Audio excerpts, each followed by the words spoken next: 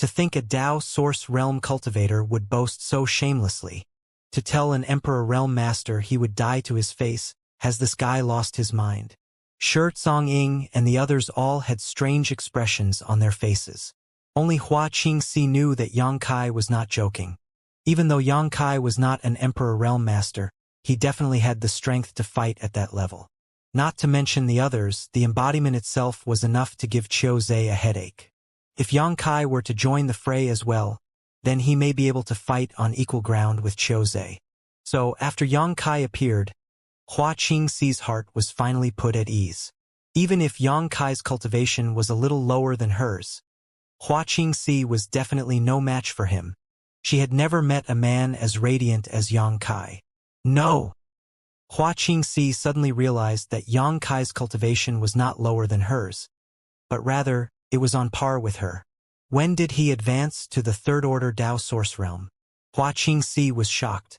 It was not that long ago that he reached the second-order Dao Source Realm. To think he actually broke through again in such a short amount of time? Is cultivating as easy as drinking and eating for him? Even though she was shocked, she was still mostly elated. Yang Kai had gotten stronger again, which meant that the situation before him was now even more favorable. Heh! Qiu Zhe suddenly scoffed. Even though Yang Kai did not speak too loudly, he heard it loud and clear, and an amused smile emerged on his face. Looking at Yang Kai, he said, "Little brat, it seems you do not know the immensity of heaven and earth. You actually dare think of taking this king's life." Luo Jin shouted from the side, "Palace Lord Qiu, that guy is the one who injured your son. He's Yang Kai."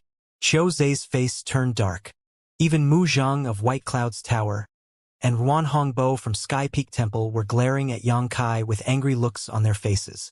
Mu Guan of White Cloud's Tower and Ku Tian from Sky Peak Temple were both killed by Yang Kai. So he was the reason why the two of them had come to stir trouble with Thousand Leaves sect. Now that their enemy was right before their eyes, they were naturally seeing red. "That's right, he's the one." Luo Jin spat with hatred. That day at the City Lord's mansion, Luo Jin suffered the greatest humiliation of his life. It was a day he would never forget. Even though Yang Kai spared his life in the end, his hatred for him was like a lump in his throat.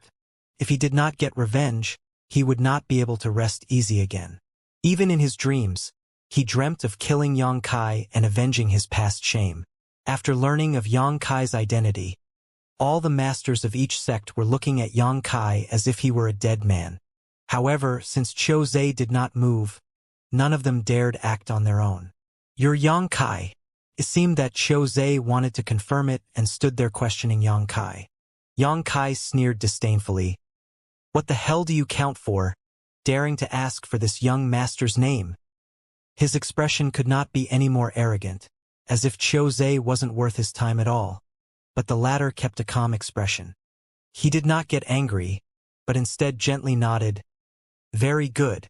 This king heard that you have refined a furnace of extraordinary treasure pills in the Four Seasons realm." Yang Kai raised a brow thoughtfully. "So, you're after something else, aren't you? You want an extraordinary treasure pill? I apologize, but they're all gone." Qiu Zhe responded, "No matter. This king also did not expect to get an extraordinary treasure pill from you. However, this king has heard that you took one of them yourself. After I capture and boil you down, traces of the extraordinary treasure pill's medicinal efficacies should still be present." As soon as he said this, even the faces of Ruan Hongbo and the others standing on Qiu Zhe's side changed. They all looked over in unison as if they could not believe that he had just said such a thing. They had never thought of getting a trace of the medicinal efficacies of the extraordinary treasure pill by boiling a person who had taken it. As expected of Qiu Zhe to be able to think of such an idea. But on second thought, it did seem to make sense. The effects of the extraordinary treasure pill were strong, and most of the medicinal efficacies would be gathered in the meridians, slowly refined by the cultivator as time went on. So, the sooner one takes the extraordinary treasure pill, the better. Back then, that girl from Eight Paths sect had taken the extraordinary treasure pill when she was still in the second-order Dao Source realm. Even though she was forced to take it by Luo Yuan, it perfectly unleashed the efficacy of the extraordinary treasure pill. As long as her aptitude was decent enough and she cultivated hard in the future, reaching the Emperor realm was inevitable. Qiuzhe was already in the Emperor realm, so the extraordinary treasure pill obviously wouldn't be of use to him. He likely wanted it for Qiuyu, but just thinking that he would first have to drink a pot of human meat soup in order to obtain the medicinal efficacies of the extraordinary treasure pill, Ruan Hongbo and the others instantly paled and their stomachs churned. They inwardly began feeling sympathetic towards Qiuyu. Who knows what Qiuyu's reaction would be if he learned the truth in the future. You wish to boil this young master? Yang Kai failed to stifle his laughter and sneered back. You are the one that does not know the immensity of heaven and earth. How presumptuous of you, little brat. A cold glint flashed past Qiuzhe's eyes as he snorted. But if you don't have the strength to match that attitude, this presumptuousness of yours just seems childish and ridiculous. While speaking, he suddenly raised a hand and struck his palm in Yang Kai's direction. The wind surged up in an instant. A huge palm formed in the sky and flew over, blanketing a vast area.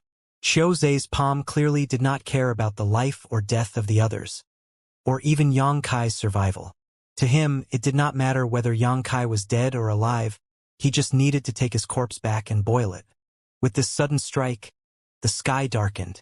Yihen and Du Xian's eyes almost bulged out of their sockets as their bodies shook with tension, but they could only watch the scene unfold without any means to help. A fiery red light suddenly shot out at that moment, and the hot aura instantly diffused. A delicate and small figure rose to the skies and met the palm strike head-on. The two collided in a flash and Lu Yen groaned as she was slapped down, but as a result of her efforts, the palm print was dispersed and light returned to the sky. Xiao! A sound of something breaking through the air rang out as a certain figure flickered at the same time. Before the bystanders could see what happened, the figure had already returned to the array-base platform. It was Yang Kai who took the opportunity when Lu Yen acted to retrieve Yihen and Du Xian. He was highly proficient in the Tao of space, so he caught everyone off guard. By the time Qiuzhe could react, it was already too late to stop Yang Kai, and when he looked over, he saw that all his hostages had already been saved. Qiuzhe's face dimmed instantly, frowning at Yang Kai and the little girl whom he had slapped to the ground. If it was just Yang Kai, then so be it. For a third-order Tao source realm, he may be fast, but he still wasn't worth mentioning. However, for this oddly dressed little girl to be able to sustain a blow from him was a little unbelievable. He could not feel Lu Yan's cultivation prior to this, but in their brief confrontation, Qiuzhe clearly perceived that she was at the peak of the Tao source realm. Qiuzhe was not the only one in disbelief. Everyone present was dumbfounded. They did not expect that Yang Kai would not be the one to take the hit, but rather the 8-year-old looking girl. How could this little girl survive a blow from an Emperor Realm Master head-on? Can't you see that she was slammed into the ground by Qiuzhe and even left a little human-shaped hole there? She should be in pieces by now. In an instant, everyone was looking at Yang Kai with disdain. Even enemies like Wan Hongbo scorned Yang Kai's actions, thinking that this guy was simply a beast to actually let a little girl like that send herself to death's embrace. That hurts. The crisp voice of a child mixed with fierce anger emerged from the human-shaped hole in the ground. In the next moment, a little head popped out. Lu Yan's face was livid with rage as she leapt out of the hole and patted away the dirt from her body. She's still alive? Luo Jin was stupefied. He didn't expect a little thing like her would be able to survive taking a hit from Qiuzhe face first. Not only did she survive it, but she also didn't seem injured at all. What kind of monster is this? Yi Jinghan and Hua Qingxi were also dumbfounded and stared at Lu Yan in shock. Suddenly, Hua Qingxi's expression changed and she asked hesitantly, "Little sister Lu Yan?" Just now, when Lu Yan moved, Hua Qingxi was able to sense her aura. The two of them had been cultivating in the sealed world bead together with Zhang Ruoxi all this while, so they naturally could not be more familiar with each other. Looking at her again now, the attitude and appearance of this little girl clearly looked about 70 to 80% similar to Lu Yan. Only she was now much younger. She did not pay much attention to this little girl before. After all, they were in a life or death situation, so she didn't have the leisure for such random thoughts. But now, after realizing that this little girl may be Lu Yen, Hua Qingxi could no longer restrain the shock in her heart. How? Is this possible? Lu Yen turned around and shot a sweet smile at Hua Qingxi. Sister Hua, it's Lu Yen, no doubt about it. It has to be her. Hua Qingxi's beautiful eyes were round in surprise as she stammered. How? How did you end up like this? Lu Yen responded meekly. Master said he liked little girls the best. The smaller the better, so I... Ah! Hua Qingxi squinted and glared at Yang Kai. Cold sweat poured down Yang Kai's forehead like a waterfall. Reaching up to wipe it, he hurriedly shouted, Don't listen to her. That's nonsense. This time, even Qi Yu and Yi Jinghan were glaring daggers at Yang Kai. Beast! Shameless! Scum! The three women chimed in one word after another, each word stabbing into his heart. Even Yang Kai's face had gone blue. Hua Qingxi coldly snorted as she called out, You have to follow me closely in the future. You must never be alone with him. Sister Hua will protect you. Thank you, Sister Hua. Lu Yen put on an innocent smile. Are you all right? Were you hurt just now? Even though Lu Yen seemed to be in good condition, Hua Qingxi still could not help but ask. She had traded blows with Qiu Zhe and knew how powerful he was. Even she was not his opponent, it naturally made her worry to see Lu Yen take a hit from him. Couldn't be better. Lu Yen smiled. However, that smile didn't reach her eyes in the slightest. Those eyes were filled with bone-chilling frost, and she even shot a cold glance at Qiu Zhe as she spoke. For some reason, Qiu Zhe's heart jumped when he met her eyes. A kind of uneasy feeling suddenly sprouted in his heart. Shaking off his unease quickly, though, he took a decisive step forward and shouted, This is a touching reunion, but let's end this here. This king does not wish to start killing here. So I will only offer you all a choice. Then, speaking up to this point, his voice turned cold and the killing intent within it surged like a tidal wave, the wind blowing from the 9 hells of purgatory as he declared, Those who obey me will prosper. Those who rebel will die. With an imposing expression on his face, Yang Kai also took a step forward and said while withstanding the emperor pressure, Lu Yen, bring them into the sealed world. I'll deal with this old man. Qiu Zhe was a mere emperor realm master who had just broken through recently and had not stabilized his cultivation yet. So Yang Kai wasn't afraid of him. In Thousand Leaves Sect's sealed world, he had even encountered a third-order emperor realm corpse puppet and battled against it. Even though he had to use up all his cards and also got the help of Embodiment and Lu Yen, at least he had experience against an even stronger opponent than Qiu Zhe, so why should he be afraid of someone in the first-order emperor realm? Now that he had a third-order Dao source realm cultivation, Yang Kai was actually eager to use this opportunity to test his strength. The heavy emperor pressure was dense like a solid mass as it gushed over furiously, giving one the illusion that they were drowning, unable to catch their breath. Yi Hen and the others were already in bad shape. If Yang Kai had not been in front of them blocking it, then they may have fainted on the spot. Master, if you feel confident enough, how about delaying him for a while and leaving the rest to me? Lu Yen suddenly whispered from behind him. Yang Kai was stunned. He had no idea where Lu Yen got this confidence from. Even though she survived unscathed after taking a blow from Qiu Zhe, and the toughness of a spirit puppet's body was clear to see, there were so many masters here after all. What's more, how could an Emperor Realm Master like Qiu Zhe be easy to deal with? Yang Kai himself wasn't confident he could completely defeat all of them and originally planned to go for their ringleader to crush their fighting spirit. It would be best if he could kill Qiu Zhe, but seriously injuring him would work too. As long as he was able to defeat Qiu Zhe, then the rest of them would become like a handful of loose sand, nothing to be scared of. But Lu Yan's calm and confident tone intrigued Yang Kai. He wondered what sort of trump card Lu Yan's spirit puppet body came with, for her to have such guts to look down on all these masters. But this was clearly not the time to ask that question.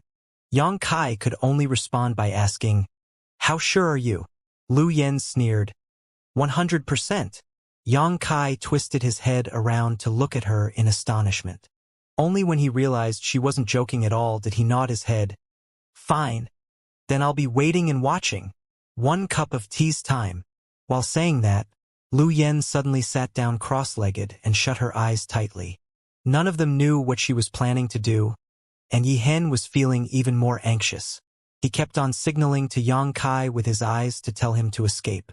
Seeing this, Hua Qingxi pondered for a moment before assuring him, "Rest assured, Sect Master Yi. Young Master Yang has his own plans. He won't let anything happen to us." Yang Kai was proficient in the Tao of space, and this was where the space array was located. Even if they were defeated, they could still teleport to the sealed world through the array, so there was nothing for them to be afraid of. What's more, she was curious to see what Lu Yen wanted to do. Hearing her say so, Yi Hen could only compromise with them helplessly and hope for a miracle in his heart. "Sister Hua, take care of them.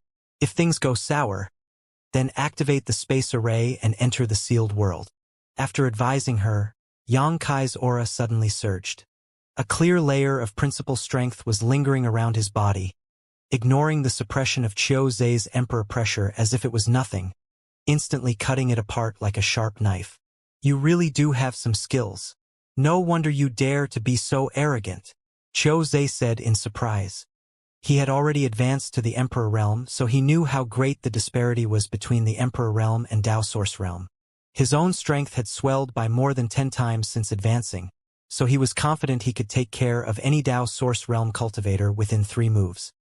He originally thought that nobody would be able to move freely under the suppression of his Emperor pressure, and everyone would be at his mercy, but he knew he was wrong as soon as he saw Yang Kai move. He could have never imagined a Tao Source Realm cultivator existing in this world that could break through his Emperor pressure. The principal strength lingering around his body was pure and mysterious, making it hard to ascertain its properties. Qiu Zhe instantly realized that Yang Kai was no ordinary Tao Source Realm. Coupled with Hua Qingxi's performance earlier, he was even more convinced that the two of them came from some top sect and had a special heritage no one else had. As he spoke, Qiu Zhe became angry out of shame. He quickly formed hand seals, and the might of his Emperor pressure was further enhanced. As an Emperor Realm Master, it would be a joke if he needed a Tao Source Realm cultivator like Yang Kai to rush over to him, so he spared no effort as soon as he made the first move. In fact, his Emperor pressure proved effective very soon.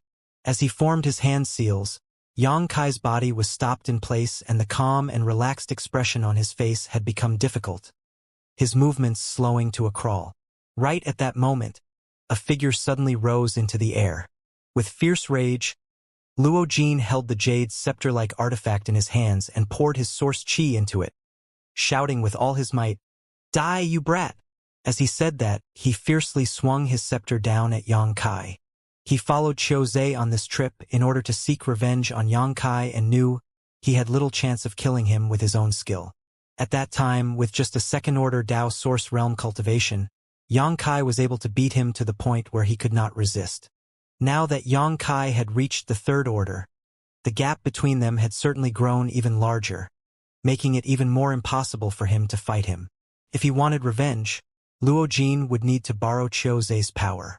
Now was, without a doubt, the best time to strike. Yang Kai was being suppressed by Qiu Zhe's Emperor pressure and was likely unable to bring out even half of his full strength. Once Yang Kai was hit by his artifact, he would surely die. Qiu Zhe did not care whether Yang Kai lived or died anyway. All he needed was his corpse to boil it into medicinal soup. That's why Luo Jin figured this move would be unlikely to offend him. At this moment, Luo Jin struck boldly and without hesitation or looking back. The shame and humiliation he suffered by Yang Kai's hands before this all burst out at this moment. With a single blow, the air caved in. The jade scepter seemed to contain heaven-destroying and earth-shattering might, and its destructive aura was rushing straight towards Yang Kai. The smile on Luo Jin's face was becoming fiercer and fiercer, and a vague thirst for revenge could also be seen in his eyes, as if he could already see Yang Kai dying from his blow. Even Qiu Zhe was cooperating with Luo Jin's actions at that moment, concentrating his Emperor pressure into a binding force to restrict Yang Kai's movements. Honk! As the jade scepter fell, a dark hole appeared where Yang Kai was, leaving nothing behind in a 10-meter radius. Luo Jin landed on the ground and looked at the hole that swallowed up everything in front of him like the open mouth of a beast and couldn't help but laugh. "This is bad," Qiu Zhe shouted, his face changing abruptly. He had been binding Yang Kai's movements with his emperor pressure the whole time. But in the instant before Luo Jin's jade scepter came smashing down, Qiu Zhe could sense that Yang Kai had mysteriously disappeared. He had no idea how it happened, but he seemed to have lost all trace of Yang Kai after a moment of oversight. There was a path to the heavens, but you refused to take it, and no door to hell, but you just had to throw yourself at it. An eerie voice suddenly sounded from behind Luo Jin, causing his hair to stand on end, his blood to flow backwards, and his feet to cramp up. "City Lord Luo, watch out! Behind you!" Ruan Hongbo and Mu Zheng shouted in unison, both of them looking behind Luo Jin in horror, as if they had seen something unbelievable. A cold sweat fell along Luo Jin's forehead. At this moment, Luo Jin's perception was infinitely amplified, and he could clearly feel the cold and murderous intent coming from behind him. Almost without hesitation, he tried to escape, but before he could do anything, he felt a slight sting on his chest and his whole body froze in place. The blood and source qi running through his body completely froze in an instant. Eyes widening in horror, he looked down at his chest, only to see the broad tip of a sword penetrating through his chest, with red blood coating the blade. "City Lord Luo did not appreciate it when I spared his life. In that case, die early and reincarnate early." Yang Kai coldly snorted, the myriad sword in his hand shivering as source qi poured into it. Without even a single cry, Luo Jin directly exploded into a mist of blood, spilling onto the ground. To Yang Kai, Luo Jin was extremely ungrateful. He had allowed him to live because of Luo Bing, but not only did he not know when to stop, he even repaid his kindness with enmity, joining Qiu Zhe and the others in the fight against Thousand Leaves sect. Naturally, Yang Kai would not forgive him again. Yang Kai reached out and grabbed Luo Jin's space ring and jade scepter-like artifact and shoved them into the sealed world bead. In the biting cold breeze, Yang Kai wielded the myriad sword, clothes flowing behind him as his murderous intent flared. Breaths of cold air being sucked in could be heard. Mu Zheng, Ruan Hongbo, and the others involuntarily backed away, all of them looking completely horrified and dumbfounded. If they hadn't seen it with their own eyes, they wouldn't have believed that Luo Jin would die just like that. Luo Jin was a third-order Dao Source Realm Master, and his strength was equal or slightly greater than theirs. Not one of them was confident they could win against him in a one-on-one fight, but now he was killed by Yang Kai in just a single blow. And this had happened under Qiu Zhe's suppression. If he were not suppressed by Qiu Zhe, then wouldn't Luo Jin have died even faster? Who is this little brat? He can't be some Emperor Realm Master hiding his cultivation to toy with us, right? Mu Zheng and the others all had ugly looks on their faces. They all had the vague thought that perhaps it was not the wisest idea for them to have followed Qiu Zhe over to Thousand Leaves sect to look for trouble. Yang Kai was able to do this much at just the third-order Dao Source Realm. If he rose to the Emperor Realm one day, how were they going to survive? For a moment, the sect masters from the local big sects all began feeling worried and anxious. On the other hand, Yihen was similarly shocked, but even more than that, he was excited. Even though he had heard of Yang Kai's strength from Yi Jinghan before, hearing about it and seeing it for himself were two different matters. The Thousand Leaves sect may be saved. A faint light of hope was rekindled in Yihen's originally dim eyes. He gently patted Yi Jinghan's hand and said weakly, "Jinghan, you have good judgment. If this disaster can be avoided, then, in the future, you should follow young Master Yang more often. If not for Yi Jinghan and Du Xian being childhood sweethearts that have long grown deeply in love, then he would have liked for his daughter to marry Yang Kai. If such a promising young man could be tied to Thousand Leaves sect, it would be a great blessing." "Yes, father." Yi Jinghan's beautiful eyes were also bright and covered in joy. A few days ago, at the City Lord's mansion, Yang Kai performed a miracle and suppressed many masters to the point where they could hardly catch their breaths. He then strutted out of the city with the new bride. But could he still perform another miracle in the Thousand Leaves sect with an Emperor Realm Master in attendance? "You dare kill someone in front of this king?" Impudence. Qiu Zhe was enraged and grit his teeth as a furious look covered his face. If word got out that Luo Jin was killed despite him personally suppressing Yang Kai, then everyone would probably think he was only a paper tiger. This was his first battle since advancing to the Emperor realm, so Qiu Zhe had come expressly to show off his might, but he didn't expect things to go the other way. Yang Kai killing Luo Jin was equal to slapping him in the face. How could Qiu Zhe bear such humiliation? After he spoke, Qiu Zhe flicked his wrist and a blood-red spear appeared in his hand.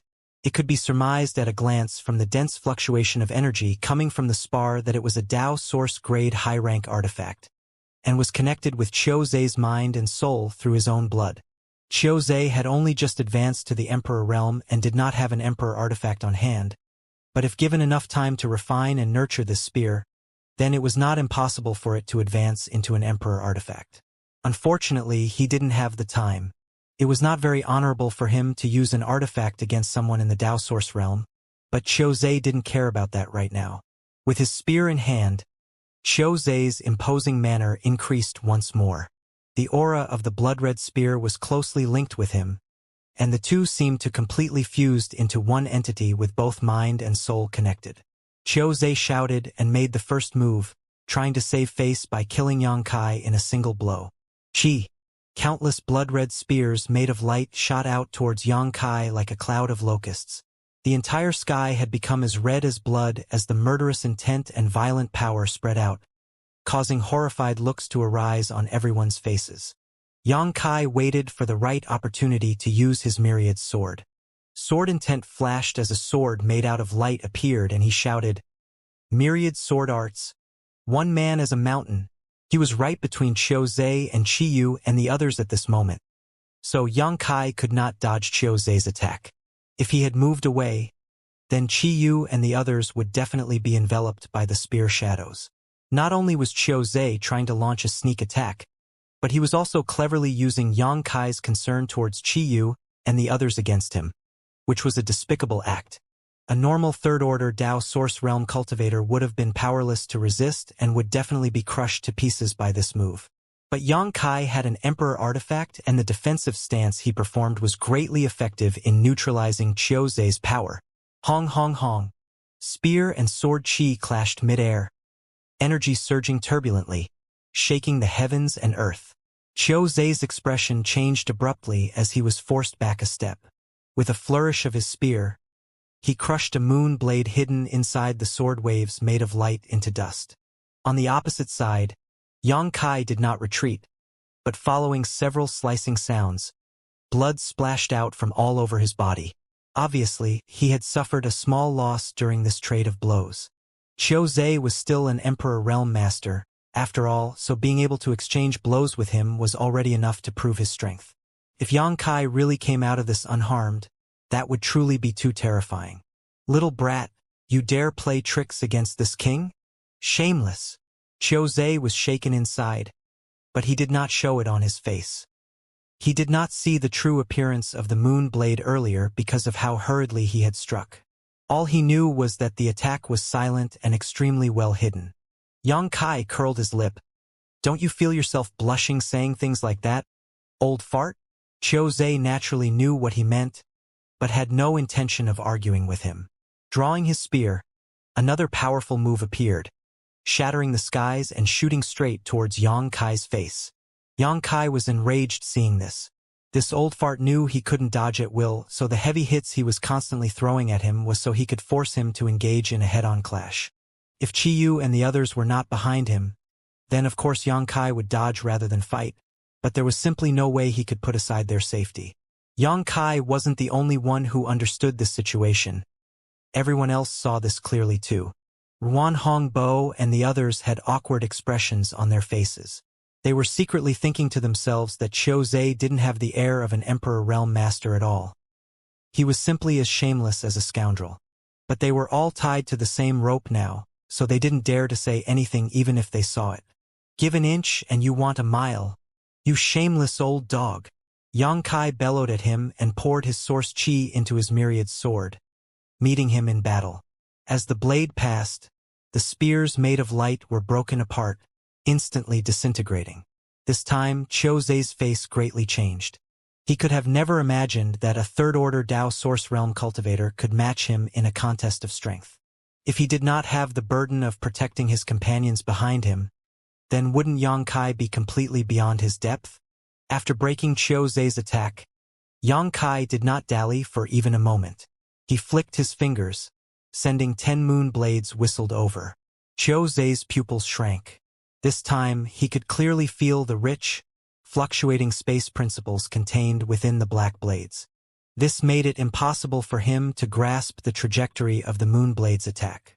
Space principles? Qiu Zei exclaimed, his body shivering. Emperor pressure burst out and formed a domain spanning 10 meters around him. Within this domain, he could finally identify the trajectory of the moon blade's attack, and he moved his spear to break them. In an instant, Qiu Zei was drenched in cold sweat, a shocked expression on his face.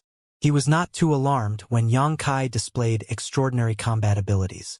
Even when they fought to a standstill, he only thought that Yang Kai was a rare talent, but when he realized that Yang Kai was this proficient in the Tao of space, every fiber of his body was screaming something ominous was about to happen. The Tao of space was a rare and esoteric Tao. No need to even mention getting started with it. Normal people couldn't even be able to perceive it in the slightest. This had nothing to do with cultivation aptitude, as there were also many Emperor Realm Masters in the star boundary, but how many of them actually comprehended the Tao of space? But this young man in front of him was able to use space principles against his opponent in battle. What did that prove? It meant that his attainments of the Tao of space had already reached an incredible height. A man like this was certain to have a bright future, and in time would rise to the peak of the world. If his cultivation were to grow any further, wouldn't I be dead for sure? As this thought filled his mind, how could Qiu Zei still care about his face? The only thought in his mind was to cut weeds and pull out the roots. Thinking so, he bellowed, "What are you all waiting for? Attack him together!" Only with his shout did everyone come to their senses. They had come to provoke the Thousand Leaves sect, not to watch a show. What's more, they had killed so many of Thousand Leaves sect's disciples already. So if they did not eradicate them here, Thousand Leaves sect may rise again from the ashes. "Palace Lord Qiu, I'll help you." A loud cry emerged as a figure flew over. To everyone's surprise, the first person to answer Qiu Zei's call was neither Ruanhong Bo nor Mu Zhang, but Thousand Leaves sect's Shi Tsong-ing.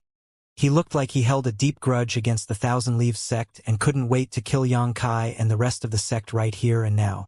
While speaking, he had already summoned his artifact and his source chi was surging wildly as he rushed towards Yang Kai. Shi Tsong-ing had already made his move, so how could Mu Zhang and Ruanhong Bo just stand to the side and watch? They only hesitated for a moment before gritting their teeth and taking action. In a flash, the auras of a dozen third-order Dao Source Realm artifacts and secret techniques enveloped Yang Kai, launching towards him. Even though Yang Kai was powerful and his strength increased even more after reaching the third order, to the point of being able to fight with Qiu Zei without falling to a difficult position, it was only natural that two fists couldn't block 4 strikes. He was instantly trapped and was unable to escape. It was a dangerous situation, and in just 3 short breaths, his body was already battered and bloody. After Yang Kai was trapped, the other cultivators from Sky Illumination Palace, White Cloud's Tower, and Sky Peak Temple all joined in the fray and rushed towards Qi Yu and the others. When she saw this, Hua Qingxi's pretty face turned cold in an instant, and she quickly said, "Sister Yi, bring them into the sealed world." Yi Jinghan asked, "Then what about you?" Hua Qingxi glanced at Lu Yen, who was still sitting cross-legged on the ground and not moving, saying, "I have to stay here." No one knew what Lu Yen was doing, but she hadn't moved since sitting down. Naturally, Hua Qingxi couldn't just leave her here. Unexpectedly, Yi Jinghan spoke back against her persuasion. "This concerns the life or death of our Thousand Leaves sect. How could we possibly run away?" Yihen also nodded. "That's right. Even as an outsider, young Master Yang was willing to help solve the problems of our Thousand Leaves sect. As the sect master, how can this Yi just run from here? Even if this old master coughs up the last of his blood here, he will definitely not retreat." To his words, all the others nodded as well. looking prepared to risk their lives. "You all are?" Hua Qingxi stomped her feet in anxiety, but once she saw how determined Yihen and the others were, she knew it was useless talking them out of this and could only turn to Qiyu and the others. Qiyu smiled. "One more person is one extra source of strength. No need to persuade us, elder sister. It was a rare chance that we were able to reunite with Yang Boy. If we separate once more, I worry we will never see him again." Hua Qingxi sighed. She knew there was nothing she could say anymore. "Then watch out for yourselves." While they were speaking, the area where they were was already densely surrounded by cultivators. Only they were watching them cautiously instead of rushing at them, and they had no idea what these cultivators were scared about. Right at this moment, a loud roar suddenly came from Yang Kai's side. Yang Kai seemed to be truly enraged now. Following that roar, a dazzling light shot out from there, engulfing where Yang Kai was in an instant. More than 23rd Order Dao Source Realm cultivators and an Emperor Realm Master had joined hands against him. How could Yang Kai hold them off? During this critical moment, he could only teleport out and appeared in an instant in front of Hua Qingxi and the others. The way he appeared without warning startled all of the cultivators gathered here, and they all backed away. Yang Kai was able to fight with Qiu Zhe and even killed Luo Jin in one blow, so how could they not be afraid? In an instant, a large area was vacated at the array base platform. As expected, the rumors are true. Being proficient in the Tao of space has great benefits. Qiu Zhe's slightly jealous tone came from the distance. Following that, the crowd took the initiative to move away. With Qiu Zhe in the lead, a dozen third-order Dao Source Realm cultivators strolled over and stood several tens of meters before Yang Kai and the others. Yang Kai spat disdainfully, an unruly look on his face. Even though he could not defeat so many masters, it was also impossible for these people to kill him. Moreover, after retreating to the space array, they could advance or retreat at will. There was nothing to worry about at all. If anything, he could just activate the space array and bring Qiyu and the others to the sealed world. Moreover, Yang Kai hadn't used any of his trump cards yet. Previously, he was acting cautiously so he wouldn't hurt any innocents. But now that the situation had developed to this point, there was nothing more to worry about. "Little brat, with your proficiency in the Tao of space, this king may indeed be unable to keep you here." Qiu Zhe looked at Yang Kai with a grim face. From their exchange earlier, he could tell that Yang Kai's strength was not inferior to his, and the latter may even be slightly above him. With his added proficiency in the Tao of space, Qiu Zhe really did not have the confidence to stop him should he choose to escape.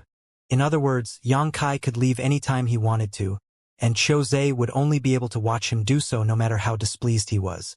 But in fact, Yang Kai did not leave because he still had many friends here. He couldn't escape alone. So, Qiu Zhe did not panic and only smiled sinisterly. "If you leave, this king will not stop you. But these people, heh."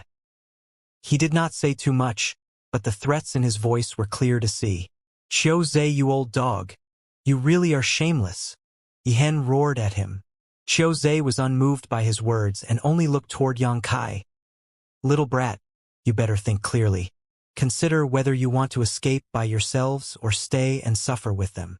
Even though he said such words, he really was worried that Yang Kai might just abandon these people and run away by himself. If that were to happen, then he may have to live a life on the edge in the future. Yang Kai was the strong at only the third-order Dao Source Realm. If he reached the Emperor Realm, then how could Sky Illumination Palace possibly survive against him? A foe like him must either be left unprovoked or dealt with once and for all, otherwise, there were bound to be deadly consequences. As long as Yang Kai didn't escape, then everything else was fine. There were so many masters gathered here, they did not have to worry about not being able to kill him. Even if he had to pay the price for it, he knew had to kill Yang Kai here today at any cost. Ruan Hongbo and the others were probably thinking the same thing as Qiu Zhe. So all of them had ugly looks on their faces, but they did not retreat. They just watched Yang Kai killing intense surging. Yang Kai stood on top of the space array and looked around him as if he wanted to note down the faces of every single person giving him trouble. All the cultivators who were glanced over by him changed their faces and averted their gaze. They were terrified. Very well. You forced my hand, so I hope you won't regret this. Xianxia sneered, and a bracelet-like artifact suddenly appeared on his hand. Dense energy fluctuations seeped out from the bracelet.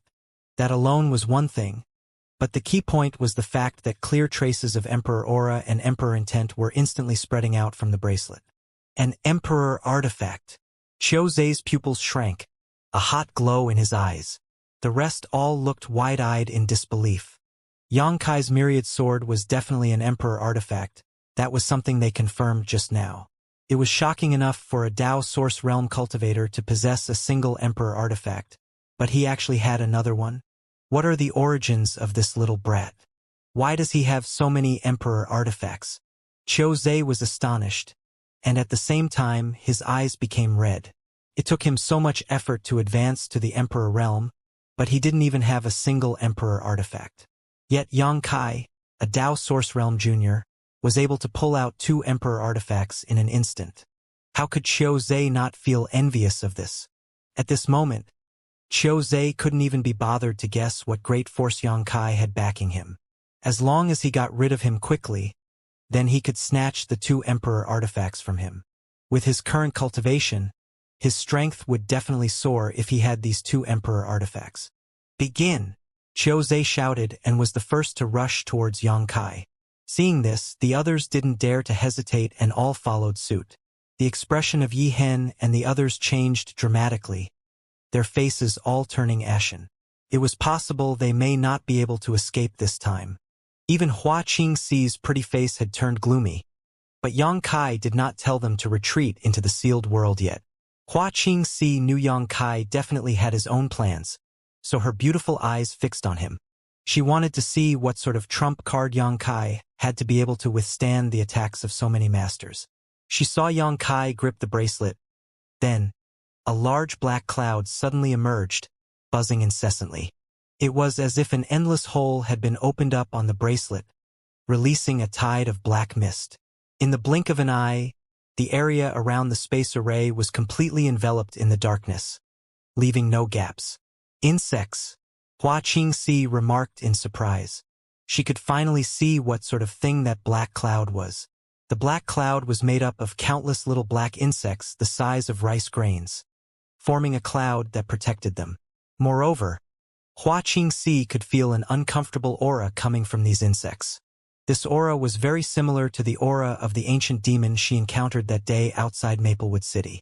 This discovery caused Hua Qingxi to jump in fright. How could she not know how strange these insects were? No matter what they were, they had the aura of an ancient demon, so they were definitely not to be trifled with. With their buzzing noise surrounding them, the insect cloud appeared to have formed an iron wall around the space array. Qiu Zhe and the others bombarded the cloud of insects in unison with their secret techniques and artifacts, knocking countless of those insects dizzy and causing them to fall to the ground. In an instant, the heavy look on Qiu Zhe's face eased up. He was still on guard against Xianxia in case he unleashed some extraordinary technique. However, once he saw that these strange insects were so easy to defeat, he instantly felt relaxed. He figured Xianxia had probably exhausted his tricks. Qiu Zhe was feeling confident and was just about to unleash another secret technique to break the protection of the insect cloud when he instinctively felt that something was wrong.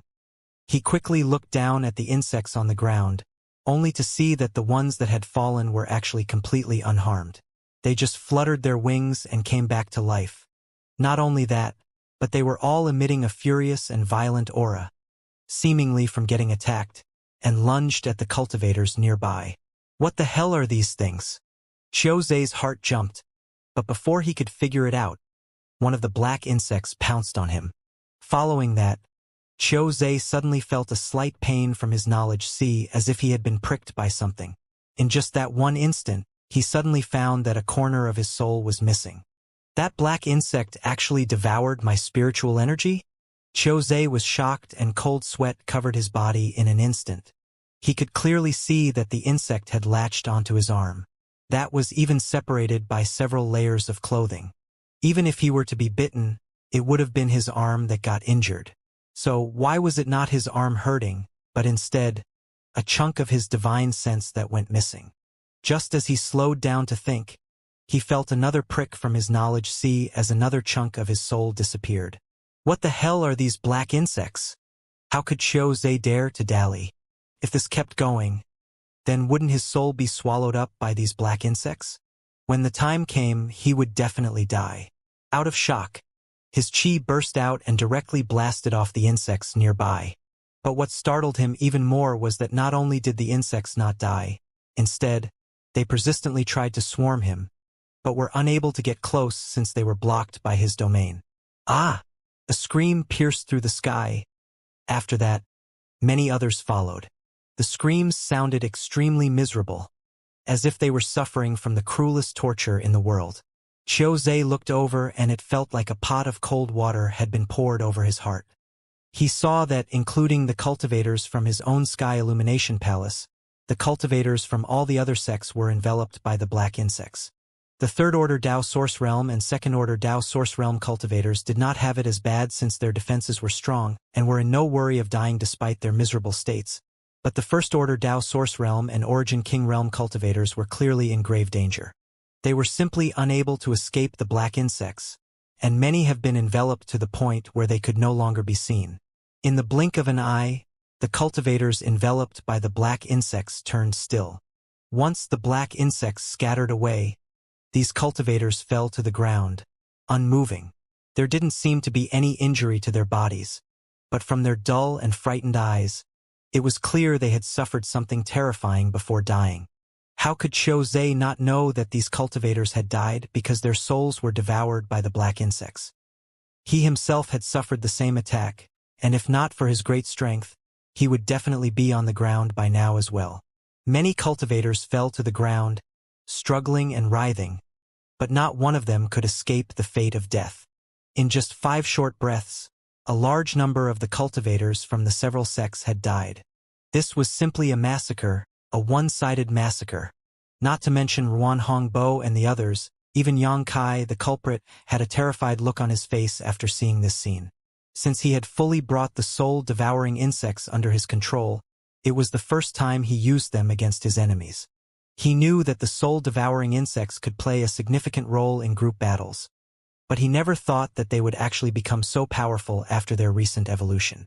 The situation before him caused him to freeze in place as soul-devouring insects continued to fly out from the insect enslavement bracelet. After the last soul-devouring insect flew out from the insect enslavement bracelet, there were more than 1 million of them inside the mountain valley. The black cloud of insects were all gathered around the cultivators who were still struggling desperately, waiting for an opportunity to bite onto them as well. No matter what defensive artifacts these cultivators summoned, they could not stop the soul-devouring insects from attacking them. Even the source chi in the cultivators' bodies could not shield them from these tyrannical insects. More and more cultivators fell dead. The cultivators at Origin King Realm and First Order Dao Source Realm had already been wiped out long ago. Under the attack of the cloud of soul-devouring insects, these weaker cultivators had no power to fight back at all. Gradually, the cultivators at Second Order Dao Source Realm couldn't hold on anymore either.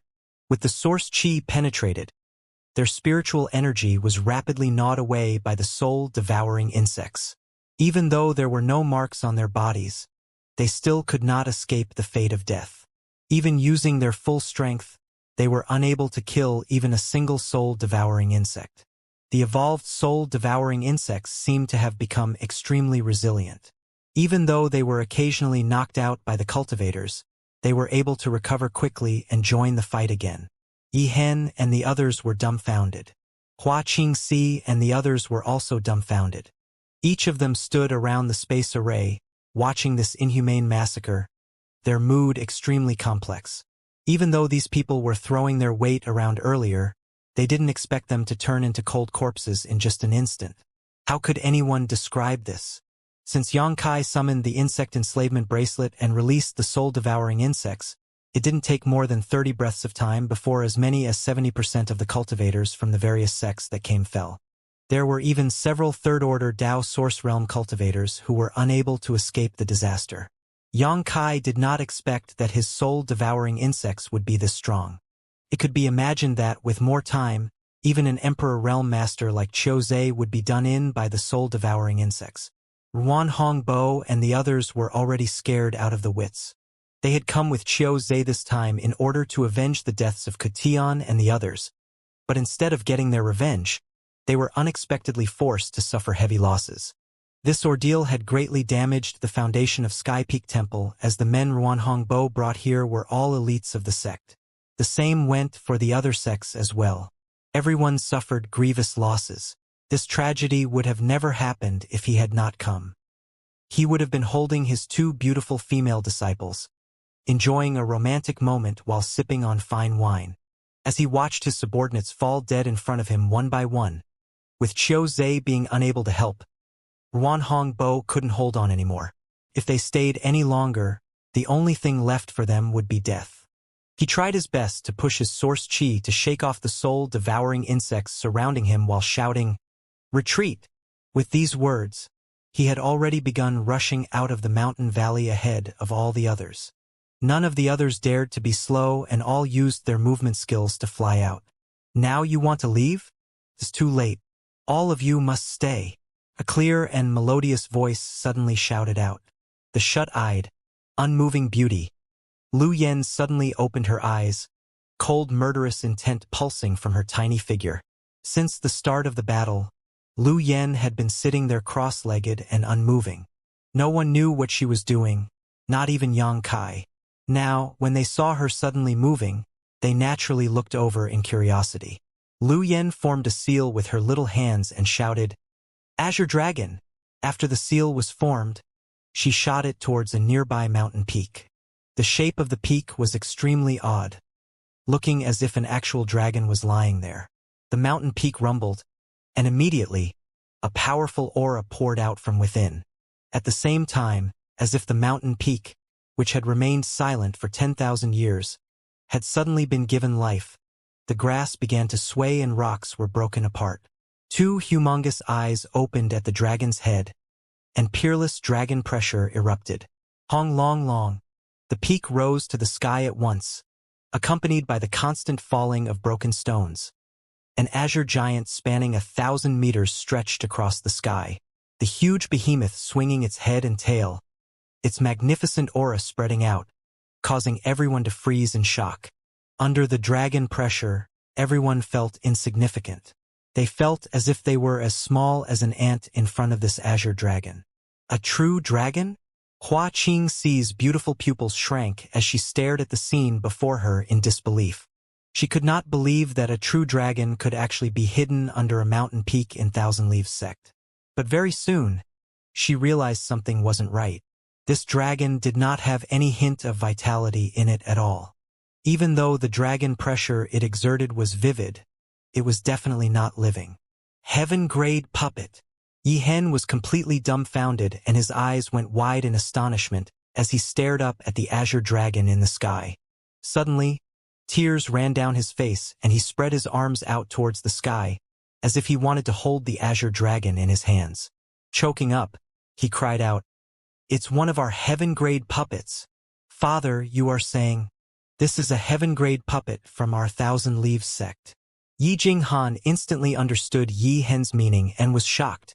The Thousand Leaves sect had many secret arts and secret techniques that were lost for 10,000 years, and their knowledge of the Tao of puppetry had already massively declined. Without mentioning heaven-grade puppets, even the earth-grade puppets at the square could not be used anymore. As for the heaven-grade puppets, even Yi Jinghan had no idea where they were hidden. This was something Yi Hen never told her. It just so happened the heaven-grade puppets had been hiding under her nose all this while. Yi Jinghan looked around at the strange shapes of the peaks far and near and of all different sizes. It turned out that all these mountains were the hiding grounds of the heaven-grade puppets. Under the accumulated cover of 10,000 years of wind, sun, and dust, they were completely hidden, turning into sleeping mountain peaks. Now, after 10,000 years, a heaven-grade puppet had finally been awakened, soaring into the clouds and revealing its magnificence. This was an incredible matter. Moreover, the one to spur on the heaven-grade puppet was not someone from Thousand Leaves sect, but rather a girl looking to be about 7 or 8 that they had never seen before. Yi Hen looked at the azure dragon in the sky, then at Lu Yen. His old eyes were filled with flames of hope. He had no idea why this little girl was able to move the heaven-grade puppet, but he knew that she was with Yang Kai. In other words, Yang Kai must have found the lost secret arts and secret techniques of Thousand Leaves sect. Thousand Leaves sect was truly saved. Yang Kai's brow rose curiously, but after thinking for a moment, he vaguely understood why Lu Yen was able to control this heaven-grade puppet. This was likely related to her being a spirit-grade puppet. Perhaps the body contained the secrets to controlling the heaven-grade puppets to begin with. No wonder she asked him to buy her time and leave the rest to her. Lu Yen could even control a heaven-grade puppet. With that, she was in fact able to sweep this entire place. Even though this heaven-grade puppet had been sleeping for countless years, Yang Kai could feel that it definitely had emperor-level strength, and not just any ordinary emperor at that. The powerful aura emanating from the Azure Dragon heaven-grade puppet was no less powerful than the corpse puppet inside Thousand Leaves sect's sealed world. The disciples of Thousand Leaves sect who were hiding or injured all cheered, their shouts spreading over the sect. Even if nobody told them, they were able to perceive it as a heaven-grade puppet of their sect.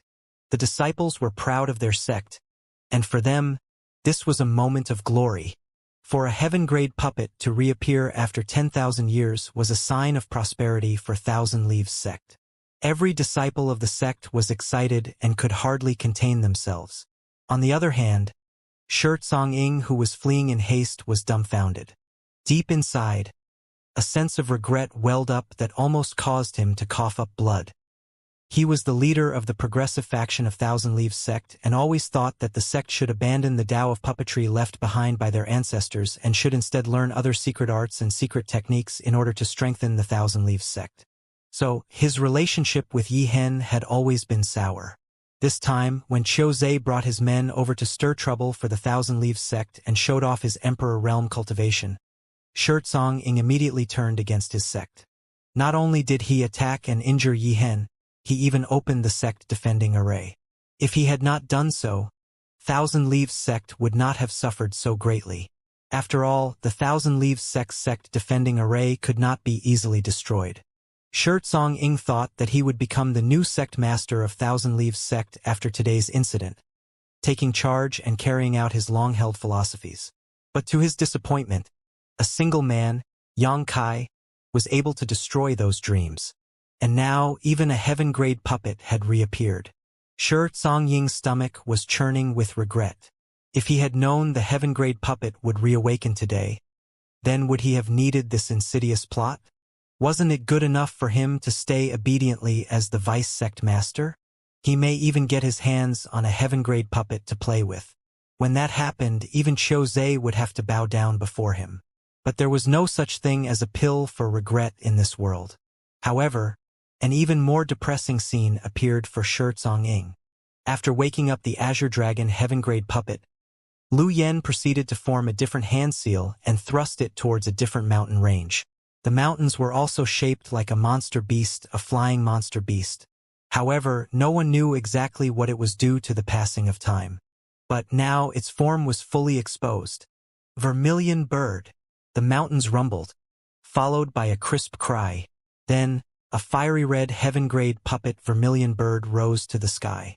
The grass and stones covering its body for 10,000 years all clattered down to reveal its beautiful and powerful figure. White tiger! Lu Yen formed another seal. The sound of a tiger's roar came from the mountain forest, and a third mountain peak cracked open. A huge snow-white tiger leapt out from it, fangs shining with a cold glint that made everyone shudder.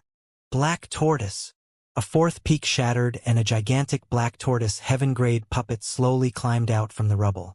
Its strong back was so wide and spacious that it seemed it could even carry a city. Yi Hen's entire body was quivering and his eyes were so wide in excitement that they could almost fall out. He was looking at this scene before him in disbelief. He never would have expected to see the heaven-grade puppets come to life in his lifetime.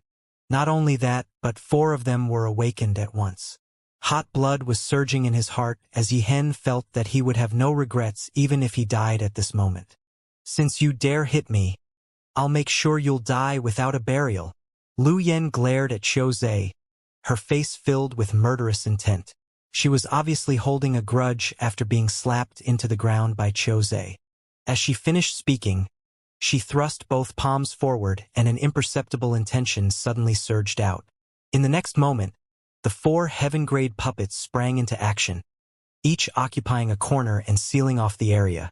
For divine beasts attack, an invisible link connected the 4 heaven-grade puppets, and the fierce power pouring out from their bodies filled the blocked space, forming a killing force that seemed able to destroy both heaven and earth.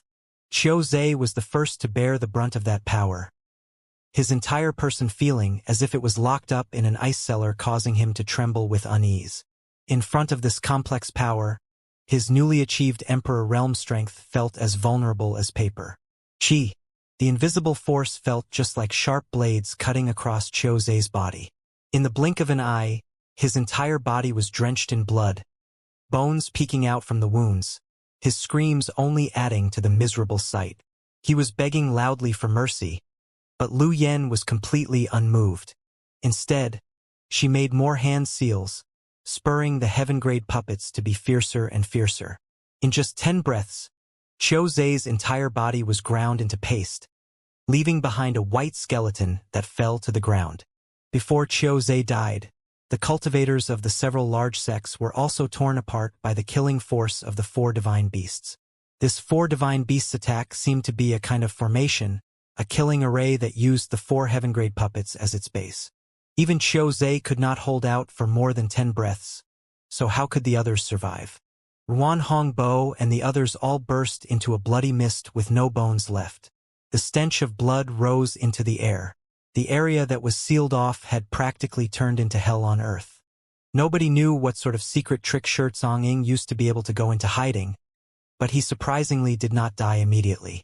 His blood essence was burning madly, constantly keeping him from dying, but the aura of death swirled around him and he could only cry and beg, "Sect Master, I was wrong. Please spare my life. I will repent of my mistakes." When things came to this, he finally understood he had been standing on the wrong side. If he had known the heaven-grade puppets left behind by their ancestors would be this strong, he would have never sought to abandon this path. He might have even been more assertive than Yi Hen when it came to studying the secret techniques of how to command the heaven-grade puppets. But what was the use of thinking about this now? These 4 heaven-grade puppets hardly did anything since coming out, only forming a killing array, and that alone was able to wipe out an entire army. How could Xianxia survive? He could only plead with Yi Hen, hoping that he would spare his life in consideration of their friendship built from their cooperation over the years. Lu Yen turned to look at Yi Hen, asking for his opinion. Yi Hen calmly declared, "The moment you ambushed me and opened the sect defending array, you were no longer part of Thousand Leaves sect." Blood drained from Xianxia's face and he yelled, "Sect Master, this Shi has been loyal to the sect all these years. Even if this Shi offered no merits, this Shi has still worked hard for the benefit of the sect. Please, spare my life, Sect Master." Yi Hen shook his head slowly. "Please continue, little girl. I don't want to hear him speak again." If Xianxia had only been at odds with him and had conflicting ideologies, Yi Hen would not have killed him. After all, Xianxia was just thinking of the sect's future and was seeking a way out for them. It was normal for him to be a little selfish. At the same time, Yi Hen was also hesitating and wondering whether supporting the Tao of puppetry the whole way through was the right choice. But he never should have opened the sect defending array and let their sect disciples be slaughtered. If Xianxia was spared today, how could the thousands of disciples who died as a result rest in peace? Thus, Xianxia must die for his sins. Lu Yen gently nodded. Giving the command with her divine sense, the peerless killing force of the 4 divine beasts attack pressed down on Xianxia. At a rate visible to the naked eye, Xianxia's entire body could be seen swelling up like a balloon before bursting into a bloody mist, leaving no bones behind. At this point, not a single one of the cultivators invading Thousand Leaves sect was left. They had all been wiped out in this mountain valley. As Lu Yen continued forming hand seals, the 4 divine beasts' heaven-grade puppets slowly withdrew their power and landed in place, ceasing their movements. The smell of blood was incredibly strong and the mountain valley had become quiet. Turning his head and looking around, even though Yi Hen felt relieved, there was still a sorrowful look on his face. The Thousand Leaves sect had lost a lot during this event, and if Yang Kai had not appeared at the last moment to turn the tide, then even the foundation of the sect would have been destroyed. The only thing that made Yi Hen feel somewhat relieved was the fact that Yang Kai had returned safely from the sealed world and even brought back the secret technique to activate the heaven-grade puppets. "Father!" Yi Jinghan called out and supported her old father. Seeing his aged appearance, her eyes couldn't help but redden. Yi Hen waved his hand and cupped his fists to Yang Kai with a serious face. "Young Master Yang, we owe you our deepest gratitude. Yi Hen and the Thousand Leaves sect will never forget this great favor." Yang Kai smiled. "No need to be polite, Sect Master Yi. I didn't put in too much effort either. It was thanks to your noble sect's heaven-grade puppets that we were able to defeat such strong enemies in one fell swoop." While speaking, he glanced at the 4 divine beast heaven-grade puppets, thinking about how nice it would be to keep these heaven-grade puppets with him. He had seen the might of these heaven-grade puppets, and even though it was a little overboard to use them on Qiu Zhe and the others, Yang Kai was certain that these heaven-grade puppets did not even use 10% of their full power during that fight. If the might of these heaven-grade puppets were fully unleashed, then who knows what that would be like. After a pause, Yang Kai once again spoke. "After such a huge fight, Sect Master Yi must have many things to deal with, so I will not bother you any longer. We can talk again once Sect Master Yi has settled the sect's business." Naturally, Yi Hen understood his meaning and knew that this was not the best time to hold a discussion. He immediately nodded. "Yes, yes. Jinghan, bring young Master Yang and our other friends to rest. I will take care of some of the sect's matters before visiting them again." Yi Jinghan led Yang Kai and the others back to the main hall of the sect's main peak, then turned around and left. Right now, there was much to do in the Thousand Leaves sect. Not only did they have to repair the sect defending array, but there were also many injured disciples to take care of. Naturally, Yi Jinghan couldn't stay here. Only after she left did Qiyu and the others look towards Yang Kai, an inquiring gaze in all their eyes. Everything happened so suddenly today that there was a lot they found hard to process. Yang Kai said, "Let's talk in the room." A few moments later, all of them arrived at Yang Kai's room. Only then did Yang Kai smile and introduce Hua Qingxi to everyone. Previously, he told Hua Qingxi to protect Qiyu and the others, but Hua Qingxi had never shown her face in front of them until Song sent people over to capture them, and it was then that she suddenly showed up and disabled the attackers. However, she never introduced herself, only telling Qiyu and the others that she was a friend of Yang Kai's. Now, after hearing Yang Kai's explanation, they all finally learned that Hua Qingxi's actions were all at Yang Kai's behest. Then, who is this little girl? Qiyu looked confused at Lu Yen. She had the feeling that Lu Yen was quite strange, but it wasn't a dangerous feeling. Instead, Lu Yan's aura was simply different somehow. Moreover, it was a little unbelievable that a little girl who only looked 7 or 8 years old would have the power of a third-order Dao source realm, to begin with. Compared to Lu Yen, Qiyu and the others felt like they were simply too weak. Yang Kai did not know how to explain his relationship with Lu Yen either, but it was Lu Yen who stood up directly, bowed elegantly to everyone, and said in a melodious voice, "Lu Yen is the master's servant. Greetings, sirs and madam." "Master? Servant?" Qiyu stared oddly at Yang Kai with her beautiful eyes and snorted coldly. "I never knew you had strange hobbies like this." Aio also looked at Yang Kai with a derisive expression. "Do Shuiyu and the others know that you are doing something like this?" These two. One was his mother-in-law and the other was his father-in-law. Even though they could not be perfectly described as Yang Kai's family, they were still Yang Kai's elders and would likely look at things from Shan Qin Luo and Shuiyu's perspectives. They were worried that Yang Kai would forget about his companions back home, in their native star field, after coming to the wondrous star boundary and having a change of heart, so they didn't hesitate to speak to him in harsh tones to remind him of his obligations. Yang Kai wiped the cold sweat off his brow. "Lu Yen, the link between our souls has already been broken, so you are free now. There's no need to call me that anymore." Lu Yen wrinkled her nose. Master doesn't want me anymore? Yang Kai responded, of course that's not what I mean. What I'm saying is that since you're free, then you can do whatever you want in the future. Naturally, it couldn't be better if you were willing to stay by my side from now on. But if you wish to go your own way, it is also your choice to make. After Lu Yen obtained her spirit puppet body, the connection between her and Yang Kai's soul was broken. As such, Lu Yen was indeed a free person now with her own mind and physical body. She could be described as a living being now, only that the structure of her body was different from ordinary people. Hearing this, Lu Yen thought seriously about it for a while before smiling. In that case, then I choose to follow Master all the way. So please, Master, don't drive me away. Hua Qingxi squinted and snorted. See if he dares. When did I say I would drive her away? Yang Kai looked wronged. After some thought, he quickly changed the topic. By the way, Lu Yen, those heaven-grade puppets? Seemingly knowing what Yang Kai was thinking, Lu Yen responded seriously before he even finished his sentence. Controlling the heaven-grade puppets consumes too much energy. It's not my energy that is consumed, but rather the heaven-grade puppets themselves. Whenever they move, they need a source of power to move. For the short time just now, I estimate that the number of source crystals consumed totaled at least 1 million. 1 million source crystals? Yang Kai was speechless. Lu Yen nodded. That's right. Large amounts of source crystals are kept within the bodies of the heaven-grade puppets. That was why I was able to control them. Moreover, they have to be high-rank source crystals. Yang Kai drew a sharp breath.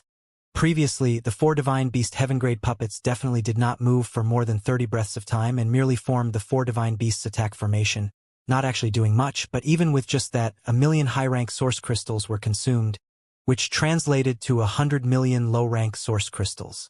What did that entail? The heaven-grade puppets are certainly powerful, but also require a lot of capital to use, Lu Yen summarized. In that case, these heaven-grade puppets are no more than mere decorations in the current Thousand Leaves sect. Yang Kai estimated that Thousand Leaves sect definitely did not have enough source crystals to allow the heaven-grade puppets to move again. So even if the secret arts and secret techniques were given back to them, there was still no way to strengthen the Thousand Leaves sect directly. Not so. Lu Yen shook her head and explained, there are 2 possible sources of energy for the Thousand Leaves sect's heaven-grade puppets. One is the source crystals kept inside their bodies, and the other is the sect's earth vein. Yang Kai's expression changed. You mean the earth vein inside the sealed world? Lu Yen nodded. That's right. Previously, you only repaired the space array of the sealed world, but the entrance was not completely opened, so the earth vein's power could not be borrowed.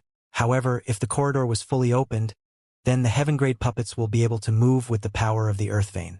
In that case, the number of source crystals consumed by them would be greatly reduced. Thousand Leaves sect should be able to afford that. After a pause, she went on. But Master, if you wish to borrow 1 or 2 of them to play with, then you can only use source crystals to get them to move. Understood. Yang Kai gently nodded. If he wished to bring the heaven-grade puppets away from here, then he would definitely not be able to borrow the earth vein's power. However, he had earth vein crystals buried beneath his medicine garden.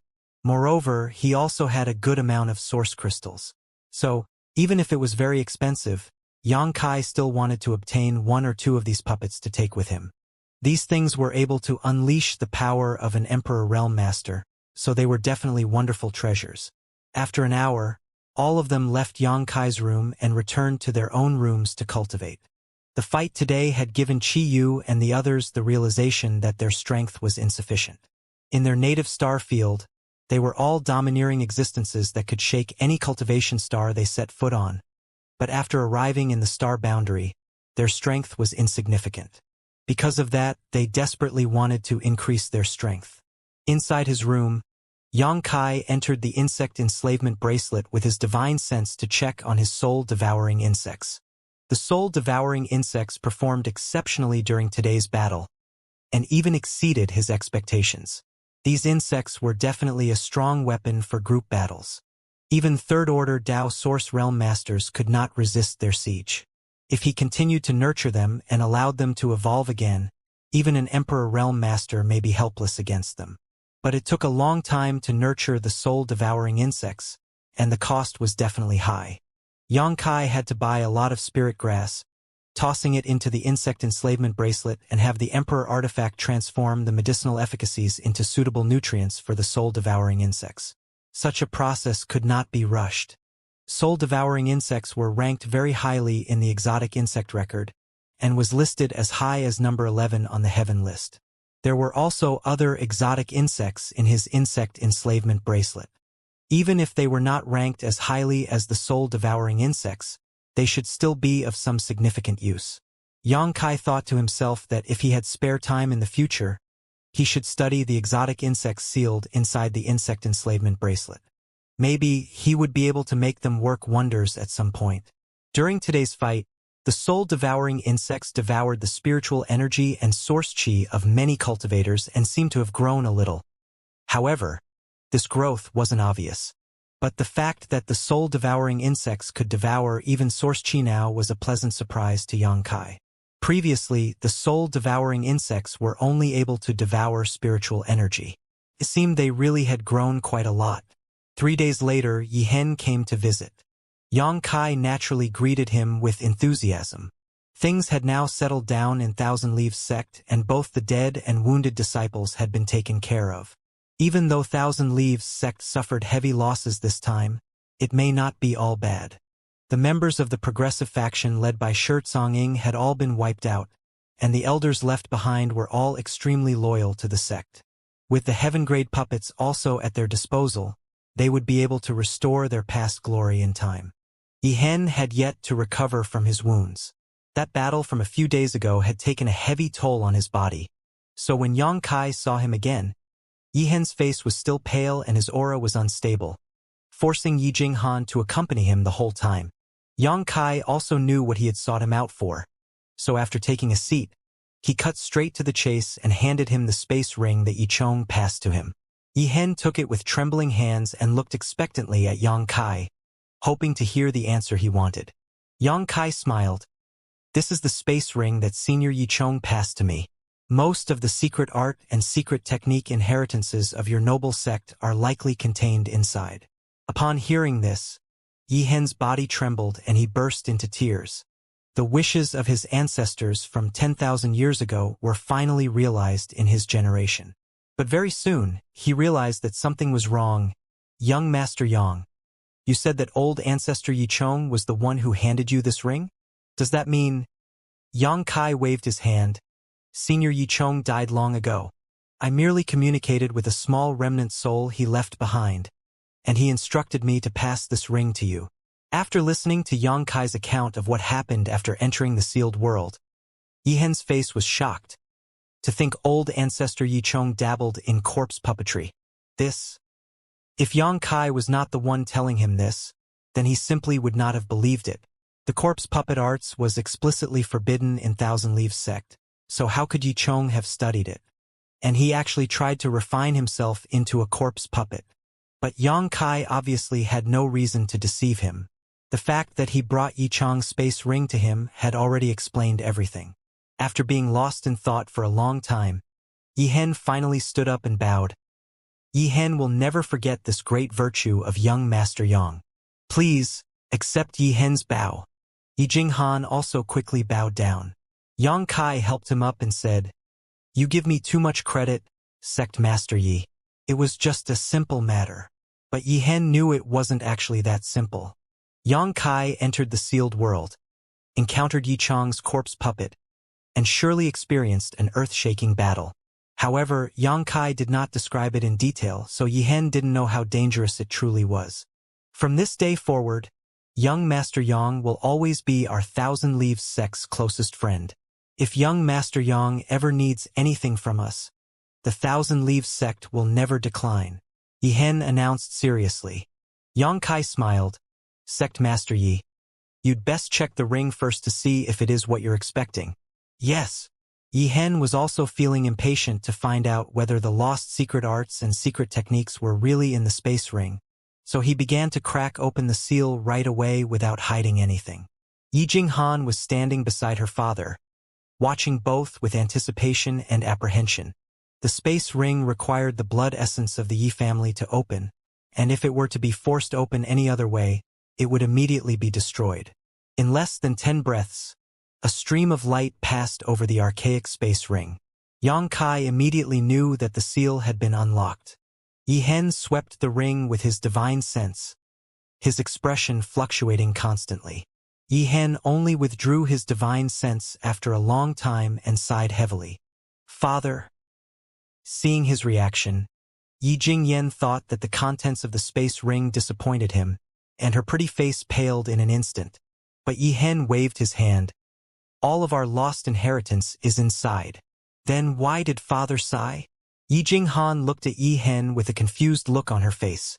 It should be a good thing that the lost secret arts and secret techniques were found. It meant that the Thousand Leaves sect now had the power to become stronger and would no longer be helpless when attacked by others in the future. Yi Hen smiled bitterly. It's nothing. Jinghan, you should go first. I have something to speak to young Master Yang about in private. Yi Jinghan hesitated for a moment, but she still nodded. All right. Then, she nodded to Yang Kai and slowly left. Only once Yi Jinghan left did Yi Hen show a troubled look to Yang Kai, as if he had some difficulty expressing himself.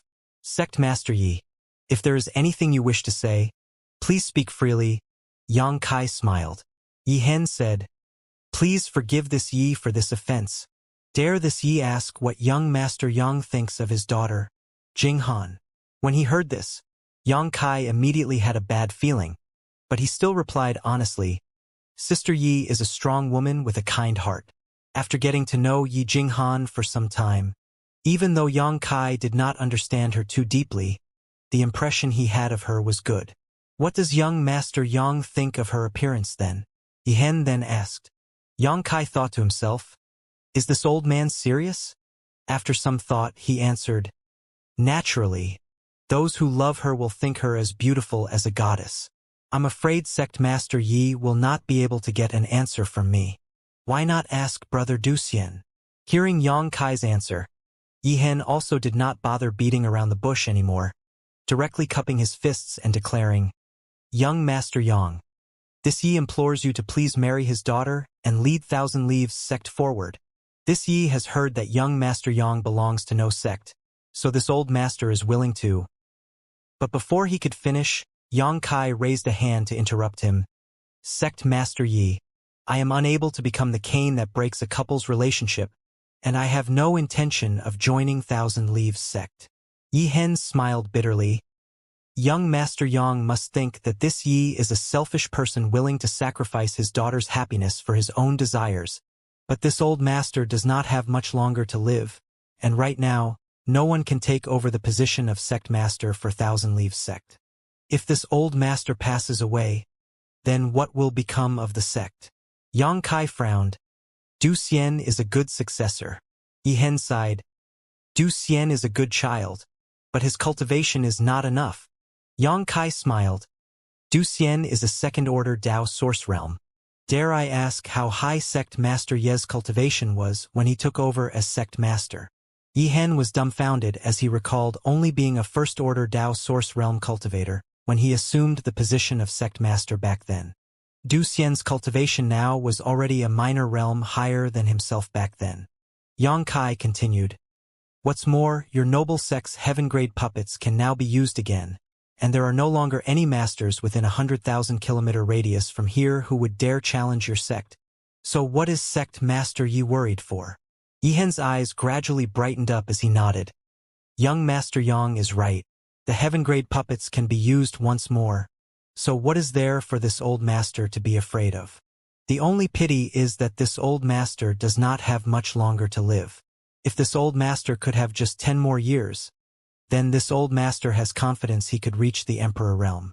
When that time came, the Thousand Leaves sect would truly have nothing left to fear. Yang Kai's expression changed as he asked, Sect Master Yi believes that 10 years is enough time to break through to the Emperor realm? Yi Hen smiled. This old master's secret art was flawed to begin with, but now having old ancestor Yi Chang's inheritance. Would this old master not have wasted his life cultivating if he were unable to advance to the Emperor realm within 10 years? The fact that he could reach the third-order Dao source realm with a flawed secret art really put into perspective how high Yi Hen's aptitude was. His only problem was his less-than-ideal background. Now that he had obtained the lost inheritance of the sect, it was enough to make up for those flaws. 10 years may really be enough for him to break through to the Emperor realm. It truly is a pity. This old master does not have even that much time in life. Yi Hen sighed heavily, feeling sad for his own miserable fate. It was because time was running out that he came up with this terrible idea of getting Yang Kai to take Yi Jinghan as his wife. But now that Yang Kai had enlightened him, his mind cleared up and he no longer dwelled on that thought. After he finished speaking, Yi Hen got up. This old master has disturbed young Master Yang. This old master wishes to go to the sealed world to take a look, so this old master will take his leave. Yang Kai responded, "In that case, then please take care, Sect Master Yi." After a pause, he seemed to have thought of something. "Sect Master Yi, I may have to trouble you with something in a few days." Yi Hen smiled. "It is the honor of this old master and Thousand Leaves sect that young Master Yang has something to ask of us. Whatever it is, please ask freely. Then I will thank Sect Master Yi in advance." Yi Hen came here because he wanted to ask whether Yang Kai had obtained the lost secret arts and secret techniques, which he was already satisfied with. Secondly, it was to talk about Yi Jinghan's future. However, he was unfortunately rejected by Yang Kai. But after receiving his rejection, Yi Hen didn't feel disappointed and was instead relieved. He had always been watching over Yi Jinghan and Du Xian, knowing that the two were deeply in love. If Yang Kai had agreed to marry Yi Jinghan, then Yi Hen may no longer be able to face his daughter and disciple in the future. The two of them would surely carry a deep grievance with him for a lifetime. It was just that Yi Hen believed he had no choice but to make that suggestion for the sake of the sect. Right now, he was clearly just seeking any medicine at death's door. He never asked about Lu Yen from start to finish, as if he had not seen Lu Yen controlling the heaven-grade puppets. Yi Hen also never asked about Lu Yan's background or why she would come out of the sealed world with Yang Kai. After sending off Yi Hen, Yang Kai informed Qi Yu and the others before going into retreat. The cultivation of Qi Yu and the others was still too low. If they wished to cultivate, then pills would be indispensable. Yang Kai was going into retreat this time so he could refine some spirit pills for them. The number of spirit grasses and spirit medicines he obtained this time was quite high and was enough to refine spirit pills for Qi Yu and the others up to the Emperor realm. The room was quiet and silent, with only the flickering of the flames in the furnace emerging from time to time.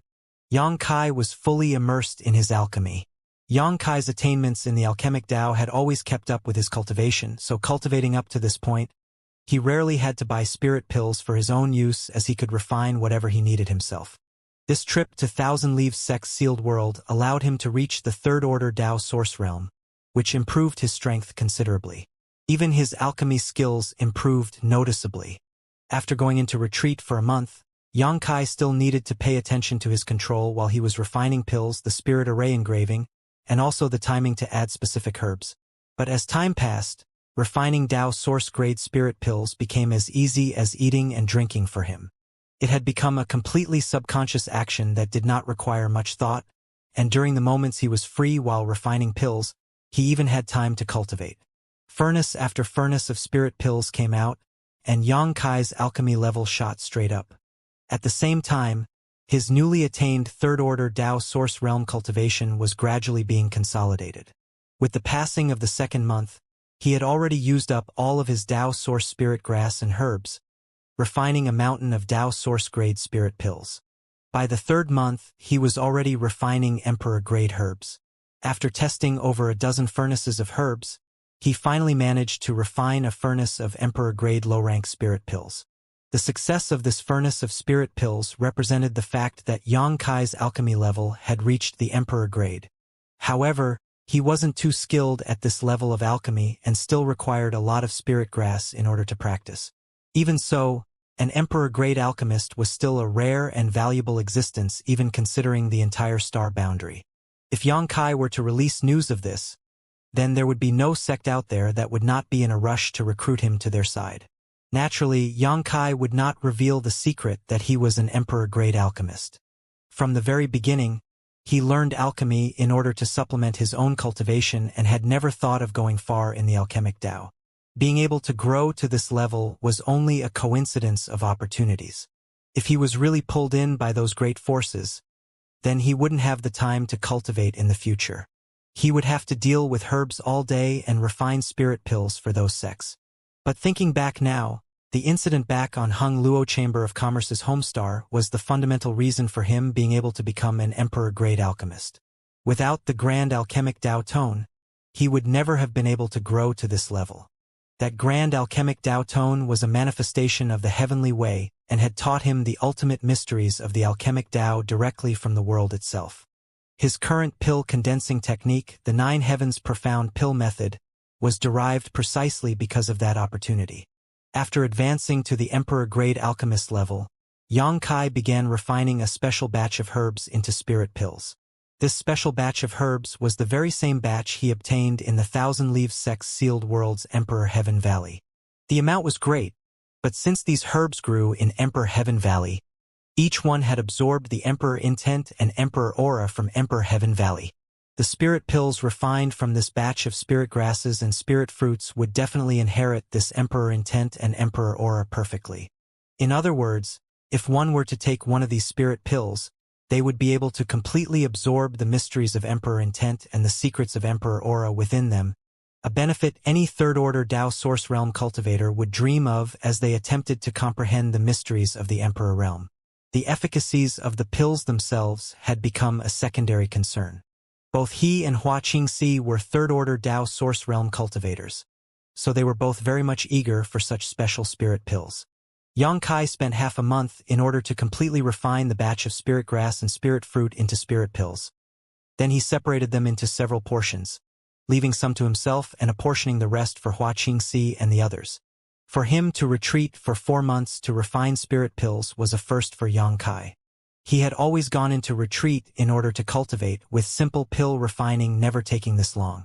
After exiting, Xianxia swept his divine sense out and quickly discovered that Xianxia and the others were nowhere to be found, leaving him with no idea where they had gone.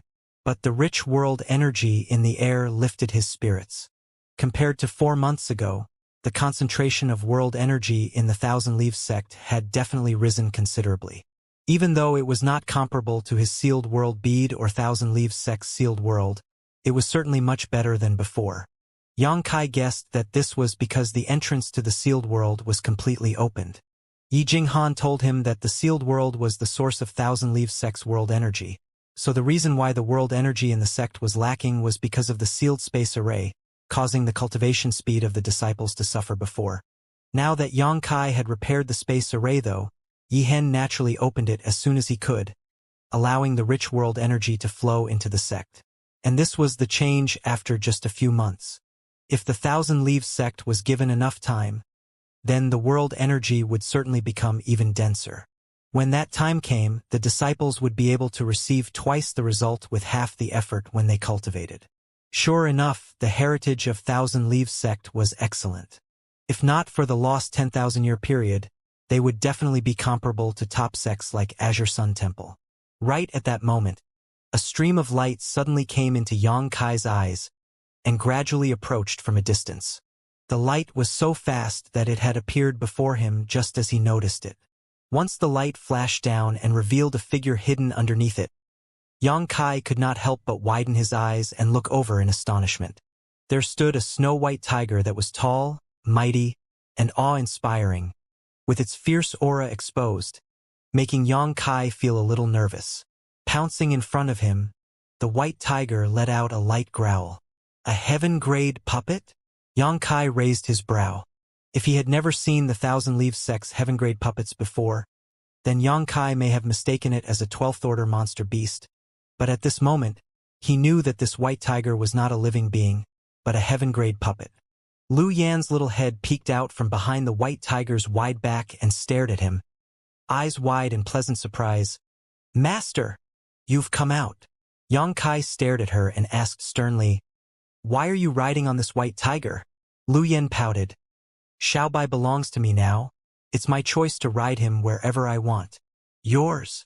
Yang Kai's eyes widened in surprise, but he quickly understood Lu Yan's meaning and his eyes were instantly glowing with delight. Good job! Previously, he had been wondering how he was going to ask Yihen about bringing 1 or 2 heaven-grade puppets from Thousand Leaves sect out with him, but he didn't expect Yihen to be so virtuous as to give Lu Yan one before he even asked. Since it belonged to Lu Yan, didn't it also belong to him? But this name, why was it Xiao Bai again? Yang Kai suddenly remembered Mo Xiaoqi. That little girl had a bunch of pets, all named Xiao Bai, Xiao Hei, Xiao Hong, Xiao Lan, Xiao Huang, etc. She never gave any of her pets a serious name. Who knows how those pets felt inside their hearts? Were all girls like this? Lu Yan leapt off the back of the white tiger and landed nimbly on the ground. When she saw Yang Kai staring at her own pet beast with glowing eyes, she instantly poured cold water over him. This isn't that white tiger. It's a different one. Ha! When Yang Kai heard that, he was instantly disappointed. Why didn't you ask for that white tiger? Even though he had no idea what the rank of the white tiger he saw last time was, Yang Kai estimated that it was definitely one of their best puppets in Thousand Leaves sect. Though similar in form, the one in front of him now definitely wasn't as good as that one. Lu Yan said, "The 4 divine beast heaven-grade puppets are the sect-protecting heaven-grade puppets. They can't be taken away." Yang Kai asked, "Then how strong is this Xiao Bai in battle? Around the First Order Emperor realm? At its limit," Lu Yan answered without even thinking. Yang Kai's mouth twitched. "Aren't there any better ones?" Lu Yan thought about it and answered, "There are." After a pause, she said matter-of-factly, "But they don't look as good as this one. They look all strange. I don't like them. What's the point of looking good?" Yang Kai could almost die of anger. "Strength is king." Lu Yan's face sank. "If I had a scarred face full of pockmarks and accompanied you every day, how would you feel?" Yang Kai was stunned for a moment and couldn't find anything to talk back to her with after a long time. He suddenly had the thought that Lu Yan's words made sense. Forget it. A First Order Emperor Realm puppet is better than nothing. Yang Kai sighed and felt that a great opportunity had been put in front of them, but Lu Yan missed it. It was obviously unrealistic to go to Yihen and ask for another one now. Even Yang Kai couldn't bring himself to be that shameless. It was generous enough of Yihen to take the initiative to give the puppet to Lu Yan. Lu Yan said, "Don't look down on it. Xiao Bai can run very fast. You never know. It may even be able to save your life someday." Yang Kai smiled. "Rather than that, I'd like to know why Yihen would give this to you. Because I explained many things about the Tao of puppetry to him." Lu Yan smiled. Naturally, she could control all of the puppets in the Thousand Leaves sect instinctively with her new body, so she was more than qualified to teach Yihen in this regard, saving Yihen many years of hard work. Yihen was extremely grateful, so he naturally gave Lu Yan one of the heaven-grade puppets. What about the others? They'll be back soon. They've been helping Thousand Leaves sect rebuild this whole time. While they were speaking, Yang Kai could already see Qiyu and the others flying over to them. A few moments later, they all landed one by one, and they were all overjoyed to see Yang Kai. All of them came up to ask him about how he was doing during his retreat. Yang Kai responded to them one by one and found that Chai who had fully restored his cultivation, going from Origin King Realm to the Tao Source Realm. It seemed that the toxins in his body had been completely cleared. Inside the room, Yang Kai, Qiyu, and the others gathered around to discuss the events that happened to them these past few months. Actually, there wasn't much to say. Ever since Chose brought people over to Thousand Leaves sect to cause trouble and was subsequently wiped out, the news of the shocking incident had spread like wildfire. The sects that had suffered huge losses of their elites were all terrified, and a few days later, those sects sent representatives over to beg for peace, shifting all the blame to the deceased, saying they and the others had no knowledge of the events that took place. Of course, that was all nonsense. Not even a fool would believe that. But the sects all brought abundant supplies in order to make up for the losses incurred by Thousand Leaves sect during the fight, and they also expressed their intentions to attach themselves to Thousand Leaves sect. Therefore, Yihen did not have them killed. If this was before, then Thousand Leaves sect would not have had the ability nor the confidence to force these sects to submit to them, But now, as the heaven-grade puppets had resurfaced, making it equivalent to many Emperor Realm Masters keeping watch over the sect, who within 100,000 kilometers would dare challenge them? Yihen agreed to their requests to affiliate themselves with Thousand Leaves sect and then sent them back. In other words, Thousand Leaves sect had become the overlord in the surrounding 100,000-kilometer radius. One could only imagine how rapidly the Thousand Leaves sect's development would be now that it controlled such a vast stretch of territory. Did those people from Sky Illumination Palace come too? Yang Kai asked suspiciously. Qiyu answered. They did. The third elder of Sky Illumination Palace came personally, and he brought the most generous tribute of all, obviously worried Sect Master Yi would try to settle accounts with them otherwise. Yang Kai smiled. How about Qiu? Qiu Zhe was his father, so Qiu wouldn't just let the fact rest that Qiu Zhe died here in the Thousand Leaves sect. Right? Guizhu snickered. What else could he do? In order to curry favor with Thousand Leaves sect, Qiu has already been expelled from Sky Illumination Palace and his cultivation was crippled. Right now, he is no longer the young palace master of Sky Illumination Palace. He's just a man waiting to die. Yang Kai sneered. The third elder of Sky Illumination Palace is quite a ruthless man. Yang Kai had no idea who this third elder was, but he guessed that this man was worried that Qiu would seek revenge with him in the future, so he directly crippled his cultivation and banished him from Sky Illumination Palace. He couldn't be faulted for doing so either. If he wanted to keep Sky Illumination Palace intact, then he had to show fealty to Thousand Leaves sect. Qiu was Qiu Zhe's only son and his father died here. Naturally, Qiu would want to avenge his death. Thinking about a few months ago, Qiu was still living a prosperous and proud life, but in just a few months, he became like a dog who had been cast away. Yang Kai couldn't help but sigh a little. On the path of cultivation, one wrong move would lead to the end of one's life. If Qiu Zhe and the others had not been so overbearing, then would their sects have ended up like this? Young boy, there is something we wish to discuss with you, Aio suddenly said. What is it? Yang Kai looked at them in confusion. Qiyu and the others exchanged glances before Gu Songyun spoke. Big brother? Why don't you say it? Guizhu nodded. It's like this. We briefly discussed amongst each other and decided to join the Thousand Leaves sect. We were wondering what the sect master thinks. You wish to join the Thousand Leaves sect? Yang Kai raised his brow. Guizhu answered. That's right. Sect Master Yi also brought this up to us before, but you were in retreat so we didn't give them an answer. We wanted to ask for your opinion first. Yang Kai turned his head to look at them and asked, Do you truly wish to join them? Qiyu smiled wryly. Since coming to the star boundary, we've experienced both warm and cold moments.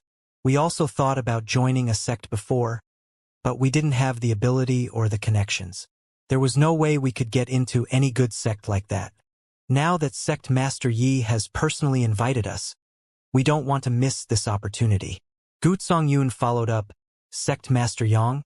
You haven't joined a sect either, so you should know the difficulties of cultivating alone. I do. Yang Kai nodded. Even though things had gone smoothly for him all the way till now, it was true he did not have the same conveniences as a sect disciple. It was not a bad thing that Qiyu and the others wished to join Thousand Leaves sect. After a moment of silence, he agreed. This is a good thing. For Sect Master Yi to invite you personally is enough to show his sincerity. If you are interested, then just stay. Earlier, he was still thinking about how he was going to settle Guizhe and the others in the future. He was originally thinking of bringing them back to Azure Sun Temple, but he wasn't an important character in the sect, so it wasn't right for him to ask Wen Zishan to take them in. Even though he knew that Wen Zishan would not refuse if he asked. If they joined the Azure Sun Temple through a back door, they would definitely be looked down on. Azure Sun Temple was not a small sect after all. Yihen's invitation came as a pleasant surprise. There were many things to be done in Thousand Leaves sect, so they were in need of people right now, and the future ahead was bright for them. It may be a good thing for Qiyu and the others to stay here. With Yang Kai's merit of restoring the entrance to the sealed world and bringing back the lost secret arts and secret techniques of Thousand Leaves sect, Yihen would definitely not treat his friends badly in the future. You agree? Qiyu asked. Yang Kai smiled. This is your matter, seniors? What is there for me not to agree with? What about you? Where will you go? Aio looked at him and asked. Yang Kai pondered for a moment. I'd like to look for Xiao Xiao. Among his companions who came with him from the star field, besides Wu Dao, all the rest had already reunited. Only Xiao Xiao's fate remained unknown. Yang Kai was very worried, and he couldn't feel at ease with each passing day that he did not find him. How will you find him? Chi Yu frowned slightly. I don't know. I may have to look for Yin Lushang in the Netherworld sect. He may have some clues. When they came out of the Starlight Corridor, Yang Kai and Lu Xianyun from the Grand Desolation Star Field landed nearby Blue Feather sect, after which the two of them were forced to join the sect together. Meanwhile, Chi Yu and the others landed near Sky Crane City. In that case, Xiao Xiao may be with Yin Lushang, who was similarly from the Grand Desolation Star Field. If he could find Yin Lushang, he may be able to find a clue about Xiao Xiao. He still remembered Yin Lushang telling him that he was a Netherworld sect disciple. There was a Netherworld sect in the Grand Desolation Star Field, and in the Star Boundary. As for where the one in the Star Boundary was, Yang Kai wasn't sure, so he would have to investigate. You must be careful. Qing Luo is still waiting for you. Chi Yu reminded him with a serious expression. They had met with Yin Lushang before and knew that the Netherworld sect must be a rather big sect in the Star Boundary. Yang Kai and Yin Lushang formed a grudge with one another in the Starlight Corridor. So if they met again, the other side definitely would not let things go. What's more, Yin Lushang also knew that Yang Kai was a Star Master and wanted to steal his Star Source. Star Sources were a rare item in the Star Boundary that were able to help a cultivator obtain insight into principal strength, so everyone wanted to get their hands on one. I know, Yang Kai smiled. For their sake, I will never put my life in danger. After that, Yang Kai took out the spirit pills he refined and passed them to Chi Yu and the others. He also left them a huge amount of source crystals. These were all things Chi Yu and the others badly needed. Even though they knew that Yang Kai must be living a pretty good life, seeing him take out so many spirit pills and source crystals at once was still shocking to them. Thinking back, in order to afford source condensing pills, they had to put themselves in great danger, killing monster beasts in exchange for source crystals and then using them to buy source condensing pills. Even so, they would never be able to afford more than several dozen each time. Those several dozen source condensing pills would have to be split among them, and they would receive less than 10 pills each, which would be used up in just a few days. Then they would have to hunt monster beasts again, and the cycle would continue. But now, Yang Kai had just taken out thousands of different spirit pills for them. Such a large amount of spirit pills was more than enough for them to use for years to come. Many of the spirit pills had even formed pill veins. Chai Hu was thoroughly shocked. Only now did he realize how high Yang Kai's alchemy proficiency was. An hour later, Yang Kai went to visit Yi Hen. Yi Hen seemed to be in retreat, but knowing that Yang Kai was visiting, he was still happy to greet him. After the two sat down, Yi Hen quickly said, "This Yi should have been the one to visit young Master Yang. This Yi never expected young Master Yang to come himself. This Yi apologizes." Yang Kai smiled. Sect Master Yi is too polite. After asking someone to serve tea, Yi Hen asked, "This Yi wonders what instructions young Master Yang needs this Yi to carry out today?" Even though Thousand Leaves sect had become the overlord of this region, and Yi Hen's status had also risen dramatically, he didn't get carried away with himself and still stayed humble in front of Yang Kai. Seeing him like this, Yang Kai knew that Yi Hen wasn't an ungrateful man, so he could feel at ease with Chi Yu and the others having chosen to stay. "I wouldn't dare give instructions. Only, my seniors have informed me that they wish to stay in Thousand Leaves sect, so I came today to ask Sect Master Yi to take care of them in the future," Yang Kai said genially. Yi Hen laughed. "Please don't treat this Yi as an outsider, young Master Yang. The reason Thousand Leaves sect is even able to continue on is all thanks to young Master Yang turning the tides with his strength. Not to mention taking care of them, even if young Master Yang asks for this Ye's position as sect master, this Yi would not frown. Is this old man still thinking of recruiting me into his family?" Yang Kai thought to himself as he waved his hand. "I won't be staying. I still have things to do." Yi Hen did not react too much upon hearing this. Perhaps that just now was his final probe, so he smiled brightly. Then this Yi will not bring it up any longer. This Yi only hopes that if young Master Yang is free in the future, he will come be a guest in Thousand Leaves sect. Thousand Leaves sect will always welcome young Master Yang. Since Chi Yu and the others would be staying here, there was no way Yang Kai wouldn't come to visit. Yang Kai had great potential, so it was definitely the right choice to be on good terms with him. Even though Yi Hen was old, he still had a sharp eye and understood this very well. Naturally, Yang Kai smiled and changed the topic. Last time I heard Sect Master Yi say that you would be able to reach the Emperor realm if given 10 more years? Upon hearing this, Yi Hen's expression turned grave. This Yi had spoken mistakenly last time. Ha! Yang Kai was confused. Yi Hen announced proudly, 5 years. This Yi only needs 5 years to be able to break through to the Emperor realm. The secret arts and secret techniques left behind by old ancestor Yi Chong are of great benefit to this Yi, and the more this Yi studies them, the greater the harvest. Only, speaking up to this point, he sighed, this Yi does now know how long his old body can hold out for. While Yi Hen was reaching his end like a lamp running out of oil, the last battle worsened his physical condition substantially, so his words were no lie.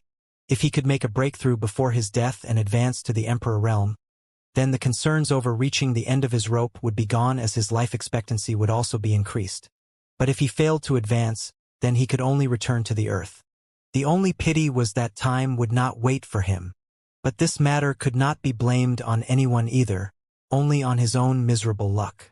If he had met Yang Kai a few years earlier, then he may have reached the Emperor realm by now. Yang Kai flipped his hand over and took out a jade box, slowly pushing it in front of Yi Hen. This spirit pill should be of some help to Sect Master Yi. This is... Yi Hen looked puzzled at Yang Kai, unsure of why he was handing him this pill. However, he obviously knew that Yang Kai was an alchemist, so he didn't dare dally and quickly opened the box. There inside the box, a Longan-sized spirit pill with a mysterious glow was imprinted into his eyes, and a fragrance lingered around his nose. Sniffing this pill fragrance, Yi Hen was stunned as he inexplicably felt as if he had grown considerably younger. He asked, lost in surprise, "Young Master Yang, what sort of pill is this?" Even though he had never seen a spirit pill like this before, he could tell from the feeling that smell alone gave him that this was no ordinary pill. Moreover, Yang Kai could refine even a heaven-defying pill like the extraordinary treasure pill, so his work could not be short of amazing. I wonder if Sect Master Yi has heard of the flowing time pill? Yang Kai asked nonchalantly. Flowing time pill? Yi Hen raised his brow in confusion for a moment before his body began to tremble, and he exclaimed, "This is the flowing time pill?" Seeing his reaction, it was clear Yi Hen knew about the flowing time pill. Within the star boundary, there were many treasures available to prolong one's life. However, not one of them was not an extinct treasure from legend. Not to mention a third-order Dao source realm like Yi Hen, even those Emperor Realm Masters could not get their hands on them. Yi Hen knew that his own end was near, and he also thought about looking for these elixirs to prolong his life. But not only did he have no clue where to find them, even if he did, it would be next to impossible to obtain them. After all, many Emperor Realm Masters would already be fighting over such a prize. So Yi Hen had resigned himself to his fate. All this while, he had been in retreat and looking over the recently found secret arts and secret techniques, just hoping he could break through his shackles and advance to the Emperor realm before his death. Even if he failed, he still wanted to leave behind his own insights to Yi Jinghan, so she could avoid some of the twists and turns in her future path. But right at this moment, there just so happened to be a flowing time pill placed right in front of his face. He had learned in detail what sorts of elixirs existed in the star boundary that could prolong one's life, and naturally knew of the flowing time pill's effects. Strictly speaking, the flowing time pill could not prolong one's life, because it could not increase a person's lifespan. Instead, it worked by returning one's physical state to what it was several dozen years before. In other words, if Yi Hen were to take the flowing time pill, then the state of his body would go back to several dozen years ago, which is considered a form of life extension. Of course, this effect had a major limitation. It was impossible to eliminate any injuries suffered by the person taking it. If the flowing time pill could even turn back injuries by several dozen years and eliminate them, then that would truly be too heaven-defying. Nonetheless, the flowing time pill that Yang Kai took out would be able to restore at least 50 years of life to Yihen. Yihen simply could not believe that he could come across such a wonderful thing. He was complaining that time didn't wait for him, and while his ambitions were only limited by the time he had left, Yang Kai was here to give him a flowing time pill. He was so excited for a moment that he couldn't contain himself. He did not doubt Yang Kai because he knew that Yang Kai had gone to the Four Seasons realm before and had visited the flowing time temple. The main ingredient of the flowing time pill was the flowing time fruit, which could only be obtained in the flowing time temple. Yang Kai had obviously obtained the flowing time fruit, which was why he was able to refine this spirit pill. Even though the flowing time pill's effects only spanned several dozen years, to Yihen, it was the best pill in the world right now, and he would be willing to buy it even if he had to give away everything he had. Yet, Yang Kai had gifted it directly to him. Wasn't this like what people say, delivering charcoal in a frigid winter? With this flowing time pill, what else did Yihen have to worry about? All he had to do was retreat for a few years and then break through to the Emperor realm. With this spirit pill, he was certain that he could succeed. His bright future was unfolding before him just like a scroll, and he seemed to envision himself leading the Thousand Leaves sect and restoring it to its past glory. Yihen was overtaken by emotion for quite a while before he was slowly able to calm down. After recovering, he bowed deeply to Yang Kai. Yihen has repeatedly received young Master Yang's kindness and has nothing to repay him with. Thus, Yihen hereby swears that young Master Yang will become the greatest benefactor to this Yi and Thousand Leaves sect. If young Master Yang has any needs in the future, we will never refuse, and if this oath was to be broken, then Yihen and the Yi family's descendants will all be possessed by heart demons and be burned to death. Yihen made his oath firmly and quickly without the slightest hesitation, and he was already done before Yang Kai could react to the situation. In the next moment, an invisible force seemed to surge into Yihen's body and left an invisible mark on his soul. Yang Kai was stunned and smiled bitterly. Sect Master Yi, there was no need for this. He knew very clearly what Yihen had just done. That was a heart demon oath, made with Yihen's own soul as the base. There was no possibility for him to regret this in the future. If he were ever to breach the oath, then a heart demon would really possess his body and he would be burned to death. Moreover, this heart demon oath not only affected him, but also Yi Jinghan and any future descendants the Yi family may have. The reason why Yang Kai took out the flowing time pill for Yihen was mainly that Chi Yu and the others would be staying here. Even though the sect's heaven-grade puppets could be used now, there was no actual Emperor Realm Master to guard the sect, which would inevitably cause them to be looked down upon. For the sake of Chi Yu and the others, Yang Kai also hoped that Yihen would be able to reach the Emperor Realm and shelter them. That was why Yang Kai refined the flowing time pill out of the flowing time fruit and decided to give it to Yihen. He had no idea that he would get this in return from Yihen. Yihen shook his head.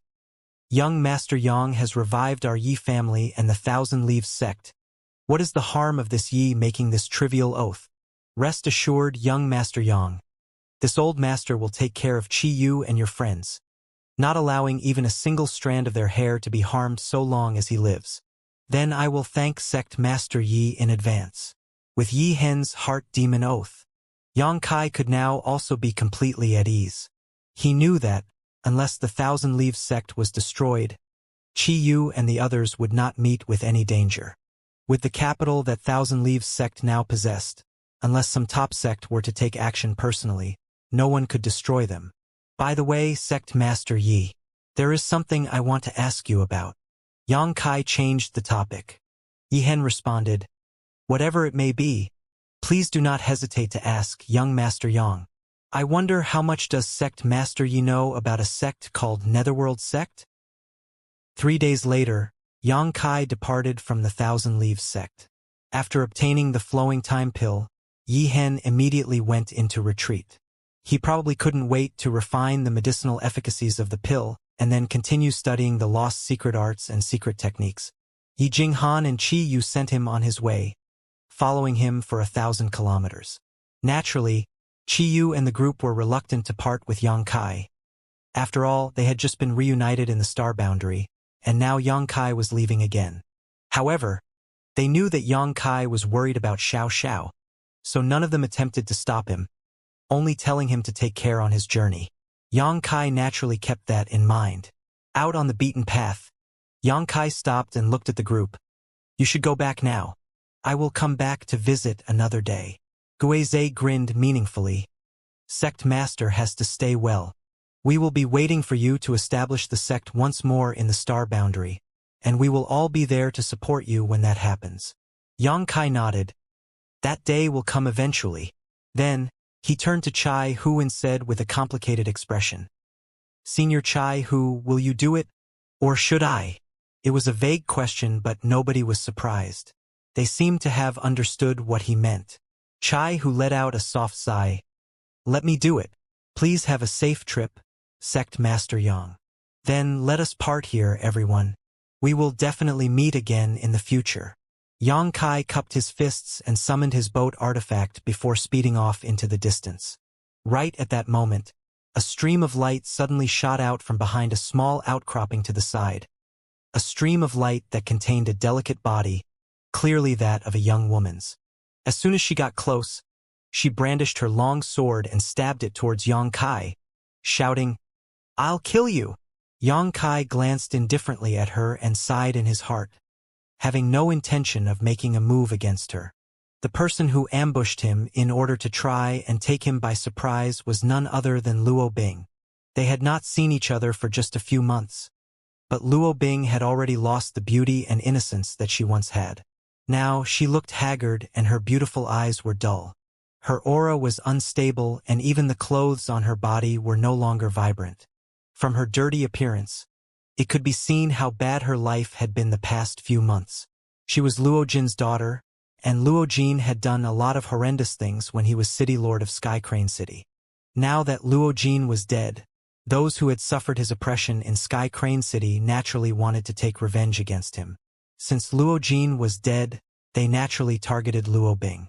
Fortunately, despite her spoiled nature, Luo Bing was a decent person at heart.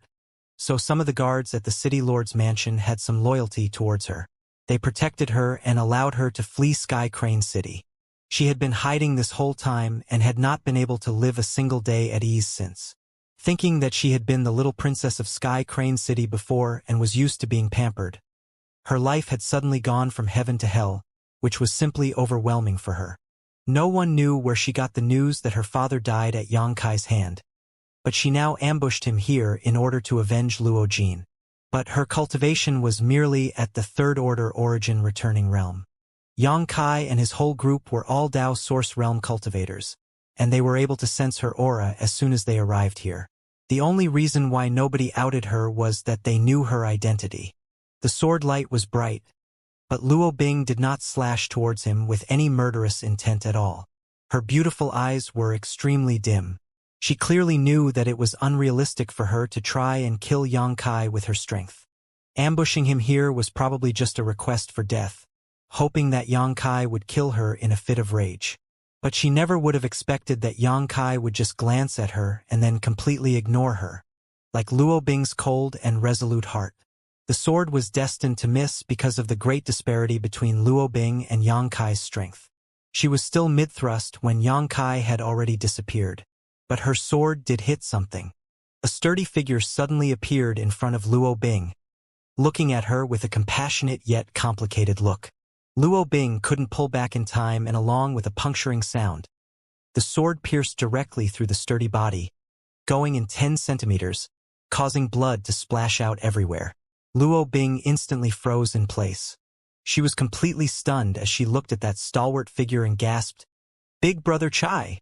The person who suddenly appeared in front of her and took the sword in the chest was Chai Hu. With Chai Hu's first-order Dao Source Realm cultivation, it would have been easy to evade her blade. Even if he didn't want to avoid it, he could have easily blocked it by circulating his source chi. But he did not do that. He let Luo Bing vent with her blade. Luo Bing, who was determined to die, finally panicked. She came here in order to ambush and attack someone. She didn't intend to get out of here alive. If she couldn't kill Yang Kai, then she wanted to at least die at his hands so she could be reunited with her father in the underworld. She came here with the determination to die, but hurt Chai Hu instead. Chai Hu's chest was soon stained crimson. Luo Bing's pupils dilated at once, as if the crimson had blotted out the light before her, filling her entire world with this shocking blood. The huge psychological shock caused Luo Bing's tender body to weaken, and she almost fell to the ground. Chai Hu reached out to hold her, and not only that, but he also took her arms and slowly pulled her towards himself. Luo Bing could not resist him, and it didn't matter if Chai Hu was merely pulling her over, but the sword in her hand was still stuck in Chai Hu's chest. With this movement, her sword plunged even deeper. Chi chi chi. The sound of metal cutting through flesh was ear-piercing, and in the blink of an eye, the sword had already passed through his chest. Luo Bing's pretty face turned icy pale in an instant, and she called out in a panic, "Big Brother Chai, what are you doing? Stop." But no matter what she said, Chai Hu remained unmoved. The faces of Chi Yu and the others all changed. They never would have thought that Chai Hu would do such a thing. By the time they came to their senses, Chai Hu had already pressed Luo Bing's body completely to his chest, and he whispered in her ear, "Young Master Yang killed your father, so I will pay back this debt in his place. Don't point your sword at him. Stop, stop. I don't want revenge anymore. I won't try to take revenge ever again. So let go.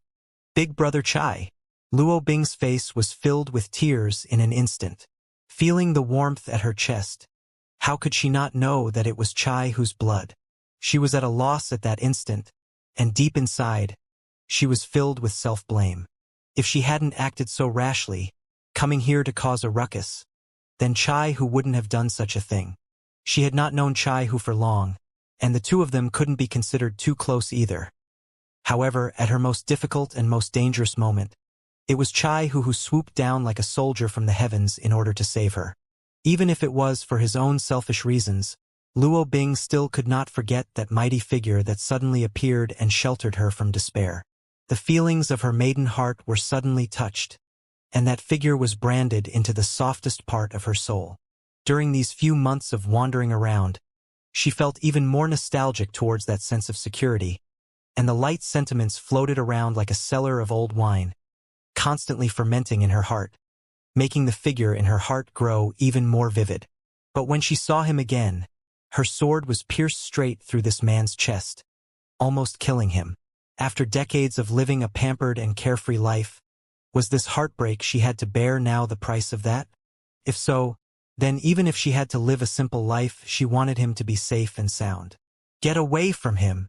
Chi Yu bellowed and thrust her hand out, pulling Luo Bing away and tossing her heavily to the ground.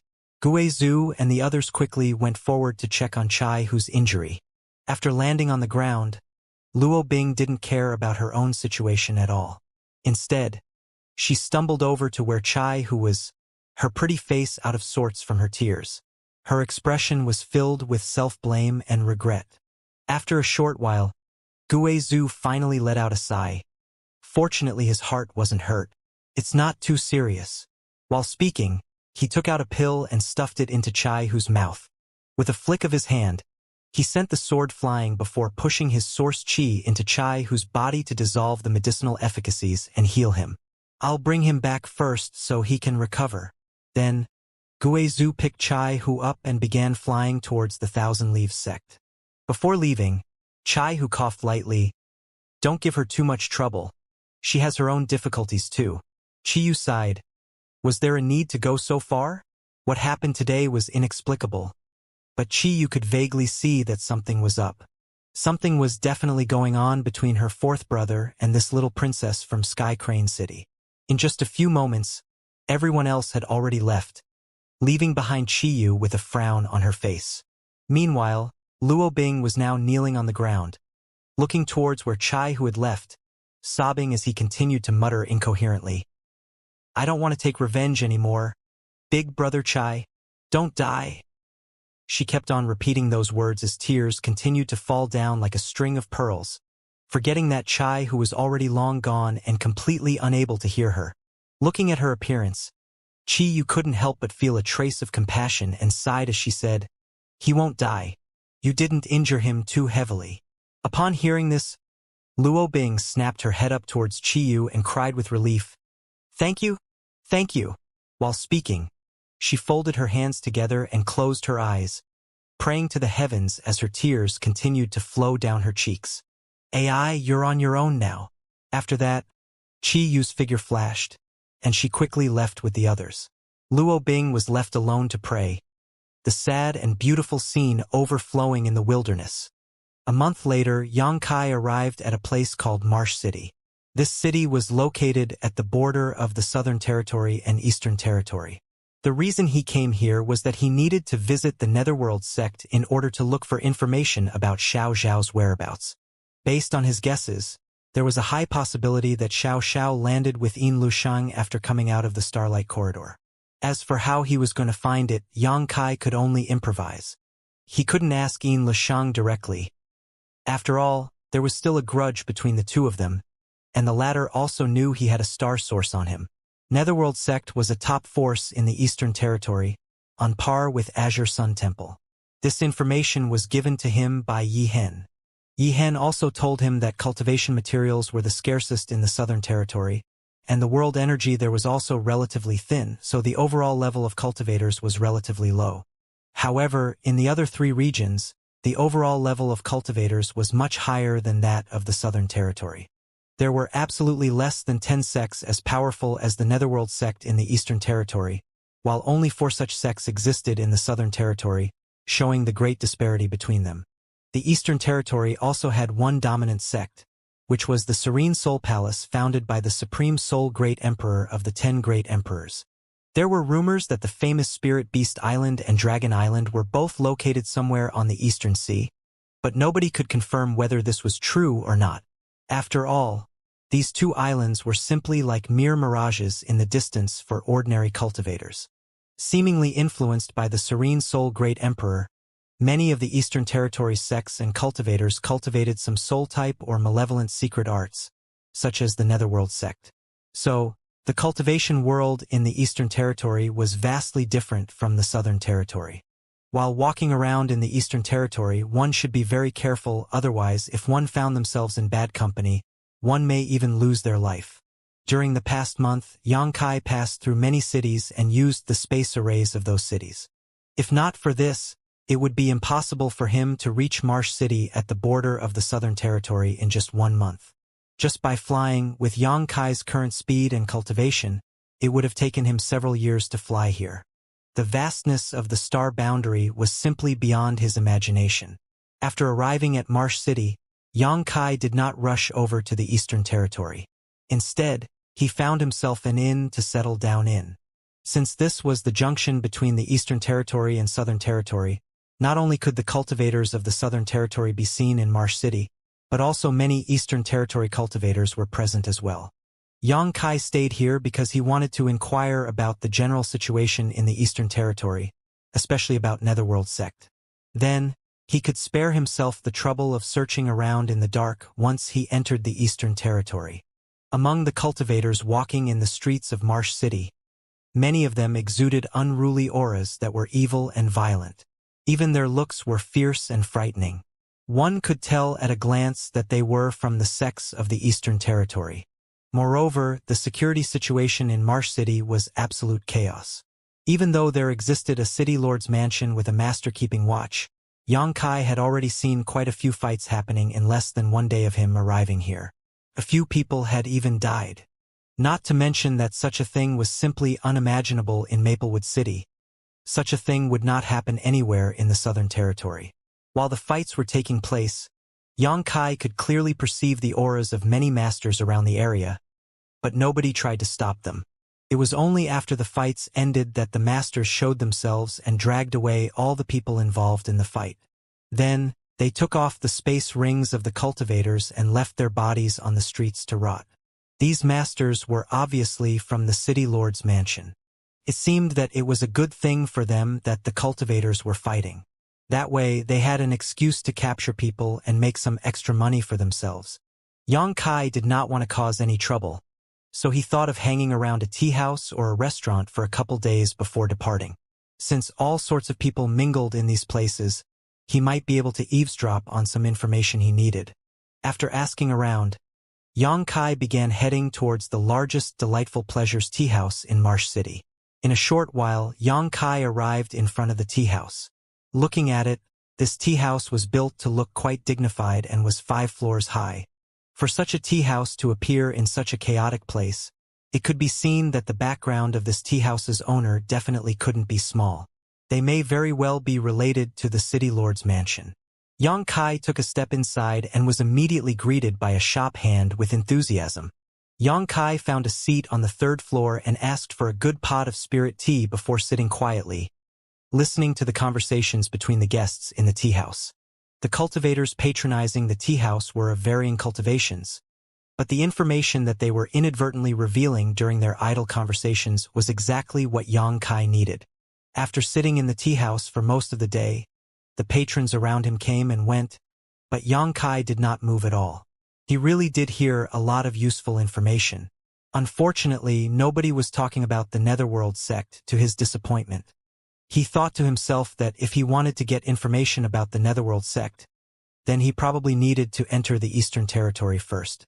Just as Xianxia was about to leave, a sudden and rather strong surge of energy emerged not far away on the opposite side of the street. Someone seemed to be fighting. Xianxia was not surprised by this, as law and order in Marsh City was in complete chaos. So fights happened from time to time. But this didn't matter to him as long as he wasn't targeted by anyone. The fluctuation happened quickly, but also dissipated quickly. The disparity in strength between both sides seemed quite large. Following that, a delicate figure was kicked out from a medicine store on the opposite side. This figure spat out a mouthful of blood while in midair and landed heavily on the ground. Then they did not get up for a long time. It seemed their injuries were quite severe.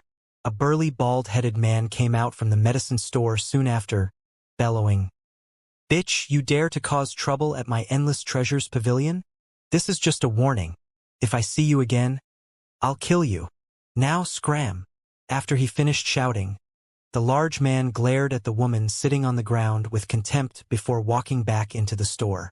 All the cultivators who walked past seemed to be used to this sight, and nobody went over to show pity for the battered woman. They just thought that she was unlucky to actually have had the guts to start trouble in the Endless Treasures Pavilion. As if the word death didn't exist in her dictionary.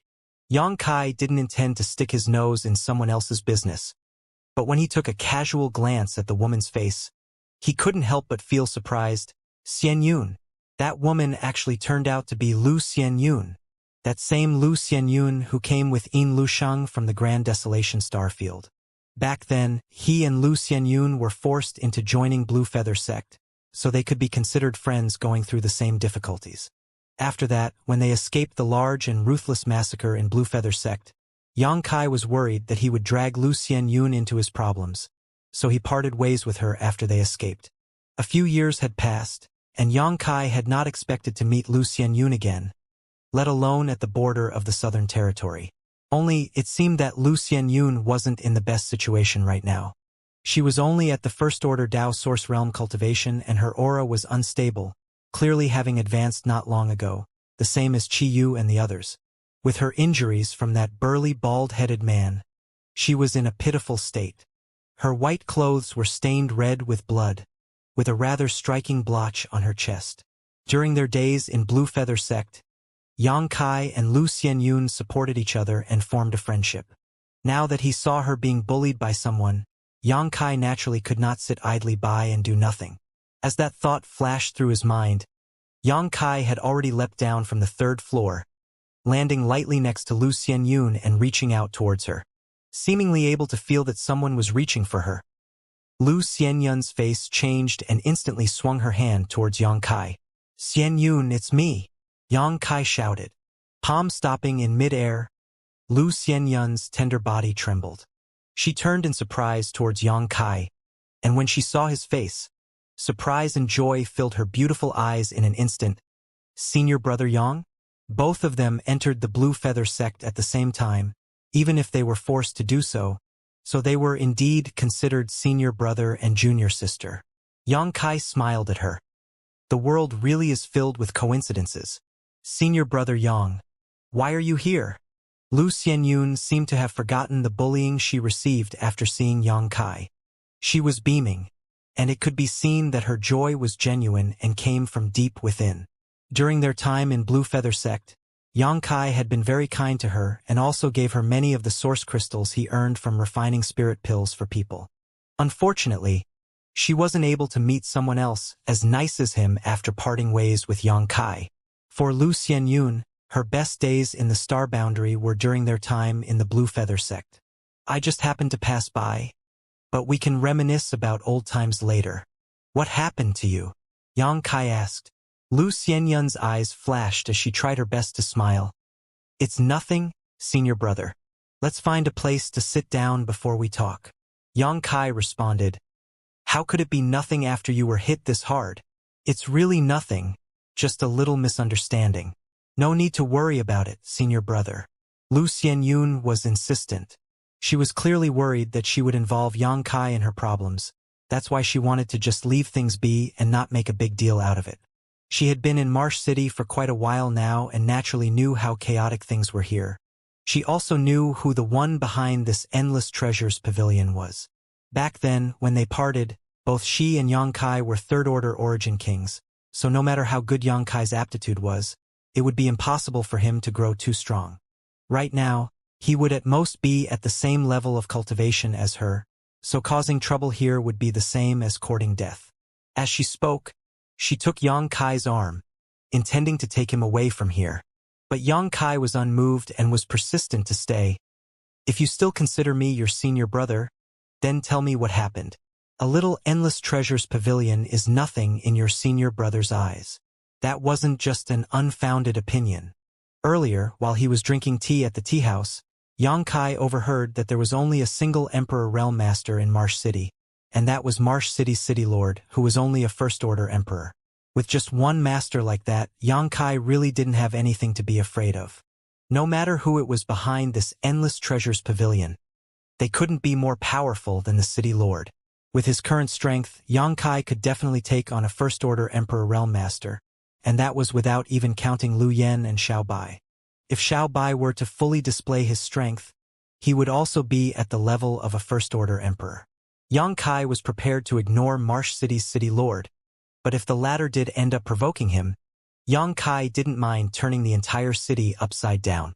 Lu Xianyun was stunned in place as she stared at Yang Kai in astonishment, wondering where he had gotten his confidence from. At that moment, she thought of checking Yang Kai's cultivation. But when her divine sense swept over him, she was shocked to find that the aura inside Yang Kai's body turned out to be a blur. In other words, she couldn't see how strong Yang Kai was. Lu Xianyun was completely dumbfounded. When she parted ways with Yang Kai, both of them had similar cultivations. They had only parted for a few years, but now she couldn't even detect Yang Kai's cultivation, which showed how great the disparity between them was. Rest assured, I won't do anything rash, but I have to stand up for you regardless. Yang Kai smiled. Lu Xianyun pursed her red lips. She knew she should refuse Yang Kai's offer, but she still felt touched, so she explained, I came here to sell something, but the price the Endless Treasures Pavilion offered me was too low. I didn't want to sell, but they forced me to sell no matter what. They're snatching things by force? How dare they? Yang Kai's face sank as he asked, What were you trying to sell? I'm not sure either. It was a spirit flower that I came across by chance. Lu Xianyun looked ashamed. She didn't even know what she was selling. She just thought that the price the Endless Treasures Pavilion gave her was too low, so she wasn't willing to sell it. But she didn't expect that they wouldn't return the item at all, and when she argued with them, they ended up attacking her directly and throwing her out. What price did they offer you? 10,000 low-rank source crystals, Lu Xianyun said softly. Yang Kai nodded. Come with me. Then, he brought Lu Xianyun into the Endless Treasures Pavilion. After the two of them stepped into Endless Treasures Pavilion, the young shop hand at the counter immediately came over to greet them with enthusiasm. But once he saw Lu Xianyun next to Yang Kai, the smile on his face disappeared. He looked coldly at Lu Xianyun and snapped, Why are you here again, you tramp? The boy seemed to only be a First-Order Origin King, But he wasn't pressured at all in front of a first-order Dao Source Realm cultivator like Lu Xianyun. Instead, he cursed her directly, obviously not putting her in his eyes thanks to his background. After scolding her, he sneered contemptuously at Yang Kai. "And you even brought your toy over? You clearly have a death wish." Pa! A crisp sound rang out as soon as the boy finished speaking as Yang Kai sent a slap across his face. For someone whose cultivation was so far below Yang Kai's, how could he avoid that slap? The shop hand didn't even realize what had happened when he felt the huge sting on his cheek, sending his entire person flying. While his body was still in mid-air, several more consecutive hits rang out. Yang Kai was chasing him over with one slap after another. He could tell at a glance that this boy was a bully who looked down on others by using his background, cursing others without even a blink. How could Yang Kai give him any face? After sending out a dozen slaps, even though Yang Kai did not use much strength, the shop handballed was still left dizzy. After he landed on the ground, he spat out a mouthful of blood. Even his teeth had all been beaten off his mouth. When Yang Kai struck the boy, the cultivators walking past Endless Treasures Pavilion had all seen it, and they were all dumbfounded, looking inside in astonishment, thinking, "What sort of idiot dares to hit anyone in the Endless Treasures Pavilion? They probably won't get to see the sun tomorrow anymore." It was human nature for people to gather and watch when something interesting happened. So many cultivators appeared in front of Endless Treasure Pavilion's door in an instant. All of them were looking in to see how Yang Kai and his company would end up dead. Lu Xianyun was also stunned. Even though Yang Kai just told her that the Endless Treasures Pavilion was nothing to him, and she also knew that Yang Kai's strength was definitely not bad, she didn't expect him to start hitting someone as soon as he walked in. If she had known this would happen, then Lu Xianyun would never have let Yang Kai come here no matter what. Even if the one Yang Kai had beaten was just a young servant manning the counter, he belonged to Endless Treasures Pavilion in the end. For him to be slapped more than a dozen times across the face in front of the public was no different than Yang Kai slapping the face of Endless Treasures Pavilion. And how could Endless Treasures Pavilion just take this sitting down? Instantly, Lu Xianyun became as anxious as an ant on a hot wok. She felt that she had dragged Yang Kai into trouble and felt guilty. All she wanted to do now was drag Yang Kai out of here, the further the better. Seemingly able to sense her unease, Yang Kai reached his hand out to squeeze her palm, smiling. "Don't worry, senior brother can handle it." Lu Xianyun looked at his bright and confident smile in a daze. For some reason, her heart settled down in an instant. "Who dares cause a stir in the Endless Treasures Pavilion?" A voice howled across the room from the back hall, followed by the appearance of the burly bald-headed man who injured Lu Xianyun previously. His iron pagoda-like body gave off a strong oppressive feeling, and the aura emanating from his body was extremely fierce. As soon as the boy who was beaten silly saw the man come out, it was as if he found his backbone and stumbled towards the man. Hand on his cheek, he shouted, "Sir Deacon, you must seek justice for this lowly one."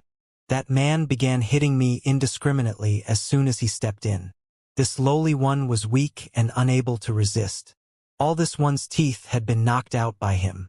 Look at how pitiful this lowly one is," he sobbed unceasingly, with blood still pouring down from the corner of his mouth. He was indeed a pitiful sight. Anyone who did not know the full story would feel sorry for him if they saw this too. Only Yang Kai barely used any force, so while the shop hand's injuries looked terrible, they weren't serious at all. If Yang Kai hadn't held back, there was no way this shop hand would be as lively as this. "You dare act unruly in my Endless Treasures Pavilion, little brat? You court death." The burly bald-headed man's sharp eyes instantly went to Yang Kai as he barked viciously at him. Then, looking over, he saw Lu Xianyun standing next to him and seemed to understand something. Sneering, he taunted, "I was wondering what happened. So you've brought a little helper over, have you?" While speaking, he glanced derisively at Yang Kai. "Little brat, this king does not know what benefits this woman is offering you to get you to step up for her, but you've made a big mistake coming here." With a wave of his hand, the door of Endless Treasures Pavilion banged shut. Following that, 4 Dao Source Realm cultivators came out from different directions, surrounding Yang Kai and Lu Xianyun. This all happened so abruptly that Lu Xianyun's beautiful face couldn't help paling as she subconsciously leaned over to Yang Kai's side, as if to seek a sense of security. Lifting her head to look at Yang Kai, though, she could see that he was completely indifferent, as if what was happening right now did not concern him in the slightest. Infected by his confidence, Lu Xianyun also calmed down all of a sudden. Trying to bully people with numbers? An amused smile appeared at the corners of Yang Kai's mouth as he looked around, sweeping his divine sense over the 4 Dao Source Realm cultivators and quickly discovering they were all just first orders. As for the burly bald-headed man, he was merely at the second-order Dao Source Realm. Who knew where the man got the courage to shut the door? But from the looks of it, he was just trying to pull the wool over everyone's eyes and keep Yang Kai and Lu Xianyun here forever. Hearing Yang Kai's taunting, the burly bald-headed man only coldly snorted before his cold eyes turned to Lu Xianyun. I never planned to do anything to you, but since you can't appreciate kindness and took the initiative to come back, then don't blame this king for being ruthless. This king just happened to be lacking someone to warm his bed, and your looks are not bad. Obediently kneel in front of this king, and you'll suffer less pain. Lu Xianyun was instantly shaking with anger as she grit her teeth and snapped, In your dreams! This shameless person not only scammed her of her spirit flower and injured her, but now he was even coveting her beauty. How could Lu Xianyun endure being asked to beg for a man's pleasure? She was still a rather commanding character in the Grand Desolation starfield, but even though her status was lowered after coming to the star boundary, she still had self-respect. Since you refuse a toast, you must drink a loss. The burly bald-headed man clearly wasn't the example of patience. When Lu Xianyun refused him, he waved his hand and said, Kill the man and capture the woman. Why don't you open your eyes and see where you are? You actually dare to stir trouble here? You don't know what you're in for. The 4 Dao Source Realm cultivators gathered around Yang Kai and Lu Xianyun acted at the same time, all releasing their secret techniques. They were all aiming for Yang Kai, murderous intent pouring out, and clearly didn't plan to hold back. Ready to kill Yang Kai as the man instructed. Endless Treasures Pavilion had a strong backer, so what would they have to worry about killing a few people? It was just a pity that this little brat had eyes but failed to see and came here to cause trouble. But the 4 of them soon realized that something was wrong. The instant they began to move, the air turned heavy in the entire Endless Treasures Pavilion. An indescribably force enveloped the crowd, making it feel as if they had fallen into a mire. These 4 Dao Source Realm men weren't the strongest, but they still more or less had some insight into principal strength after advancing to this realm. They immediately knew that the power restricting their movements and making it feel as if they were being weighed down by a mountain, making it hard to breathe, and even interrupting the flow of their source chi, was extremely profound principal strength. The faces of the 4 men changed dramatically as they desperately tried to break free of this pressure, unfortunately achieving nothing for their efforts. Yang Kai sneered and released a golden blood thread. In a flash of gold, it garroted the 4 men. Chi chi chi. After a strange noise, the golden light disappeared. The principal strength that filled Endless Treasures Pavilion also disappeared at the same time. But the 4 Dao Source Realm cultivators that attacked Yang Kai were standing still as if they had been immobilized. Their eyes were filled with fear and disbelief. A short while later, one man's body suddenly collapsed, falling to pieces on the ground as if he had been cut into countless slivers. Blood and flesh splashed all over the floor. Lalala. The other 3 also broke into pieces. In an instant, a disgusting stench of blood filled the air. Ah! The burly bald-headed man clearly did not expect Yang Kai to be so merciless. He thought that since Lu Xianyun was only a first-order Dao Source Realm cultivator, the helper she found wouldn't be anything to look at either, so he did not plan to take action himself. But now he knew he was very wrong. Those 4 were first-order Dao Source Realm cultivators, and it took much effort for Endless Treasures Pavilion to nurture them. Yet they were completely wiped out by their opponent in one move. How could strength like this be something he could contend with? The shop hand was even worse off. He was originally standing next to the burly bald-headed man like a fox exploiting the tiger's might. He had his eyes wide open, wanting to see them kill Yang Kai off in order to vent his anger. However, what he saw was very different from what he expected. His eyes actually rolled back and he fainted directly. You actually dare to kill in my endless treasures pavilion. The burly bald-headed man's face was miserably pale. After realizing that he was definitely not Yang Kai's opponent, the blood in his body ran cold, and he was no longer throwing his weight around like before. What a joke. They wanted to kill me, so of course I'm going to kill them. Yang Kai laughed coldly and stared sharply at the burly bald-headed man. Now it's your turn. When he heard that, the man knew that things were bad. He suddenly formed seals with his hand and a layer of crimson light enveloped his body. At the same time, he spat out a mouthful of blood essence. He seemed to have performed some sort of profound secret technique. His body shot back like an arrow, wanting to escape this place while he shouted, "Head shopkeeper, save me. Not even the King of Heaven can save you now." Yang Kai coldly snorted. He was clearly standing in place without moving, but he had already arrived in front of the burly bald-headed man in the blink of an eye. Sticking to him, he had a cold and harsh look in his eyes. The burly bald-headed man felt as if he'd lost his soul.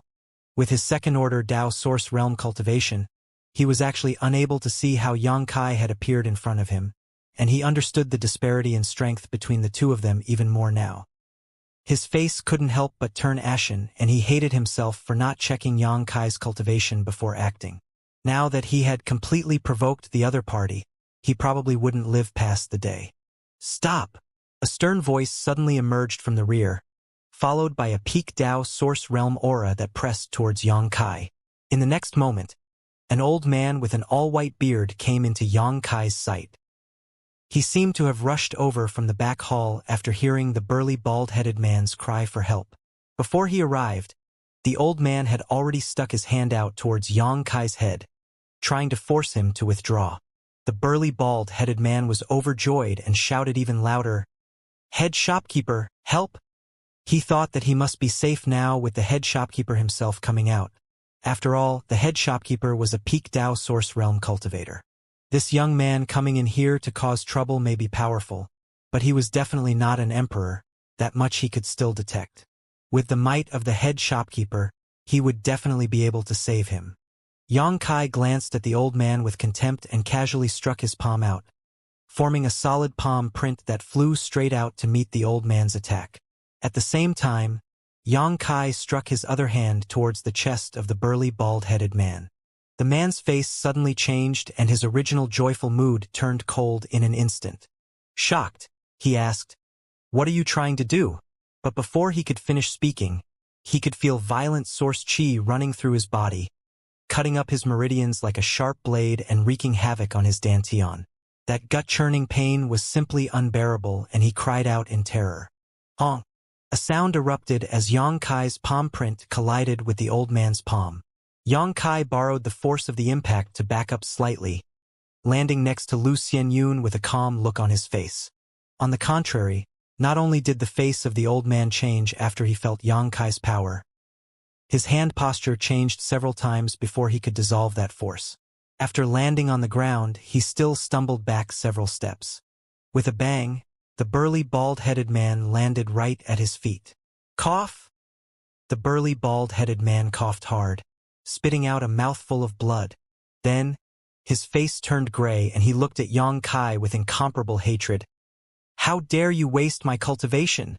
At this moment, his meridians had been destroyed and his dantian was shattered. All his cultivation had dispersed. Even though such an injury was not incurable, he would need extremely precious elixirs to recover. Even without mentioning how extremely rare such elixirs were, he would not be able to afford to buy them even if he could find them. "You dared to hurt my junior sister. So what's so strange about me wasting your cultivation?"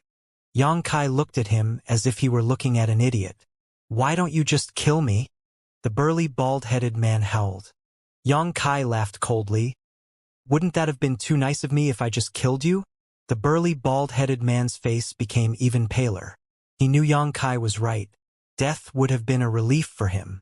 The abolishment of one's cultivation was the cruelest punishment one could inflict upon any cultivator. For this, sir, to act so ruthlessly, may I know what my endless treasures pavilion has done to offend you? The head shopkeeper's eyes were dark, and he shouted through gritted teeth in fear of Yang Kai's mercilessness. This young man killed 4 Dao Source Realm cultivators and wasted the cultivation of the burly bald-headed man as soon as he arrived. With how cruel and decisive his actions were, the head shopkeeper knew they couldn't settle things nicely. But even though Yang Kai was strong, he wasn't very afraid of him. As the saying goes, even the mighty dragon cannot suppress the native serpent. Every single person in Marsh City had to give face to their endless treasures pavilion. You have not offended me, but you have offended my junior sister. Yang Kai looked coldly at the head shopkeeper and the corners of his lips rose up, continuing, "Don't tell me you know nothing about this. Hand over what you stole or you'll end up the same as him." While speaking, Yang Kai pointed a finger at the burly bald-headed man. The head shopkeeper's face changed. He originally thought that he could delay Yang Kai until reinforcements arrived. Once they did, Yang Kai would be forced to pay for what he had done to the Endless Treasures Pavilion 100 times over. Only, he didn't expect that Yang Kai wouldn't even give him that opportunity. From his words, Yang Kai clearly wasn't going to give him any breathing time at all. "Does sir know what place our Endless Treasures Pavilion is? And who stands behind it? You dare shout like that here?" The head shopkeeper had lived for so many years and had a peak Dao Source Realm cultivation himself, so he couldn't be intimidated by a few words from Yang Kai. "I see you've made your choice. In that case, please don't blame this young master for being ruthless."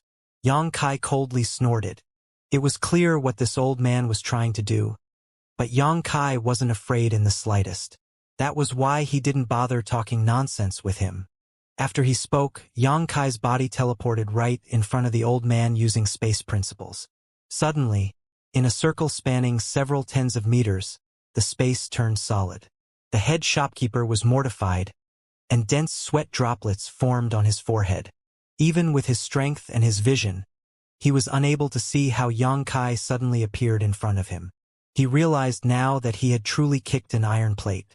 Feeling the condensed space around him, he pushed his source chi wildly, and with a horrified look shouted, "Endless Treasures Pavilion is the private property of Sir City Lord. Since you dare to be unruly here, then don't even think about leaving Marsh City alive." When it came to this, he didn't have the leisure to posture anymore. He tossed out his backer's name directly, hoping that Yang Kai could exercise caution lest innocents be hurt. After all, the city lord in Marsh City was a powerful man, and also the only Emperor Realm Master here. But unexpectedly, Yang Kai wasn't moved at all. He couldn't see a single fluctuation of emotions in his eyes as if he had already expected it. "This little brat is mad." The old man was horrified. He still dared to act so wantonly even after knowing that the city lord was behind him. Didn't that mean that he wasn't afraid of Sir City Lord? What a joke that he tried to use the city lord's name to pressure the boy, but it backfired on him instead. The space around him was so condensed now that the old man could not move an inch. It felt like his meridians were blocked and the flow of his source chi was interrupted. In haste, he had no choice but to bite the tip of his tongue and spit out a mouthful of blood essence, summoning a huge pair of golden blades to cut in Yang Kai's direction. The golden blades were of a considerable grade and emitted the aura of a Dao Source grade high-rank artifact. There was also a mysterious force behind this strike that cut a rift through the frozen space. The old man was finally relieved of the pressure and his source chi began flowing smoothly in his meridians again. But before he could do anything, a faint golden light had already spread out before his eyes. He subconsciously looked up at Yang Kai, only to see that the latter's left eye was shining gold. What's more, the pupil of that left eye had also become an awe-inspiring vertical slit. An intimidating power was fluctuating inside it, and just looking at this I caused the old man to feel panicked. In the next moment, a lotus flower bud that was about to bloom suddenly shot out from the golden slit, the light growing brighter. The old man froze in place as if he had been struck by lightning. His vision was filled with nothing but the lotus bud, as if it was the only thing left in this world. Under his gaze, the pure white lotus quickly bloomed. As the lotus flower blossomed, the old man felt his spiritual energy rapidly being drained, and pain filled his head, like 10,000 ants were gnawing at his soul. Not good. This is a soul secret technique. The old man came back to his senses with a start, but there was nothing he could do. The young man's spiritual energy seemed to be much stronger than his own, and this inexplicable lotus secret technique had already devoured a massive amount of his spiritual energy in just a short amount of time, causing his whole body to weaken as a horrified look appeared on the old man's face. A sharp pain washed over him, the stimulation quickly jerking the old man awake. Looking over, he saw that his arm had been chopped straight off. Blood was spurting out from the wound and pouring out onto the ground. The face of the young man turned serious. Lightly reaching out his palm, he pressed it against the old man's chest. Thinking back to what he saw happen to the burly bald-headed man when he was observing them in the shadows previously, combined with Xianxia's words, how could the old man not know what Xianxia intended to do? He was really going to waste his cultivation. The old man shivered fiercely as he shouted with all his might, "No! We can talk things through.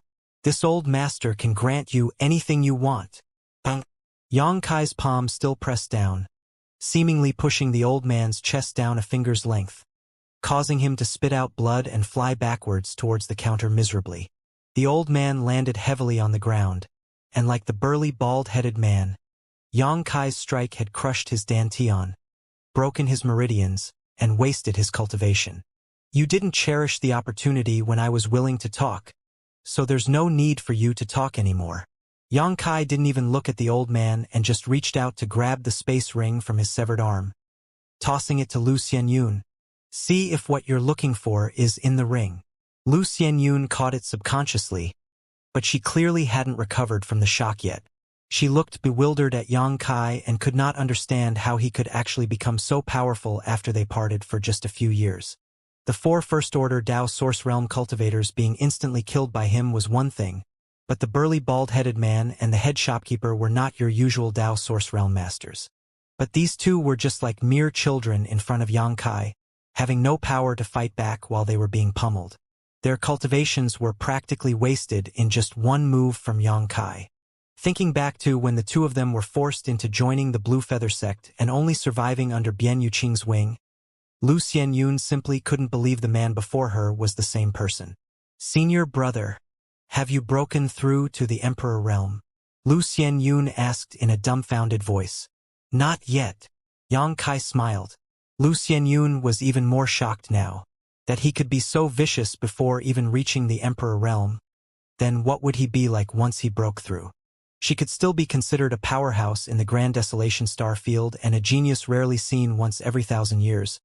But compared to Xianxia now, she felt that her own cultivation aptitude was simply poor. "So, is it there?" Xianxia asked again. Only then did Lu Xianyun scramble to look through the space ring.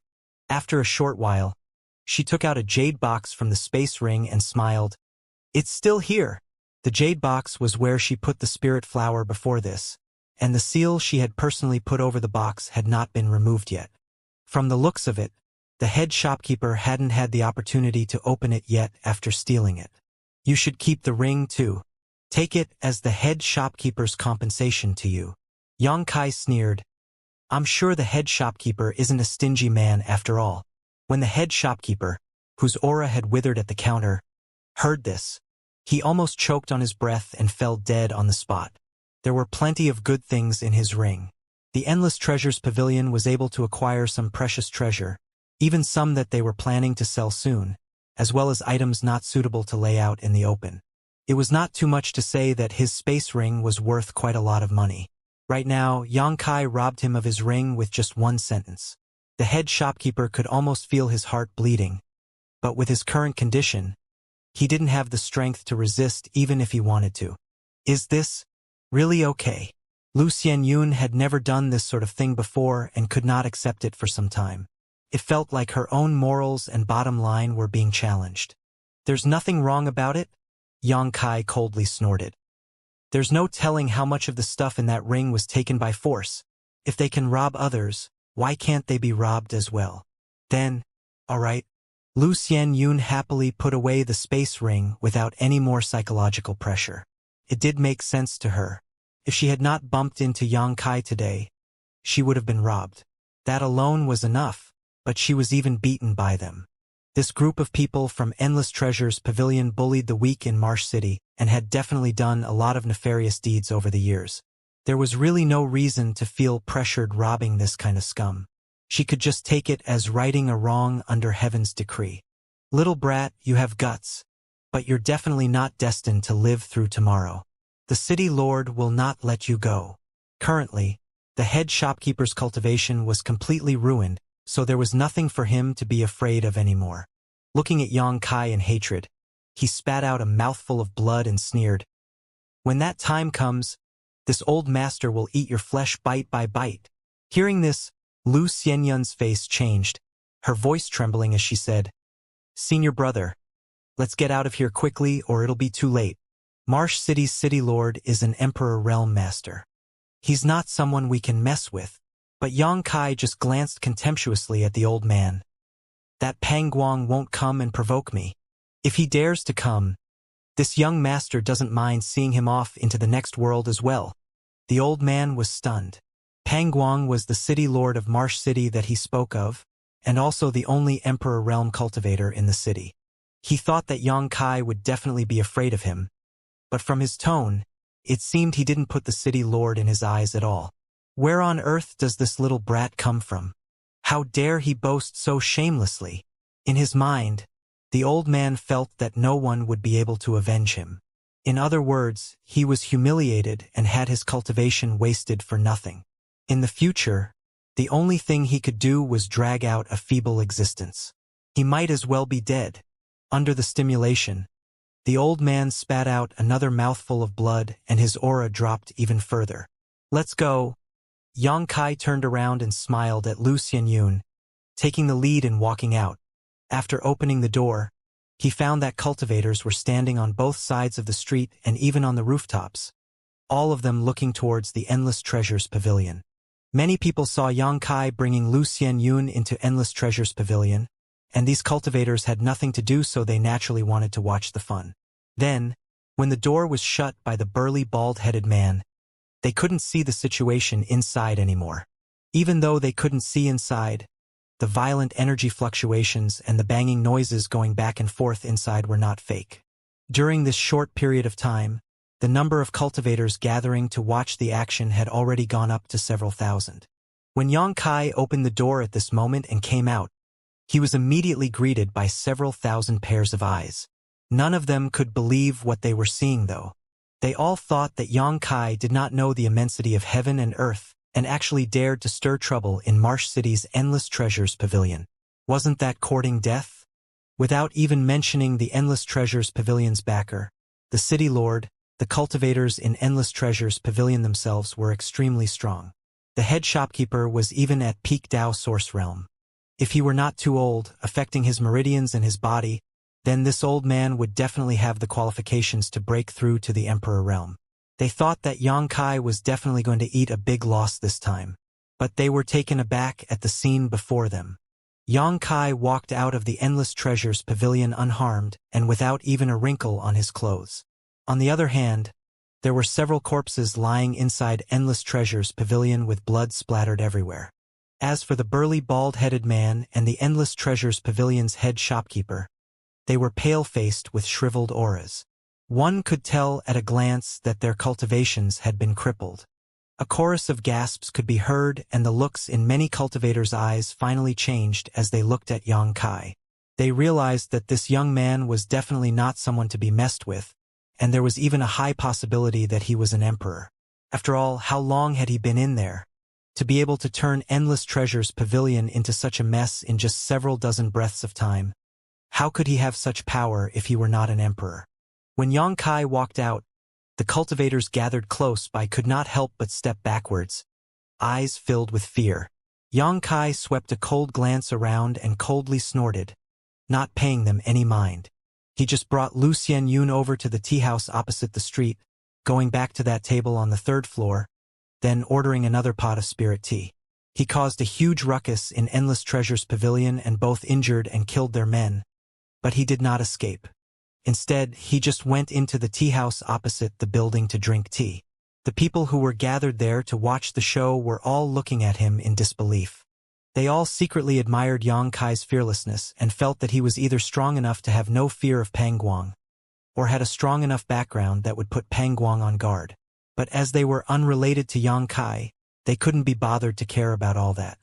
Instead, the open doors of the Endless Treasure Pavilion were of greater interest to these cultivators right now. The cultivators in Marsh City were basically the gruff type that value human life as little as grass. Naturally, they wouldn't care who was right or wrong in this situation. However, since the spirit grasses, medicines, and other precious treasures in Endless Treasure's Pavilion were unguarded right now, it was a good opportunity for them.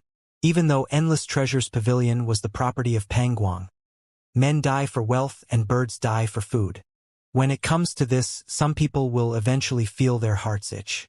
After a moment of silence, a figure suddenly leapt out from the crowd, rushing straight into Endless Treasure's Pavilion and sweeping all the spirit grasses and medicines on the shelves into his space ring. Seeing this, how could the others stay still?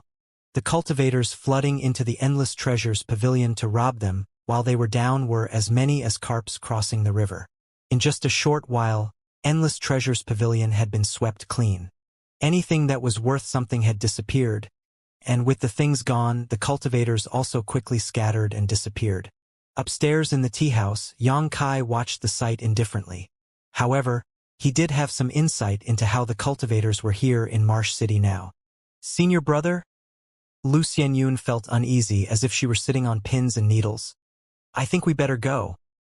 It wasn't that she wasn't confident in Yang Kai's abilities, but a huge situation had erupted and she was the cause of it all. She didn't want to provoke any stronger enemies for Yang Kai. No need. Yang Kai smiled and poured her a cup of spiritual tea. This place is a mess. How did you end up here? He was still quite curious about Lu Xianyun's situation after not seeing her for several years. After they fled from Blue Feather Sect, he gave the bigger half of his belongings to Lu Xianyun at the time and the two went off into different directions. After that, Yang Kai went to Maplewood City working hard till now. He didn't expect to be able to bump into Lu Xianyun while passing by Marsh City this time. I've been here many years now. Lu Xianyun smiled bitterly and briefly told him about her situation during these past few years.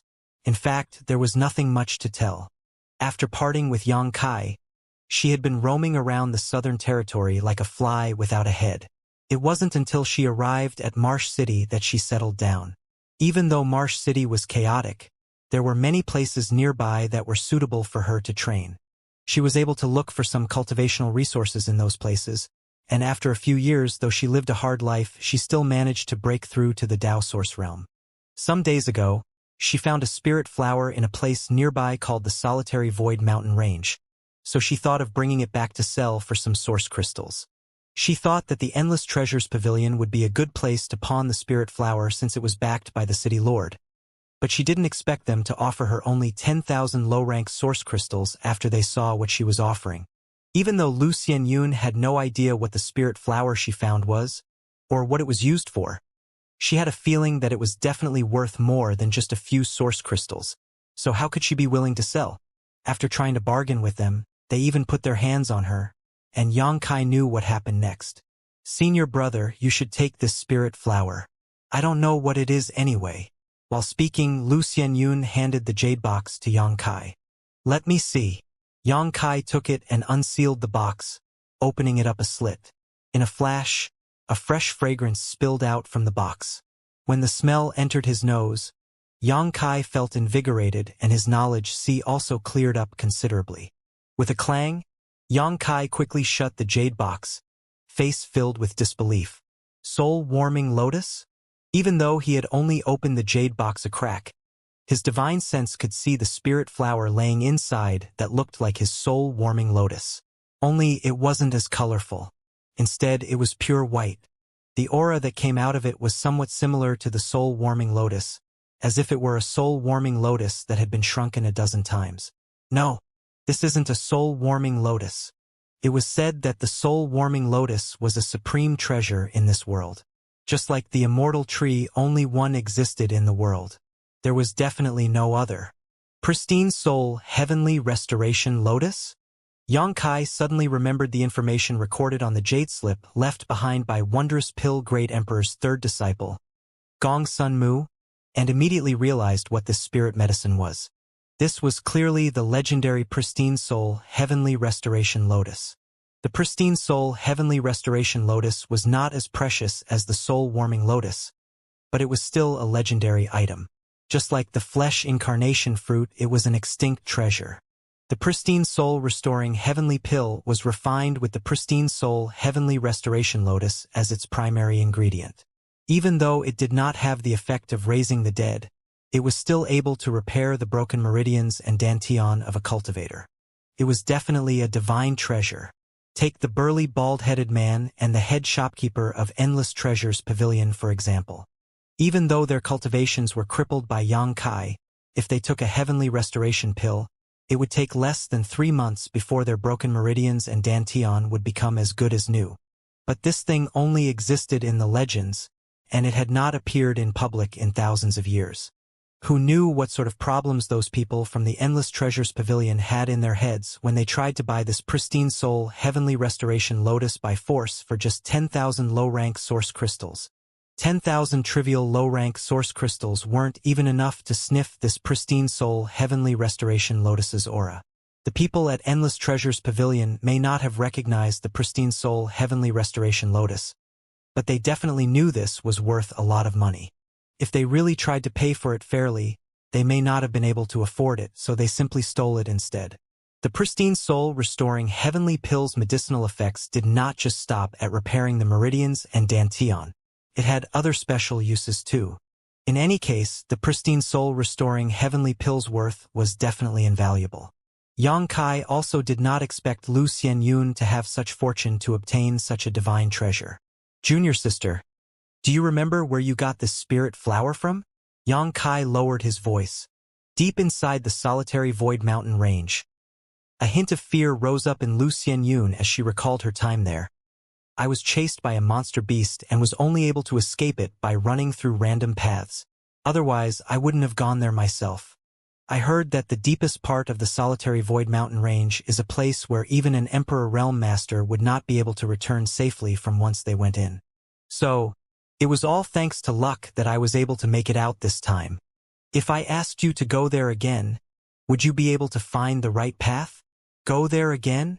Lu Xianyun's pretty face paled a little and she asked, to do what?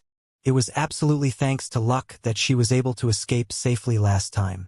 If she were to go again, Lu Xianyun didn't have the slightest confidence that she could escape alive, so she had no idea why Xianxia wanted to take such a risk. Because Xianxia was just about to explain to her the reason, but before he could finish, he suddenly frowned and looked downstairs. He could see, standing in front of the door of Endless Treasures Pavilion, a middle-aged man dressed in a luxurious robe with a dark look on his face. The man had an extraordinary air about him and was, impressively, an Emperor Realm Master. He seemed to have sensed Xianxia's gaze and looked over in an instant, eyes as sharp as that of a hawk's. It's Pang Guang. Lu Xianyun also saw the middle-aged man and immediately cried out in panic. Having been in Marsh City for so many years, she naturally knew very well what Pang Guang looked like. When she saw him come here in person, she knew they were in big trouble. She had no idea how Xianxia could be so confident as to stay, but an Emperor Realm Master clearly wasn't someone who was easy to deal with. On the other side, Pang Guang suddenly moved, disappearing in an instant. By the time he reappeared, he had already arrived on the 3rd floor of the tea house, standing in front of Xianxia and Lu Xianyun. Lu Xianyun was so shocked that she screamed, blood draining from her face in an instant. Were you two the ones who were stirring up trouble in Endless Treasures Pavilion earlier? Pang Guang went straight to the point and coldly questioned Xianxia and Lu Xianyun. He had clearly learned of the appearances of the troublemakers through some unknown means. Lu Xianyun's pretty face paled and she did not dare to answer. She was only a first-order Dao Source Realm cultivator and she had just broken through recently. Her realm wasn't even consolidated yet. Naturally, Facing an Emperor Realm Master felt as stressful as if a mountain was piled on top of her. But Yang Kai was calm and unperturbed, only giving Pang Guang a simple glance. Compared to Qiu Zhe, Pang Guang's aura was undoubtedly stronger and more powerful. He was very clearly stronger than Qiu Zhe, but his power was limited. With Yang Kai's strengths and means, there was no need for him to fear him. When neither of them answered, Pang Guang bellowed at once. "You dare stay silent when this king questions you?"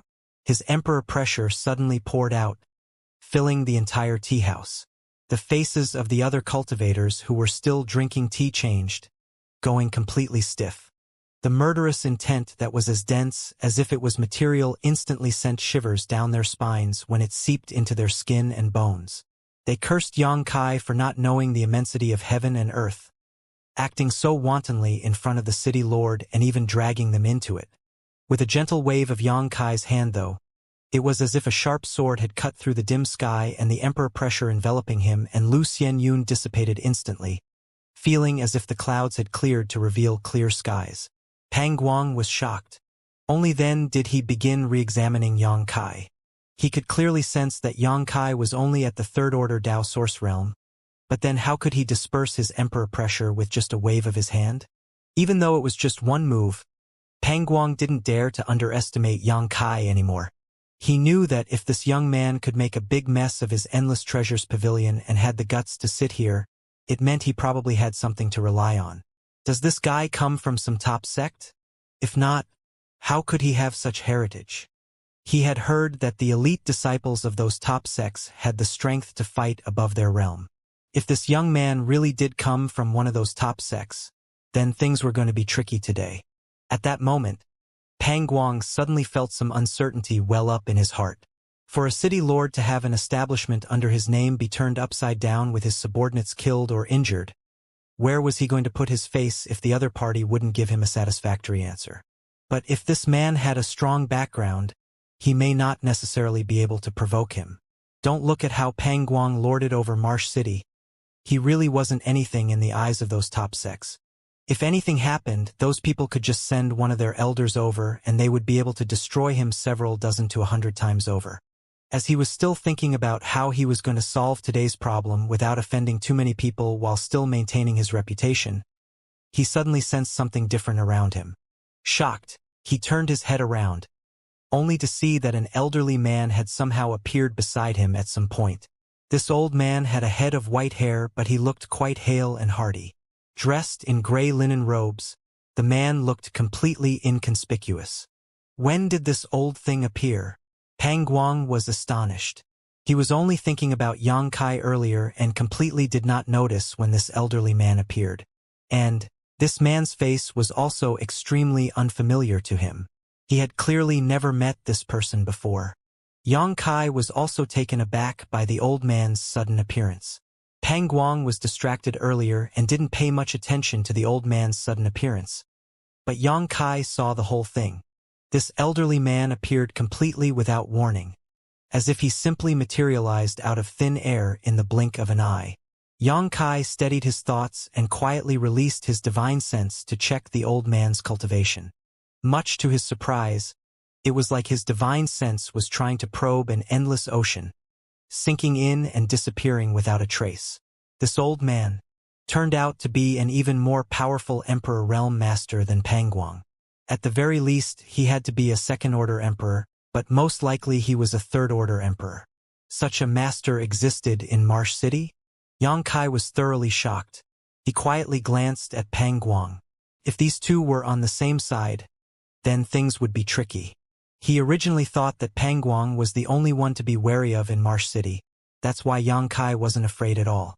But now that an even more powerful old man had appeared, Yang Kai was already beginning to consider how he was going to get out of here safely. But after taking a glance at him, Yang Kai felt reassured. That was because Pang Guang also had a suspicious look on his face at the moment. He clearly did not know this elderly man. As a city lord, he actually did not realize what sorts of hidden dragons and crouching tigers were hiding under his own territory. It had to be said that Pang Guang was truly a failure as a city lord. The elderly man had a burning gaze at the moment, as if he had discovered something of great interest, and smiled at Yang Kai. "This old master is Yao Chongjun, the owner of this tea house. How should I address you, little brother?" He had an amiable look on his face as if he were an easily approachable senior. But Yang Kai could instinctively feel a dangerous aura coming from him. Before Yang Kai could say anything, Pang Guang coldly snorted and said, "This city lord has something to discuss with this young man. Unrelated people should excuse themselves now." He had a commanding look on his face, as if he didn't put Yao Chongjun in his eyes at all. As soon as his words came out, Yang Kai's expression turned odd instantly. But very soon he understood. He guessed that Pang Guang probably did not know Yao Chongjun's depths. Otherwise, he would not dare talk to him like this. And, after his previous attempts to shake Yang Kai with his prestige failed miserably, Yao Chongjun also did not even look at him after he showed up. So Pang Guang was probably acting out of anger without thinking right now.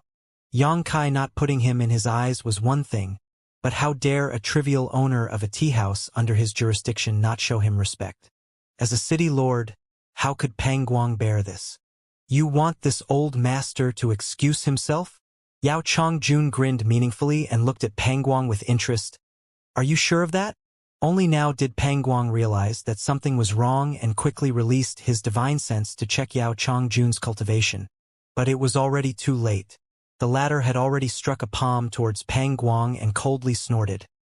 "A trivial first-order emperor dares act so presumptuous in front of this old master? Scram!"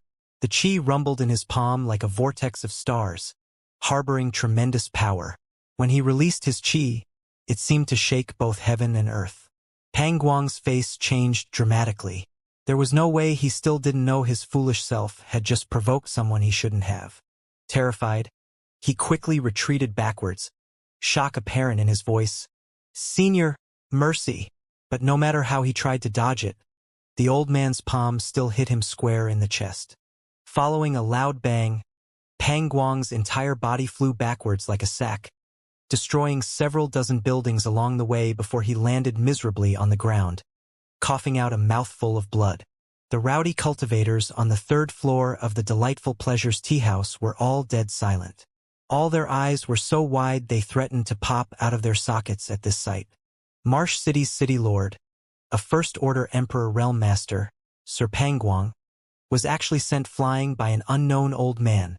And what's more, this old man was the owner of the Delightful Pleasures tea house. If they had not seen it with their own eyes, then they never would have believed it. It turned out the real master behind Marsh City was not the city lord at the front, but the hidden owner of this tea house. How high was this tea house owner's cultivation to be able to send Pang Guang flying with one hit? Second-order emperor realm? Third order? Everyone was shocked beyond words. When some of them thought back to how they used to go crazy in this tea house and deliberately made things difficult for the shop hands, they suddenly became morbidly ill all over. A cold chill went down from the tops of their heads to the soles of their feet as if they had fallen into a freezing blizzard.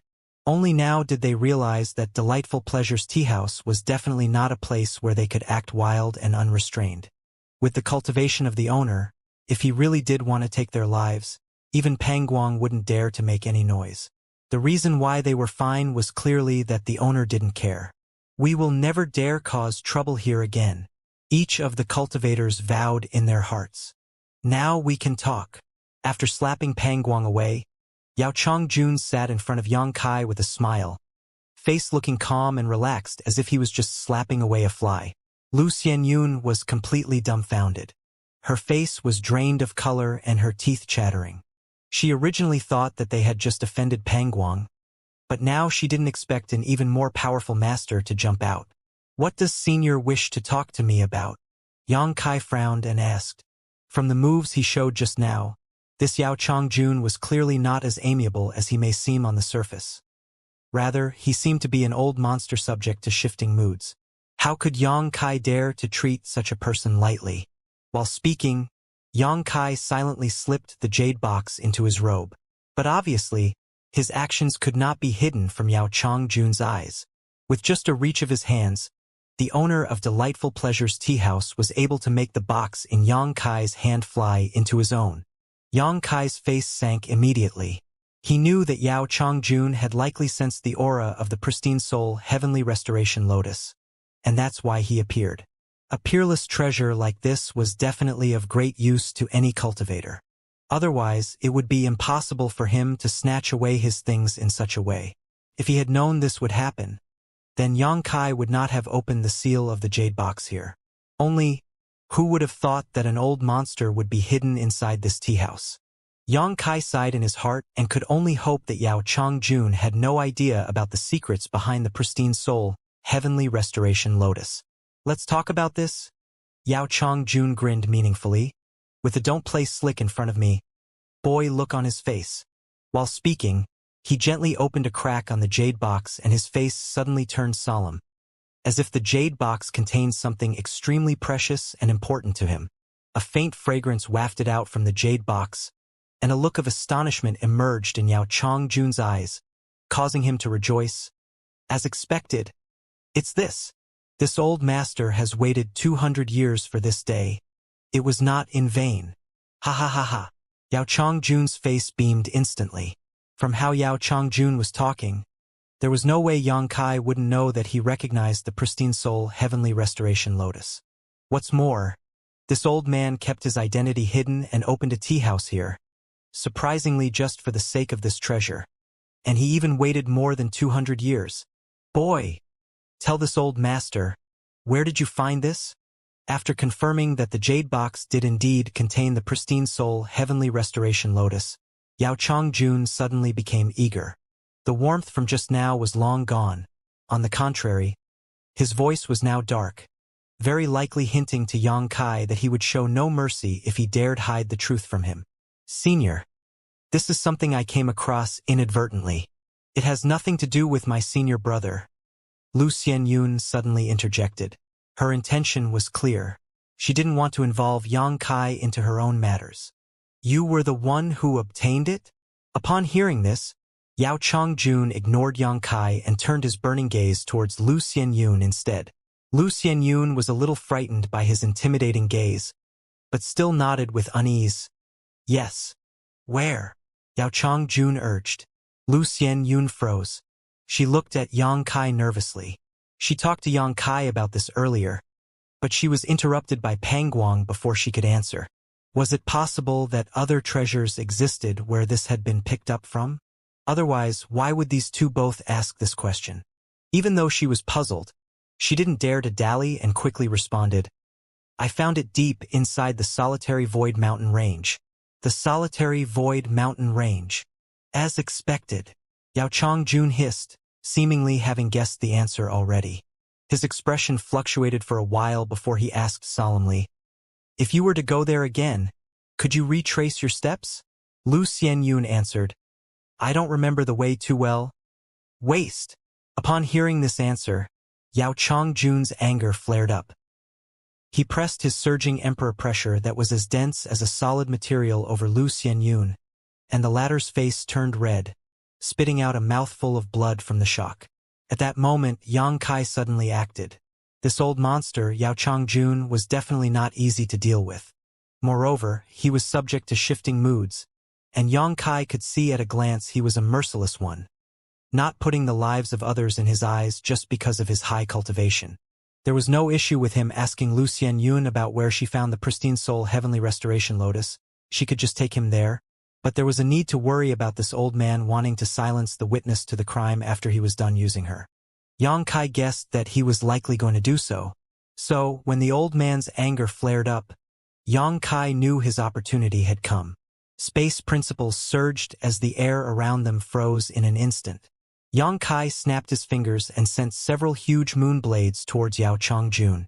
Yao Chongjun was still in a fit of rage, so he would never have expected that Yang Kai would take the initiative to raise his hand against him. Obviously, it was admirable that a third-order Dao Source Realm brat could hold his calm in front of him. But did he really dare to raise his hand against him? Yao Chongjun was taken completely by surprise. The black moon blades very quickly arrived before Yao Chongjun's eyes with the intention of chopping him into pieces. But Yao Chongjun was unfazed and snorted coldly, "Little brat, you're courting death." As soon as he said that, he reached out and grabbed the moon blades. being grabbed by him. After a fierce squeeze, the sharp moon blades shattered directly, along with the space principles Yang Kai manipulated, causing the solidified space around them to instantly smooth under immense emperor pressure. Space principles? Yao Chongjun revealed a look of surprise at Yang Kai. Interesting. Who is Li Wu Yi to you, boy? Your father. As Yang Kai bellowed, the demon eye of annihilation was opened, and the blossoming lotus secret technique revealed itself from the golden vertical slit, pouring out and blasting into Yao Chongjun's mind. Yao Chongjun did not expect Yang Kai to use a soul secret technique to deal with him. After all, the difference between their cultivations was too great. Under normal circumstances, the one with weaker cultivation couldn't attack someone stronger using a soul secret technique because it would undoubtedly result in severe backlash, possibly even death. But Yang Kai did so. What unsettled Yao Chongjun even more was the fact that this was currently his biggest weakness. Yang Kai seemed to have known that, so he did not feel the slightest hint of fear and directly used an extremely strong soul secret technique. Yao Chongjun was hit instantly, and his knowledge sea defenses were swiftly torn through. Severe throbbing pain erupted in his mind, and he began howling while holding his head. The qi in Yao Chongjun's body flared uncontrollably and rampaged out in all directions. Run! Yang Kai shouted as he reached out towards the jade box in Yao Chongjun's hands, directly snatching the pristine soul heavenly restoration lotus back from him. Then, without the slightest delay, he grabbed the frozen Lu Xianyun and wrapped space principles around their bodies, teleporting away. Honk! Just as the two of them left, the delightful pleasures tea house collapsed. Yao Chongjun's rampaging qi had transformed into the shapes of dragons and tigers, mindlessly crashing into everything around them, instantly killing off many of the cultivators drinking tea in the tea house, as well as collapsing several stores on the street. A dozen blocks away, Pang Guang, who had crawled up in a pitiful state, looked over, pale-faced, and exclaimed, "Third Order Emperor Realm." He had not been able to sense Yao Chongjun's cultivation clearly before, but from the outburst of qi just now, the depths of this old man's cultivation had become clear. The owner of that delightful pleasures tea house actually turned out to be a Third Order Emperor Realm Master. Pang Guang was taken aback. He was Marsh City's city lord, and yet he had no idea such a top-level master was hiding in the territory he managed. This frightened him, and he was glad he had not provoked him before. But what Pang Guang found even more unbelievable was the fact that Yao Chongjun had just been hurt. Who did it? From the sound of his roar and the state of things, it was clear he had been hurt badly. Could it have been that young man? But that was also impossible. That young man was only at the Third Order Dao Source Realm. Even if Yao Chongjun stood there and allowed him to beat him, it was impossible for Yang Kai to have hurt him. Could it be that Yao Chongjun wasn't the only Third Order Emperor Realm Master in Marsh City? Considering this possibility, Pang Guang's face suddenly paled and he began feeling suspicious. "Little brat, you dare sneak attack this old master? You're dead. This old master will never let you go." A roar came from the ruins of the tea house. Murderous intent gushed out from Yao Chongjun like a tide. It took a lot of effort for him to calm the pain inside his mind. Quickly searching for the direction Yang Kai fled, Yao Chongjun immediately gave chase, his body moving as fast as lightning. He was a Third Order Emperor Realm Master, yet he was injured in a sneak attack by Yang Kai. Where would he put his face if rumors of this were to spread out? Yao Chongjun swore to himself that he had to catch Yang Kai, and then he would have him taste all the torturing techniques this world had to offer in order to vent his rage. In the blink of an eye, Yao Chongjun disappeared. Pang Guang stood in place with a gloomy face and pondered for a while. Then, his body also disappeared, flying out of the city. It seemed like he was chasing after Yao Chongjun and Yang Kai, but it was not known what he was thinking in his mind. Outside the city, Yang Kai was constantly pushing the local space principles, teleporting more than a dozen kilometers at a time. Lu Xianyun, who had been swept up into his arms, still hadn't come to her senses until now. She was completely dumbfounded. Yang Kai had actually injured Yao Chongjun. Looking at the situation, he seemed to have done it using spiritual energy. But how was that possible? What she saw today had completely turned her worldview upside down and made her wonder if she were dreaming. Where is the solitary void mountain range? Yang Kai asked quickly when he felt the murderous intent rapidly approaching. Although he was proficient in the Tao of space, it took a lot of effort from him to teleport each time if he had to bring Lu Xianyun along. If this continued, Yao Chongjun would catch up to them sooner or later. With Yao Chongjun's great strength, they definitely wouldn't be able to resist him. Now, Yang Kai could only enter the solitary void mountain range first, hoping to shake Yao Chongjun off with the help of the terrain there. He heard Lu Xianyun say that the depths of the solitary void mountain range were extremely dangerous, and that even Emperor Realm Masters may not be able to come out alive once they went in. That way. Upon hearing this, Lu Xianyun subconsciously pointed in a certain direction. She had been staying in Marsh City for several years, so she was still quite familiar with the surrounding environment. Yang Kai immediately changed directions and sped towards the solitary void mountain range. Senior brother. Even though Lu Xianyun was in Yang Kai's arms, she still felt chills over her body. That was because the clear murderous intent behind them was growing closer and closer. She could feel it clearly. You should escape by yourself. I was the one who dragged you into this mess. I hurt him once. You think he'll let me go? Yang Kai responded frankly. Since you still call me your senior brother, then I can't just abandon you. Rest assured, escaping is my strong suit. When she saw him being insistent, Lu Xianyun could only purse her lips, feeling touched inside. Thinking back to when she met Yang Kai, the two of them would have been complete strangers if they had not exchanged blows. Later, they didn't spend that much time together in Blue Feather Sect, but Yang Kai had still given her the bulk of what they owned at the time when they escaped. This time, Yang Kai even stood up for her when he saw her again, making her feel warm and comfortable in this unfamiliar star boundary. Even in the Grand Desolation star field, nobody had ever treated her this well. After living so many years, it was the first time she had met someone who would take such good care of her. With their bodies so close together, Lu Xianyun gradually felt that chilling murderous intent was no longer as cold. Instead, as time went by, she even felt a touch of warmth inside her.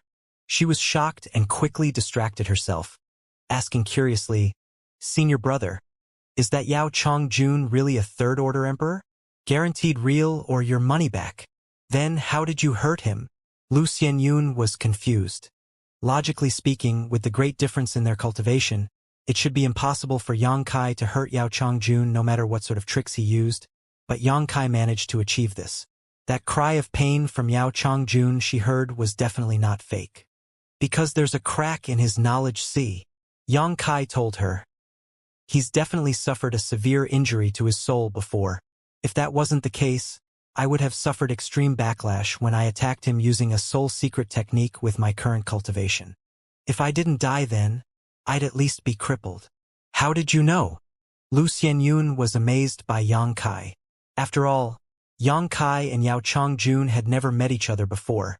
So how did Yang Kai know such a secret? Having a crack in his knowledge sea definitely had to be Yao Chongjun's greatest secret. Otherwise, he would not have hidden his identity in Marsh City. The reason he was hiding there was obviously that he was worried his enemies would come and find him. Yang Kai smiled. He cares so much about that pristine soul heavenly restoration lotus. Obviously because he wants to repair his knowledge sea. Lu Xianyun was surprised. So, that spirit flower is called the pristine soul heavenly restoration lotus? Senior brother means to say that this spirit flower has the ability to repair one's knowledge sea. No, the pristine soul heavenly restoration lotus itself does not have that ability. Yang Kai pondered for a moment before explaining to her. If this herb you found were to be refined, then it can be turned into the pristine soul restoring heavenly pill which is used to repair broken meridians and dantians. It is extremely useful for cultivators who have been severely injured and had their cultivation crippled. However, the pristine soul heavenly restoration lotus has another name, the twin heavenly restoration lotus. When it appears, each stalk always comes in a pair, one white and one black. If both of them can be obtained, then the twin heavenly restoration pill can be refined. This is an even higher level pill than the pristine soul restoring heavenly pill. It can not only repair broken meridians and dantians, but also repair one's soul and expand their knowledge sea. It can even allow a cultivator to more clearly sense principle strength. Twin lotuses! Lu Xianyun exclaimed. No wonder you were all asking me where I found it. So, it's to find the other heavenly restoration lotus. In that case, it seems Yao Chongjun also knows quite a lot about this twin heavenly restoration lotus. He was able to identify it through its aura alone, so he has clearly done some research. Yang Kai raised a brow and continued. From what he said, the heavenly restoration lotus seems to have appeared here in the solitary void mountain range before, so that's why he waited here for 200 years. But senior brother, there was only this one when I found it. Lu Xianyun was confused. Even though she had come upon the white heavenly restoration lotus by chance, she had also carefully looked around its surroundings when she picked it and did not find any other valuable spirit medicines.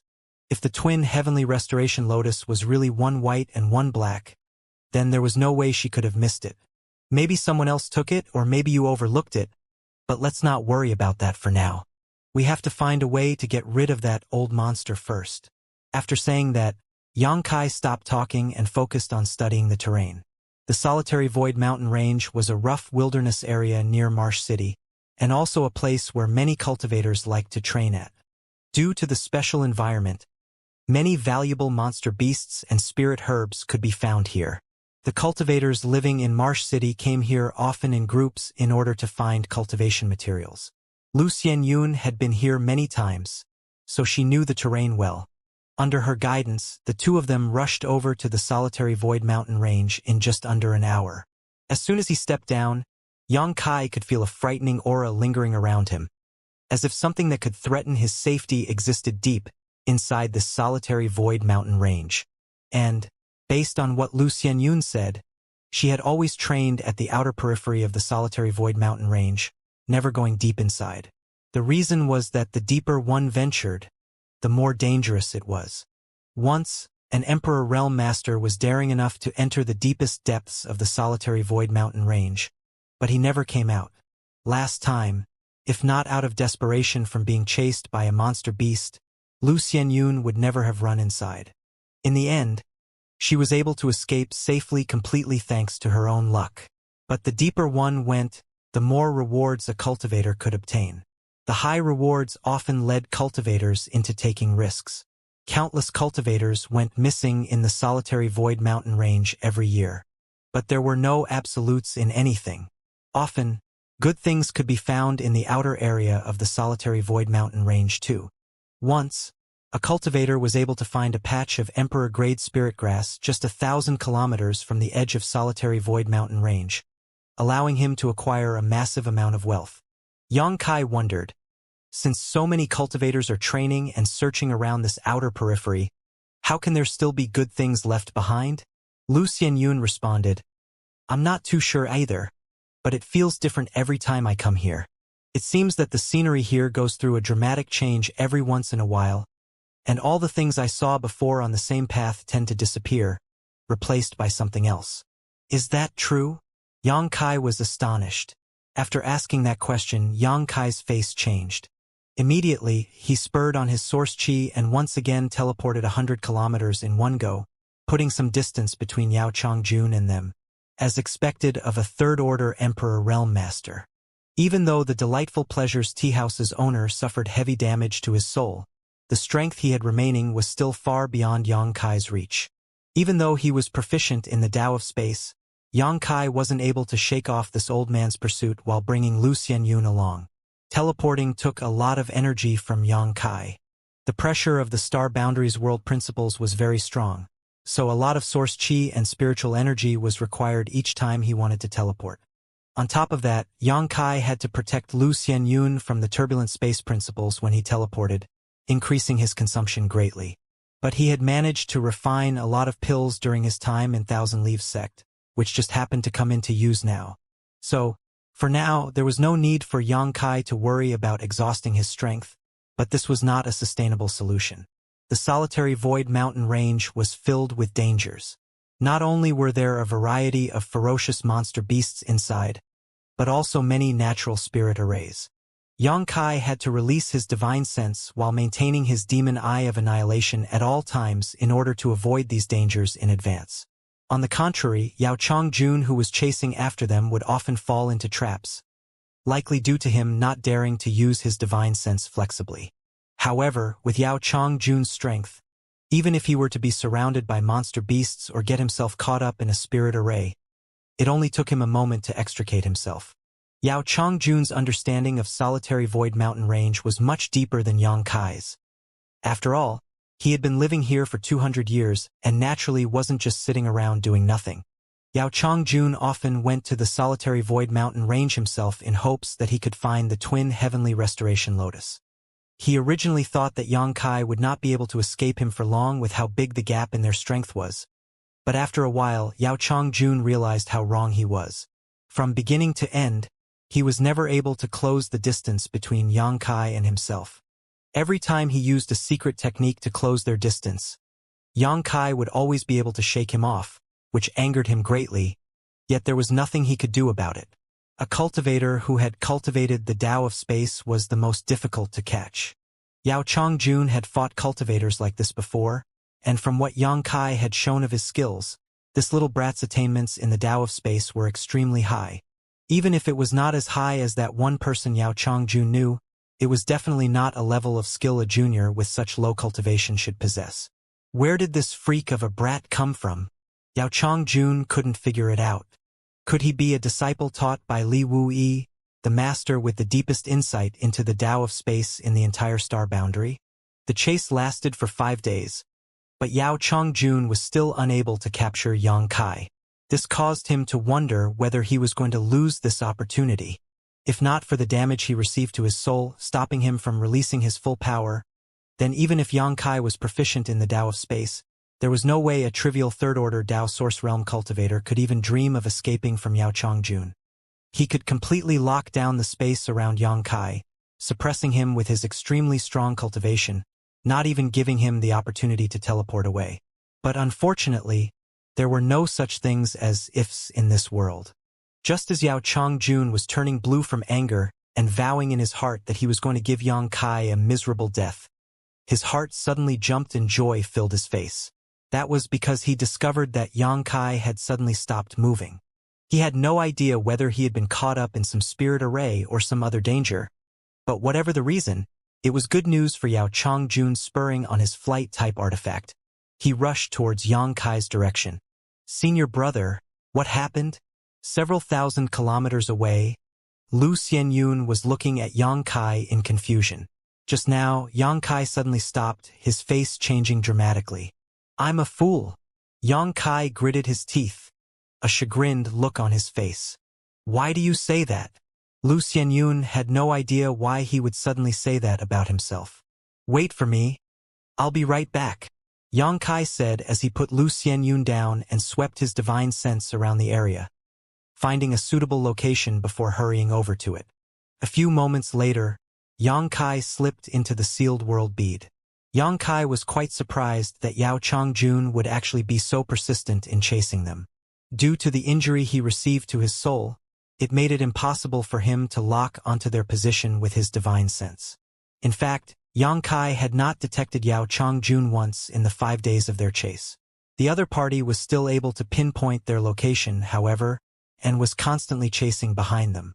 It had to be mentioned that Yang Kai had teleported multiple times during these past 5 days, and with Yao Chongjun's current state, Yang Kai was confident he could lose him. So, then how had he been locating them? The only explanation was that Yao Chongjun had put down some sort of mark on him and Lu Xianyun, and pinpointed their location through that. When he thought of this, Yang Kai knew he had been too careless in the past 5 days. If he had noticed this earlier, they may have lost this old monster by now. Inside the small sealed world, Yang Kai's senses were being magnified many times over. Inside the sealed world bead that he refined, he was its ruler, and the world moved as his wished.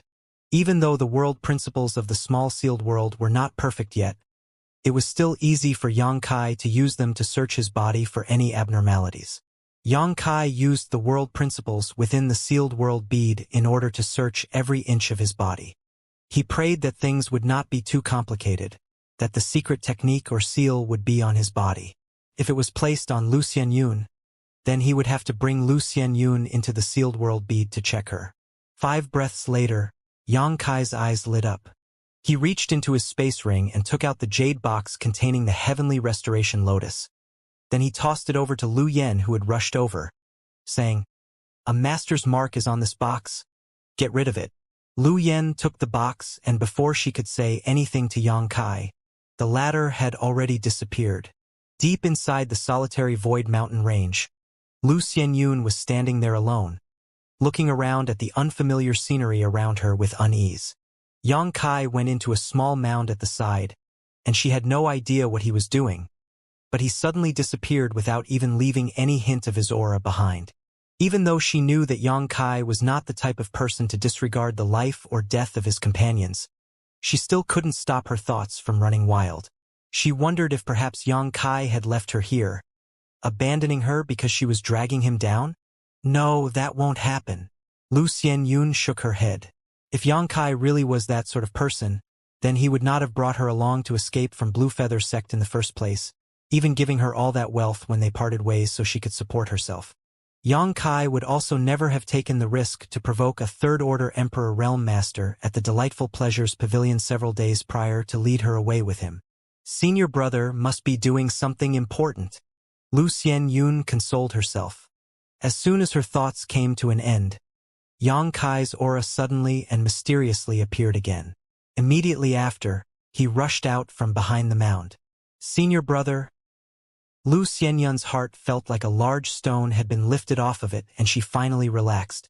Yang Kai moved over to her and wrapped his arms around her again without a single word, urging the surrounding space principles.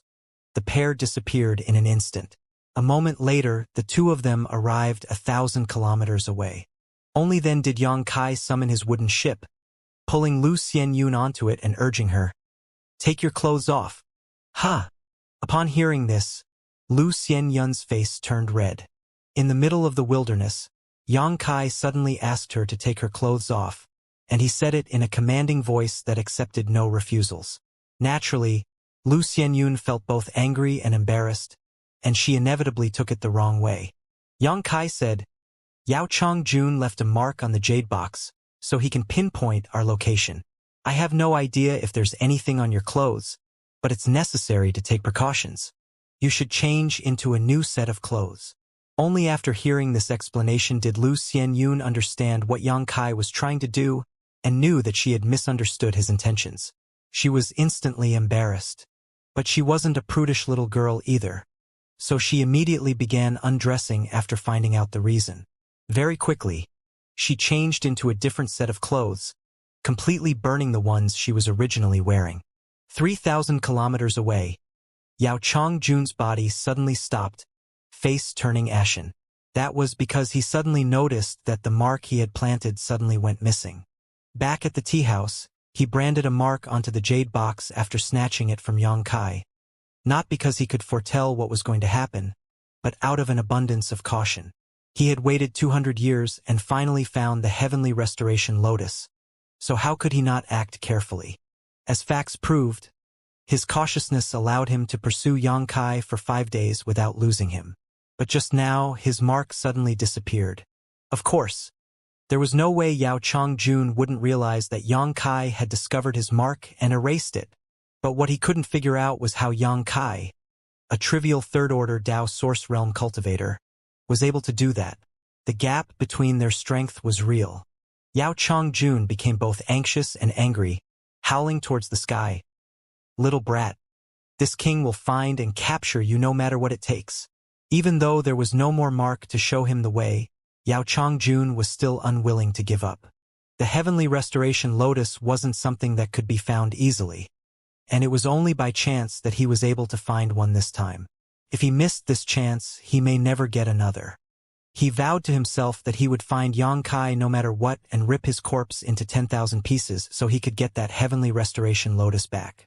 Deep inside the solitary void mountain range, Yang Kai had a terrible expression on his face. Even though they managed to shake Yao Chongjun off, they weren't in any better position right now either. That was because he had gotten lost in this damned place. after asking Lu Xianyun. She also said that she didn't know how to get out of here. She had only been this deep once, and it was all thanks to luck that she was able to get out the last time. Their surroundings seemed to have been carved out of a generic mold. Yang Kai walked around blindly for half a day and had no idea if he was actually walking in circles. Even his divine sense couldn't be extended too far in this place, as it seemed to be suppressed by some sort of mysterious power. At a certain point, Yang Kai stopped and looked around with a grave expression. "Senior brother, what happened?" Lu Xianyun asked nervously. "Do you feel the ground moving?" Yang Kai asked. Lu Xianyun broke out into a cold sweat instantly. Even though Yang Kai's tone was calm, the meaning of his words gave her jitters. "Maybe it's just an illusion," Yang Kai muttered to himself. Lu Xianyun gulped. "Senior brother, there's a saying about the solitary void mountain range." "What saying?" "Some say that the solitary void mountain range is alive." Lu Xianyun's pretty face paled. "Alive?" Yang Kai raised his brows. "N." Lu Xianyun nodded. "The solitary void mountain range is constantly changing, so there's never been a map drawn of it. Sometimes the landscape of one place can change rapidly, but sometimes it changes so slowly that no one notices. Many people think this is a result of the solitary void mountain range actually being alive." Yang Kai frowned and thought for a while, but then his eyes suddenly lit up. "That may not necessarily be correct, but there's definitely a basis for it." "What do you mean?" Lu Xianyun was confused. Yang Kai said, "Junior sister, you've been active around the outer periphery of the solitary void mountain range this whole time. Do you find good things often?" "Yes," Lu Xianyun replied. "I'm not the only one either. Many people from Marsh City experience the same thing." Yang Kai nodded. "Since so many people are active around there year-round, it's reasonable to say that the area should be barren by now. Even if there's anything good there, someone would long have taken it away. But since you're able to find valuable things often, that's something I've always been wondering about too." Lu Xianyun nodded. She never understood why, but after coming to the solitary void mountain range so many times, other than the few unfortunate times she wasn't able to find anything, she was always able to find something useful to her cultivation there. But this was clearly illogical. "Senior brother, you mean to say?" Yang Kai said, "The solitary void mountain range is moving. Every once in a while, the terrain in its depths will flow outwards, and the spirit herbs inside will naturally appear outside as well. That's why good things can be found there all the time." "How do you know that?" Lu Xianyun was extremely surprised. She had been living in the solitary void mountain range for a few years, but she'd never thought about it that way. But Yang Kai managed to figure this out despite only having been here for a few days. Yang Kai smiled. "It's just a guess. I'm not sure if I'm right either. But there was a high possibility of that being true, because that perfectly explained why good things were often found around the outer region of the solitary void mountain range. The earth was alive, writhing and tumbling at a speed that was almost imperceptible to average people. Once the land that was deep within flowed outwards, it would naturally bring all the good things inside with it. And yet the cultivators in the solitary void mountain range couldn't seem to figure this place out, and they were unable to notice the changes in the solitary void mountain range in the slightest. La. Right at that moment, the sound of wings fluttering could be heard, followed by countless birds rising up into the air from the forest as if they had been frightened by something. Not only that, but the beasts on land had also begun fleeing, tumbling around like headless flies. In less than 3 breaths of time, the entire solitary void mountain range began to tremble. What happened? Lu Xianyun's pretty face changed to shock. Yang Kai was also confused, but in the next moment his face changed. That was because the birds he saw flying in the air were all stopped mid-flight. They were unable to move even the slightest inch forward, no matter how they flapped their wings. It was as if there was an invisible force holding them in place. Among the flying birds were many 11th-order monster beasts as well. Yang Kai even saw a 12th-order monster beast that was equivalent to an Emperor Realm Master. Just as Yang Kai was beginning to feel suspicious, the ground under his feet began moving rapidly, making it hard for Yang Kai to keep his balance. He almost toppled over, but at the same time, A strong suction force was being spread out from deep within the solitary void mountain range, drawing on Yang Kai's body as if it wanted to drag him in. Yang Kai's face changed dramatically. Without hesitation, he wrapped his source chi around Lu Xianyun and tried to escape this place by teleporting. But even after he moved the surrounding space principles, he found he was still standing in the same spot. Sensing this, Yang Kai exclaimed, "The world principles here have been broken." The surrounding world principles had been shattered by some great and sudden change, making it impossible for them to leave this place by taking advantage of the space principles at all. And, in just that short amount of time, the ground beneath the pair began spinning even quicker. Yang Kai couldn't help but feel dizzy while Lu Xianyun was in even worse condition. She couldn't even stand properly and could only hold on to Yang Kai to support herself. The suction from the depths grew even more terrifying, and Yang Kai found it hard to fight against it with his cultivation no matter how hard he tried to stabilize himself. The fleeing beasts and birds had already been dragged in by the suction and disappeared from Yang Kai's field of vision in an instant. The less powerful beasts had even burst into clouds of blood mist. For a while, beasts were roaring and birds were crying out, making the solitary void mountain range extremely lively. Somewhere about 3,000 kilometers away, Yao Chongjun's face was also horrified. He pushed his Emperor Qi, trying to escape the fetters of this place, but he failed even with his cultivation. The only thing he could do was forcefully hold himself in place to not be pulled away. Solitary void, great maelstrom. Yao Chongjun's face turned extremely dark. Even his will, which was firm as a rock, began to tremble with fear and anxiety. Compared to the newcomers, Yang Kai and Lu Xianyun, who had not been living here for long, Yao Chongjun had studied the solitary void mountain world thoroughly. He knew that this damned place may usually look calm and peaceful, but it could burst out with immense power that even an Emperor Realm Master could not resist from time to time. Those times were precisely during the appearance of the solitary void Great Maelstrom. The solitary void Great Maelstrom was a natural disaster that could destroy and reshape the solitary void's mountain range. Yang Kai's guess about the solitary void mountain range's terrain constantly shifting, allowing the cultivators around the outside to be able to find good things often, was actually quite accurate. But that shift was usually as slow as a crawl and would not bring too much danger to cultivators visiting this place to train. Because the cultivators often came to the solitary void mountain range, they usually did not notice the slow changes, and by the time they did, the terrain had already changed completely. However, when this creeping change reached a certain limit, the entire solitary void mountain would begin to spin like a berserk top, reshaping the solitary void mountain range in the process. That was the solitary void Great Maelstrom. No one knew why this happened in the solitary void mountain range. The world works in mysterious ways. Yao Chongjun had been in and out of the solitary void mountain range many times and still could not understand this process. However, the cycle of the solitary void Great Maelstrom's appearance was very long, usually appearing once every few hundred or thousand years. Based on what Yao Chongjun knew, the last solitary void Great Maelstrom appeared 600 years ago. At that time, countless cultivators were sucked into the solitary void mountain range, and this time would be no exception. And, as luck would have it, he ended up caught in it as well.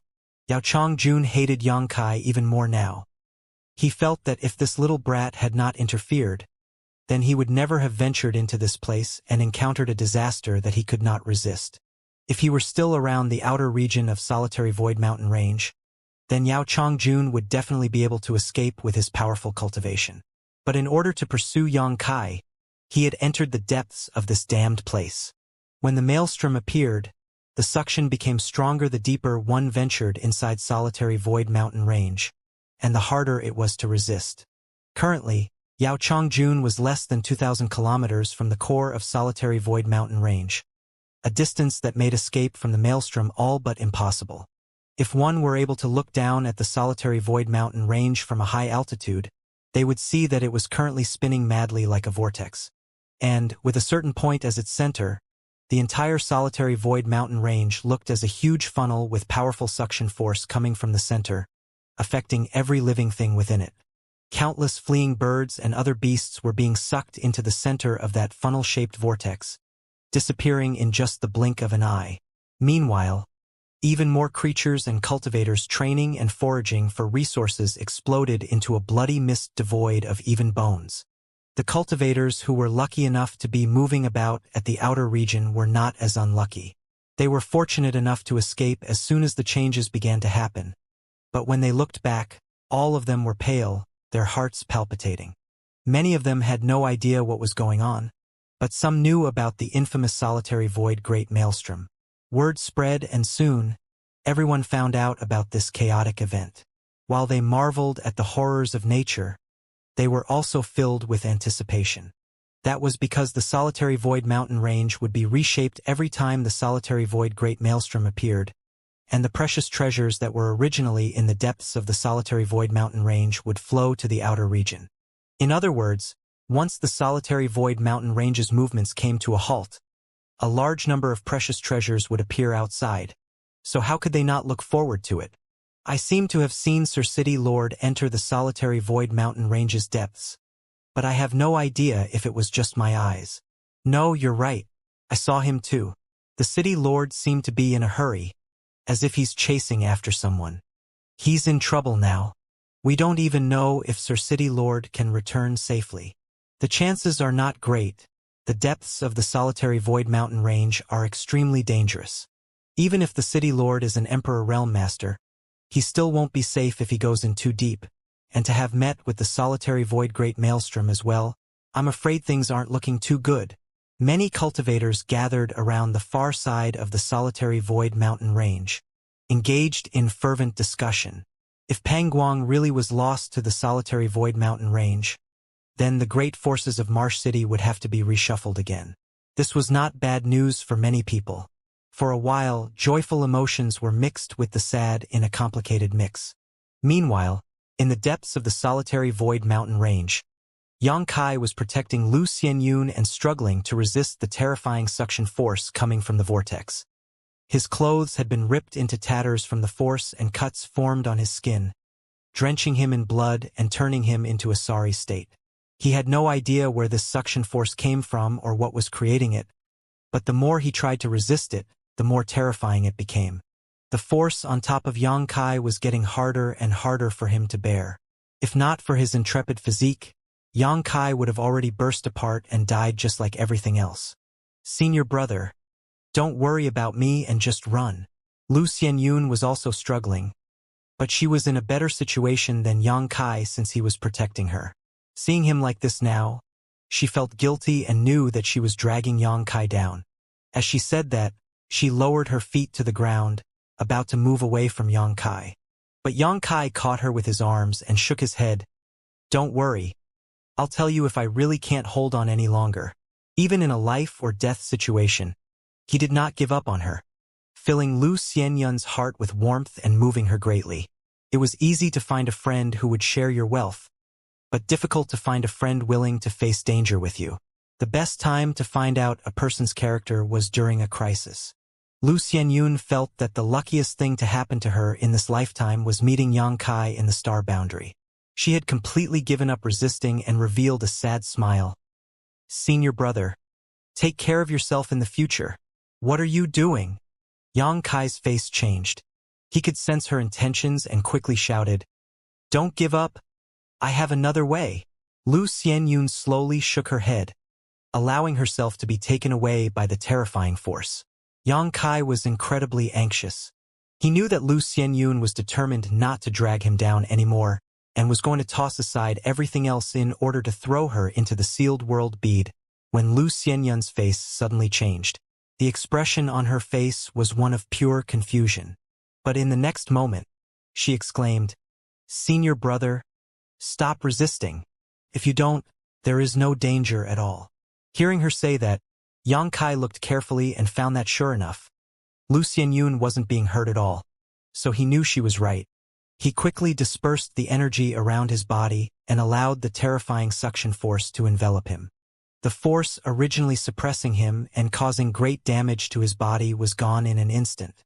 Indeed, it was as Lu Xianyun said, the more one resisted here, the more uncomfortable it became. But if any average person were to encounter this situation, who would not try to resist?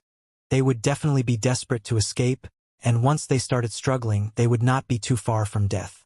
After giving up on resisting, the powerful suction force swept up both Yang Kai and Lu Xianyun, quickly drawing them to the center of the solitary void mountain range. The turbulent force made Yang Kai feel as if he were a lone boat in the middle of a stormy sea, in danger of capsizing at any moment. "Senior brother, look!" Lu Xianyun, whose body was being held tightly by Yang Kai and did not mind that her tall peaks were being squeezed out of shape by his arms, suddenly let out a cry of surprise. When Yang Kai turned over to look, his face turned dark as well.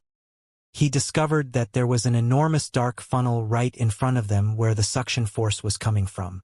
In its vicinity, the earth could be seen spinning and tumbling as countless birds and beasts were sucked in, their fates unknown. He wanted to release his divine sense to investigate the situation inside, but it shattered as soon as it left his body, causing his knowledge sea to throb. He didn't dare to try this a second time. Lu Xianyun was also becoming more and more nervous, her tender body quivering like a shaking quail without a nest in winter. She had no idea what their fates would be if they were sucked into that vortex. She had not been in the star boundary for long, so she was naturally unwilling to die like this. Looking up at Yang Kai though, she found that despite his expression looking grave, he wasn't panicked in the slightest. That helped to ease her up considerably. Even if she died, she felt that it would not be a bad thing if she were able to die together with Yang Kai. Considering all this, her body suddenly eased up a lot. "Protect yourself." Yang Kai lightly patted Lu Xianyun's back. As soon as he said this, both he and Lu Xianyun were sucked into the vortex. All of a sudden, a dizzy feeling washed over him, disorienting him as the entire world turned dark without the slightest hint of light. Yang Kai felt his body spinning and falling as if the vortex was a bottomless pit, a fearful and unsettled feeling. But Yang Kai was slightly reassured by the fact that this fall did not prove to be dangerous. Lu Xianyun hugged him even tighter, her body turning as stiff as a block of wood. None of them knew how long it had been, but Yang Kai suddenly saw a glimmer of light up ahead. However, under the power of the vortex, he was unable to probe ahead and see the situation around them. Bang! A large noise erupted and Yang Kai felt great pain all over his body. It was as if his entire being was going to break apart. However, he was surprised to find that he had actually landed on solid ground at this moment, and that spinning force that enveloped his body had also disappeared. Now there was just a lot of ear-splitting noises coming from around him. Pung pung pung. Things were constantly crash-landing around them. Some even splashed onto them. From the smell, it seemed to be bits of dirt mixed with bodily remains and smelled extremely bad. Yang Kai did not dare to move about recklessly lest something bad were to happen. He carefully pushed his source chi in order to protect Lu Xianyun and himself and found that his source chi was working freely. The strange backlash earlier from the inexplicable suction force had disappeared, relieving him greatly. Lu Xianyun seemed unconscious and wasn't moving in the slightest. However, from the smooth flow of her breathing and her steady aura, it was clear she did not suffer any great harm. After a full hour, their surroundings finally settled down. Yang Kai waited a little while longer to ensure there weren't any dangers before pushing out his source chi, blasting away all the mud and debris that were covering him and rising up from the mound. He landed lightly and checked Lu Xianyun's condition first, discovering that she was in fact unconscious. Only then did he begin taking in his surroundings. At this first glance, Yang Kai was dumbfounded. He discovered that he was actually atop an island at the moment. The island was not very big, only a few kilometers in circumference, and looking at the color of the land and some of the debris, it was clear that this island had just been formed.